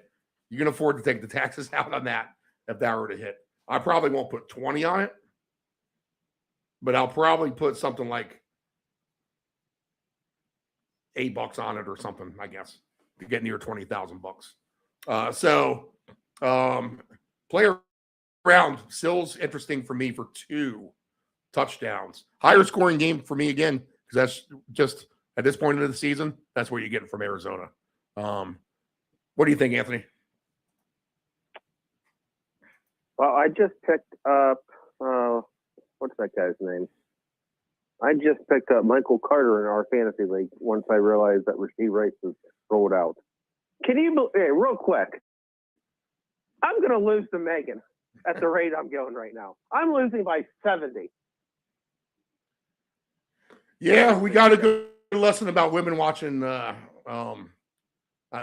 it is, guys. First place in our league is Mommy Megan, Anthony's girlfriend. All right. And when the Eagles game and the Redskins game ended and it became the Packers and the Bears game, I forget what she exactly said, but she made some kind of reference of it being like the same teams at the same game. Like, no, Mommy Megan, this is a different game. And Anthony politely says, this is the leader of our fantasy football team. Yeah. And the worst part is we're all going to watch football, eat lasagna, take shots, drink beer, have fun, yell at the TV. What is Megan going to do? Watch chick flicks and still beat me. Yeah. She won't watch any football. She's going to lay in bed with that dog all day. I'm back, probably drunk, full, wanting to throw up after lasagna. There you go. I take it there's lasagna being made today. Yes. Nephew Dave, what do you like in this game? I like the over, honestly. I think we can move it a little bit. I could see these 2 teams just teeing off on each other. If you look at the touchdown scoring list, and this kind of tells you the story, there are 7 guys listed under 2-1 odds. Until you get to Marvin Harrison Jr. over on my board. There's going to be a ton of points. Absolutely. At plus 230, everybody else is well under that. The next closest is Kyle Pitts at plus 185. And then everybody is from 110 to 160. I mean, what does that tell you? There's going to be points galore in this game. It's a meaningless game. Doesn't mean anything at all. but 48.5, that might be way too low. I think you can get this alt number up into probably 55 if you want to move it to 54.5. So if that's the tail of the tape there, whatever you want to do in this. Carter, McBride, all these guys are probably going to get involved. So we're going to see a lot of points here. Steve, give me an alt total, 54.5. I got 54.5 alternate over at plus 190. Let's go ahead and throw this Denver-Jacksonville game alternate over 54.5, the same exact number. And we're going to get that number at, it's amazing how far you have to dig for the alternate numbers. It's like 50th in line of some of these things you need to look for. That's a plus 240. And then alternate over Tampa Bay and Carolina, 54.5. How about that? Let's throw these three together. And if you have a percentage booster, this would be the time to use it. In fact, if you have a live one for 50%, wait on this Buccaneers-Carolina game. Maybe Carolina gets the ball first and kind of starts out a little slow. And then you can get a little bit better number and then really pop this through the roof. But at plus 280 for 54.5 for Tampa Bay, the same number for Jacksonville and Atlanta. All that pays 37-1 on your odds. So that's not the worst thing in the world for three alternate overs. If you're looking for three games that can absolutely score today. $10 wins you $370, people. And I think we have a chance for an over in Detroit with Pittsburgh and the Lions. Why? Because the Lions defense isn't that great. And they're going to score at home. And Pittsburgh's got something going here. Pittsburgh is not a confusing team, but they keep you guessing who's going to score. I'll tell you that. Or who's getting the ball. No, they're a confusing team. That's what they are. Gainwell is the one consistent. Gainwell. And Rodgers loves Gainwell. So if you want to pop him on your receiving chart number, he's at 27.5. He's going to get plenty of targets and opportunities from Aaron Rodgers. Let's see. Gainwell's rushing yards, 28.5 as well. I would almost want to take that over the receiving, to be honest, because he gets plenty of chances. Jahmyr Gibbs for 2 touchdowns. Sign me up. He's at plus 200 even, I believe, for 2 touchdowns. Now down to plus 190. Montgomery's plus 550. Maybe that's your Zag. St. Brown 6-1. Gainwell plus 950. Jameson Williams 12-1. DK Metcalf is someone that Doug Grandy likes to perhaps score 2 today. He's 12-1. Jalen Warren 12-1. Tesla 33-1. Freiermuth 45-1. Passing touchdowns. If you're going to have a list of quarterbacks to throw for 3 touchdowns, I think there's a good chance to put Rodgers on there. He's been doing a good job at that. Plus 360 for him for 3. And Jared Goff is at plus 178 for 3. I think we get a lot of points. If the Steelers win, it wouldn't shock me, to be honest. And opportunity for many a guy. Receiving wise, Tesla's 10.5, Thielen 9.5. Valdez-Scantling is a nice number, 12.5 today. Obviously, he is getting targeted by Rodgers now, too. That is obvious. He's in there a decent amount. I should have known better on Monday night to throw him on a ticket there. Montgomery, 9.5. Jalen Warren, 11.5. Jonnu Smith, 11.5. Freiermuth at 19.5. That's a good one to look over again today. Darnell Washington, 23.5 is interesting. He seems to be getting his prop week to week. Gibbs, 38.5. He seems to get closer to 50 anyway. And there's DK at 61.5. Obviously, your favorite's going to be St. Brown, 82.5. Then Jameson at 68.5. Again, another game where you can take 2 or 3 or 4 guys and put them in a touchdown list. In fact, between these 3 games at 4 o'clock, the ones we just mentioned, there's going to be some fun opportunities to put some tickets together, I think, at the minimum. So I'll look for the points here in this game, over 51.5, Steelers and the Lions. What do you like, Dave? Yeah, I could absolutely see that. I have Gibbs in my primary 2 touchdown ticket. So I'm with you on that. I love the Gainwell angle, receptions, yards, even rushing yards. I picked him up in fantasy a couple weeks ago, and unfortunately, he was the one guy who was just barely keeping me afloat. That's all gone to hell now. So disappointing run there, but Gainwell has been the constant through that. So I love playing on his props. The Washington, I would do receptions. I believe I would probably get into that. Same with Freiermuth.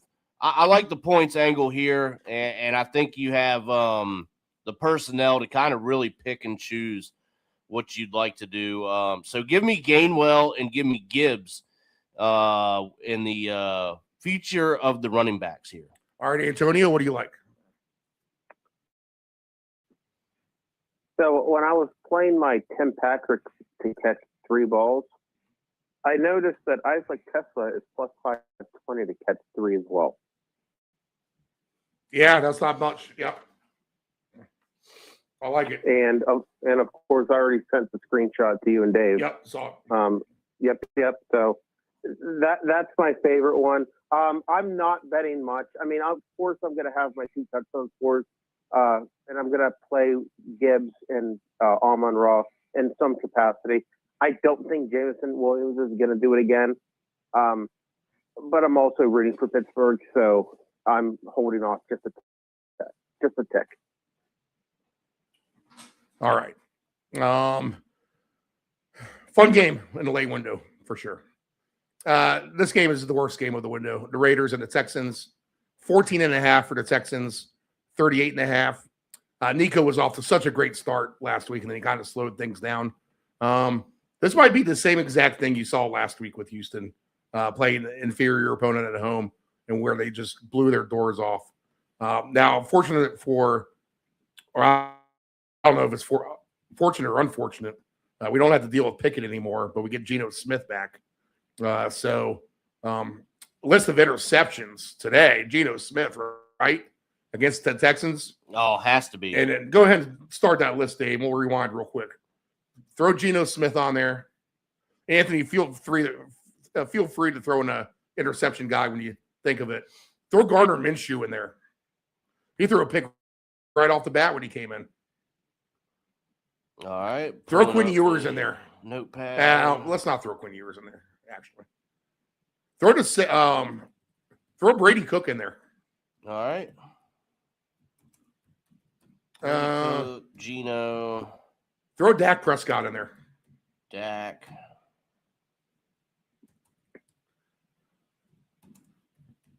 And then anyone else stick out like a sore thumb? That's just 4 guys, right? I have Brady Cook, Geno, Dak, and who else? Geno Smith, Dak Prescott, Brady Cook, and then Gardner Minshew.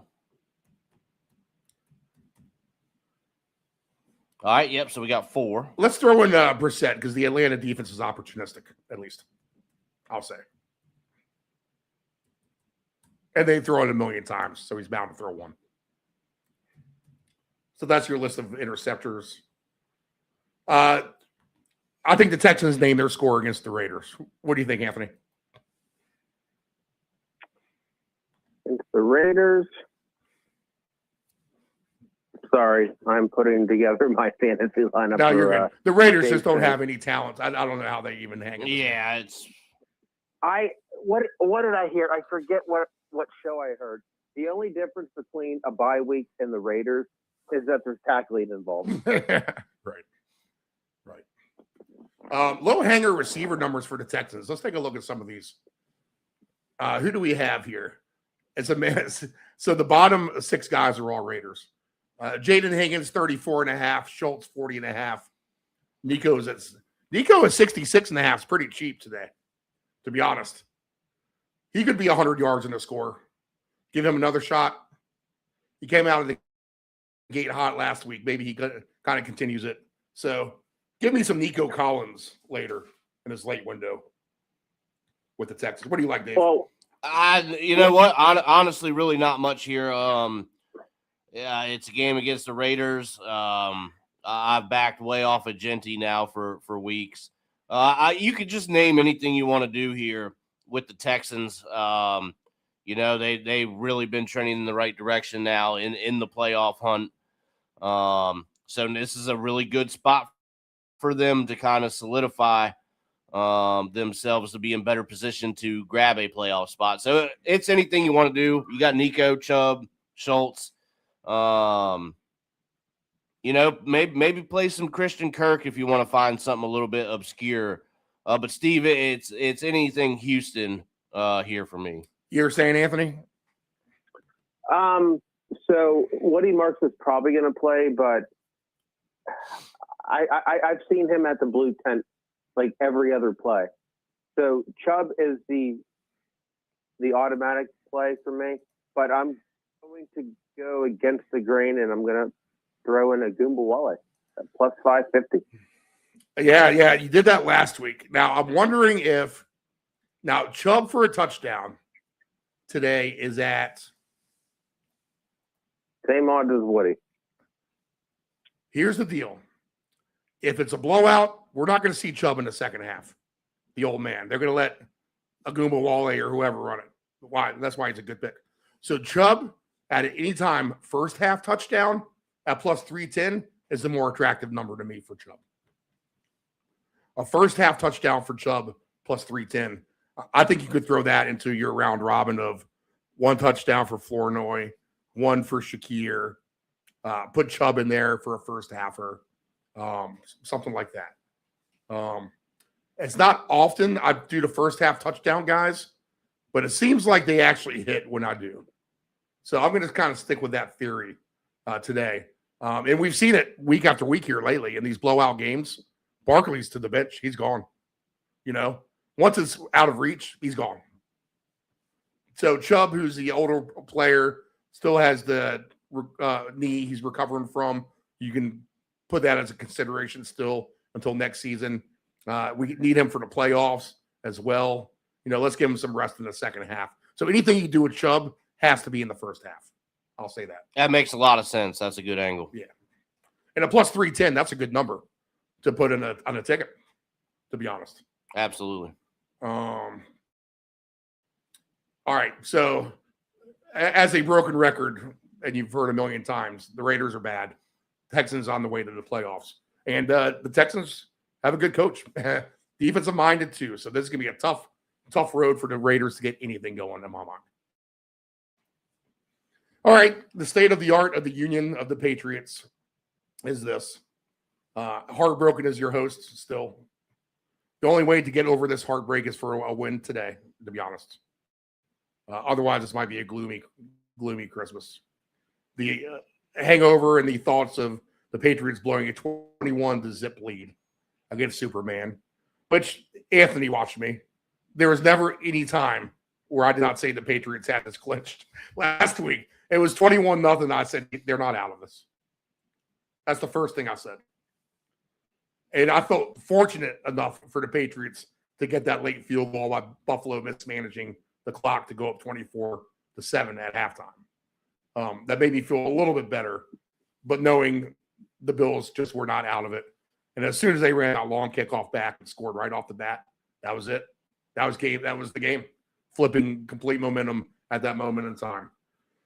So the Pats need to rebound, and to get a win against the Ravens would be a great rebounder because they can still lose this division to Buffalo. In fact, Buffalo will find themselves in first place, tied with the Patriots today. It's going to come down to divisional tiebreaker, which the Patriots should have the advantage with because the Bills have lost 2 divisional games. They lost once to Miami already. So that's going to be the difference at the end of the day if the Patriots hold on to first, is that they'll probably beat Miami and the Jets when they play them the last 2 weeks. But I think they'd be well served just to try to get the win here today. Keep Buffalo at a shoulder's length. And that way you just control your own destiny with a win against the Jets and a win against Miami.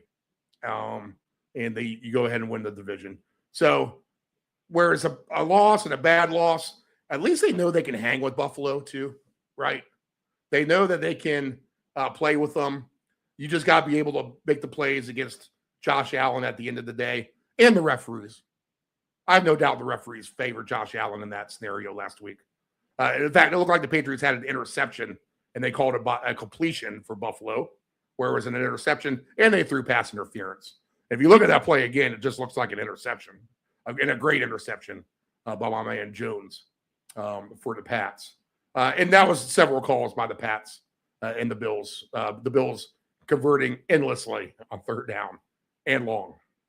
But I'm not going to sit up here and blame the refs for the my 250 to 1 ticket at $100 to win $25,000 getting flushed down the toilet with the Patriots' loss to the Bills. So glum am I? Yes. We need to win. Hopefully by the time this kicks off tonight, I'll be happy, Steve.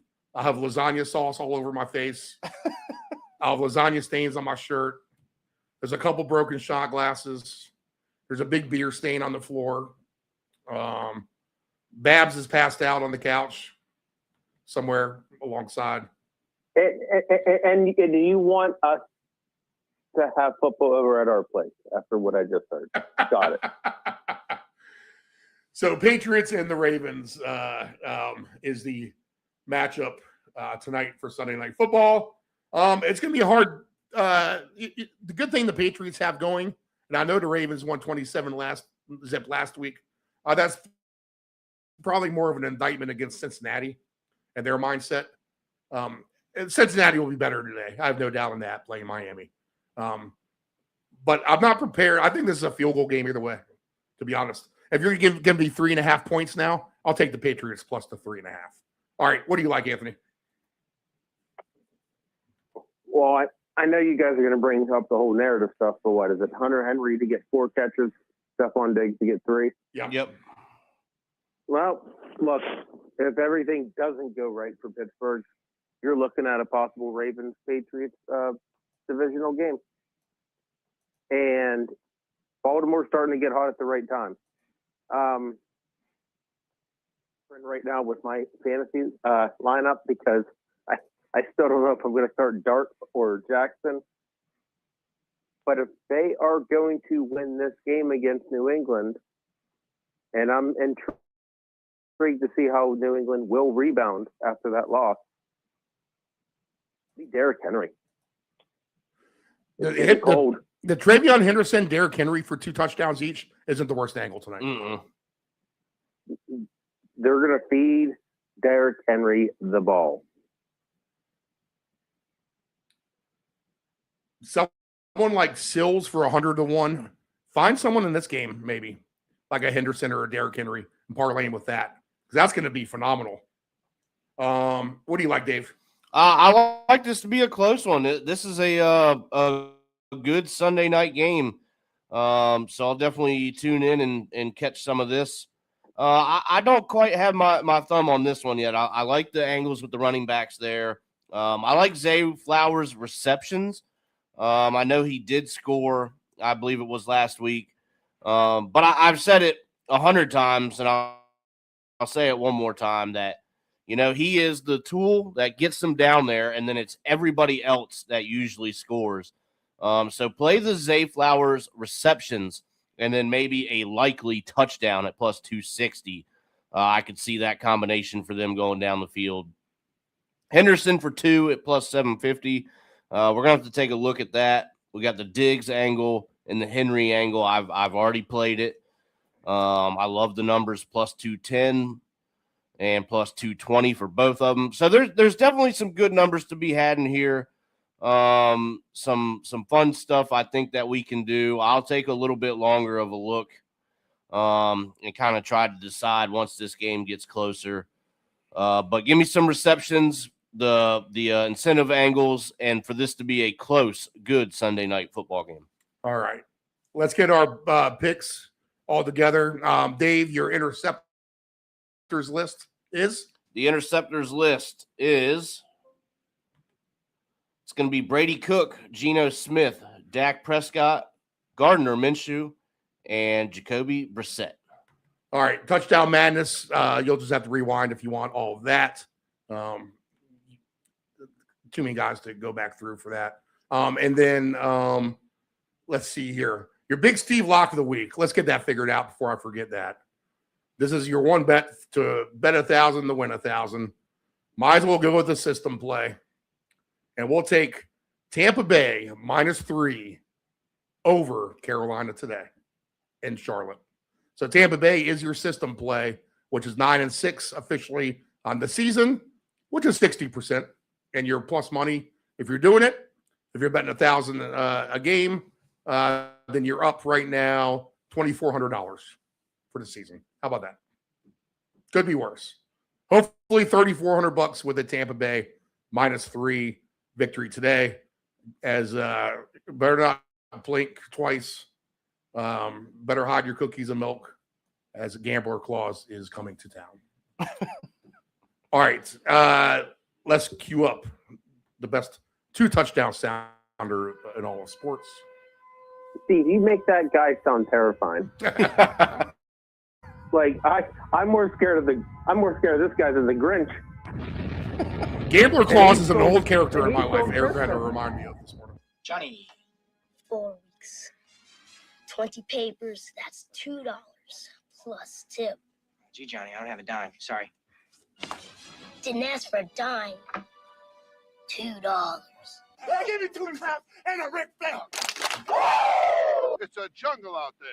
You gotta look out for number 1, but don't step at number 2. Utah, give me 2. And Jimmy 2 times, who got that nickname because he said everything twice, like. I'm gonna go get the papers. All right, Dave, your 2 touchdowns. All right, primary ticket. We have Jahmyr Gibbs for 2, George Pickens for 2, Bucky Irving for 2, and we'll round it off one more time. Today is your day. Justin Jefferson for 2. Anthony, what do you got? Interesting. I'm gonna from you, Dave. One of mine, I'm going back to the Jamar Chase.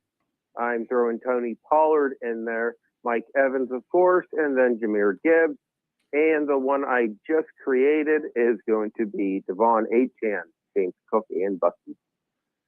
All right. Anthony named my one exactly with Gibbs, Evans, Pollard, and Jamar Chase. So that's one I'm going to play. Other 2 touchdown scorers for me. Take David Sills at 100-1 today for 2 touchdowns. That's your real big long shot there. I like Jefferson as well. Kincaid, it was Knox last week. It's Kincaid this week. We'll take some Aldrich Estime for 2 today as well.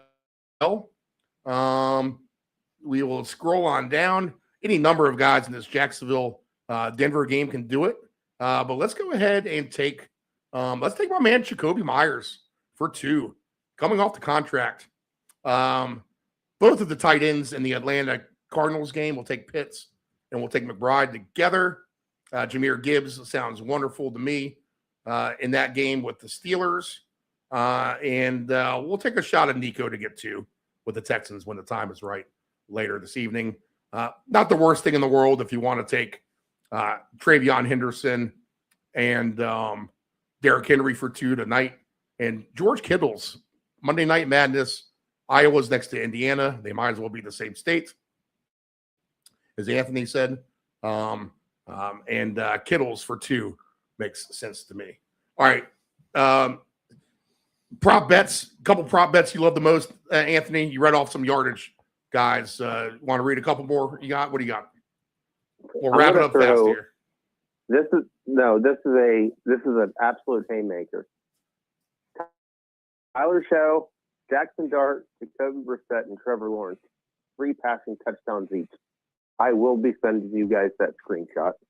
Of course, you guys know my receptions with Isis, Tim Patrick, and Tesla, and Abuka, DK, and Naylor. Taysom Hill to score twice. Let's see, Brees Hall, estimated for 30 receiving yards. Paired that with Chuba and Bucky. And my brother's play, Andrew. Saints, Cardinals, Lions, over 32.5 team total points. All right, Dave, what do you got? All right, I'll give you the quarterback rushing ticket for the day. Josh Allen for 40 plus. We're going to go with Dak Prescott for 15. Here we go. Quinn Ewers, 10 plus rushing yards. And we're going to round that off with Jackson Dart running for his life, 40 plus rushing yards today. All right, all lines. Chargers minus 9.5. Buccaneers minus 12.5. Titans minus 9.5. The Vikings minus 12.5. We'll take the Saints over 30.5. We'll take the Buccaneers over 34.5. We'll do over 54.5 in the Denver game, the Carolina game with Tampa Bay, and the Cardinals-Falcons game. And I'll do one over 64.5 or somewhere in the 60s for a super jackpot as well. Prop-wise, I got 1 million of them now. I didn't before. Now we do. Never underestimate my boy Flournoy. Love me some Omari and Hampton receive yards makes sense as well today. Judkins receive yards is interesting. Let's see. Shakir for 1. I mean, we got any number of guys here. Let's see. Don't forget about Bucky, maybe. I'll fall for the Quinn Ewers with his rushing yards, but I'll put that with Baker and Shador Sanders for 3 passes and just a play that should never happen or work out for you. We'll just take a shot there with that. Let's see. Estime is a good one. I like to receive yards on that angle. Olave is fine for me today. The receivers for Tennessee, Ayo Manor or DK, if you want to go that route. Pop up the rush yards for Pollard as well. Jacksonville has a lot of low-hanging receiver numbers in that game. Sills, again, 101 for the 2. Let's see. And then other stuff. If you want a list of quarterbacks and throw for over 1.5 touchdowns, I mean, Aaron Rodgers, Herbert, all the quarterbacks that Anthony just mentioned, really, and not one for who are those 4 quarterbacks again, Anthony, for 3 touchdowns? You have Brissett. You have who else? Shao. Brissett, Shao, Dart, Lawrence. Dart and Lawrence. Okay. All those guys for over 1.5. I might leave Dart off of that. The Giants just scare me a little bit, to be honest. I don't know. I think I got a lot of picks for you guys. Use your brains. Be smart. Turn your $10 into 10,000 today. That's going to do it for week 16. We won't do a Christmas show. We know we have Christmas games, but everyone's going to be doing something. So we won't bother with that. And what we'll do is we will come on. I believe we have Saturday football again next week. Is that true? Well, we only had the 2 games this week. I think we have 3 games on Saturday coming up. Let's take a look. Yeah, Saturday, I see 1 game listed, actually. Houston and the Chargers. Is that it? Everything else is on Sunday? For a Saturday? Is that right? Here, let me take a look at it. 17. Let me get 2 games. Who's the other one? Ravens, Packers at 8. Oh, it's off the board because of love. Okay. We'll plan on doing a Saturday show. And we'll, be shaking off the cobwebs from Christmas. We'll do a short Saturday show, and then we'll do the Sunday full Adam. All right? But that's it. Merry Christmas, everybody. Merry Christmas, Anthony. Merry Christmas, Nephew Dave. Merry Christmas, Uncle Steve and Aunt Man. All right. See you soon. Good luck, everybody. You have 45 minutes to kick off. Get your tickets in as I run to the couch and the phone to put in everything. All right. Good luck, everybody.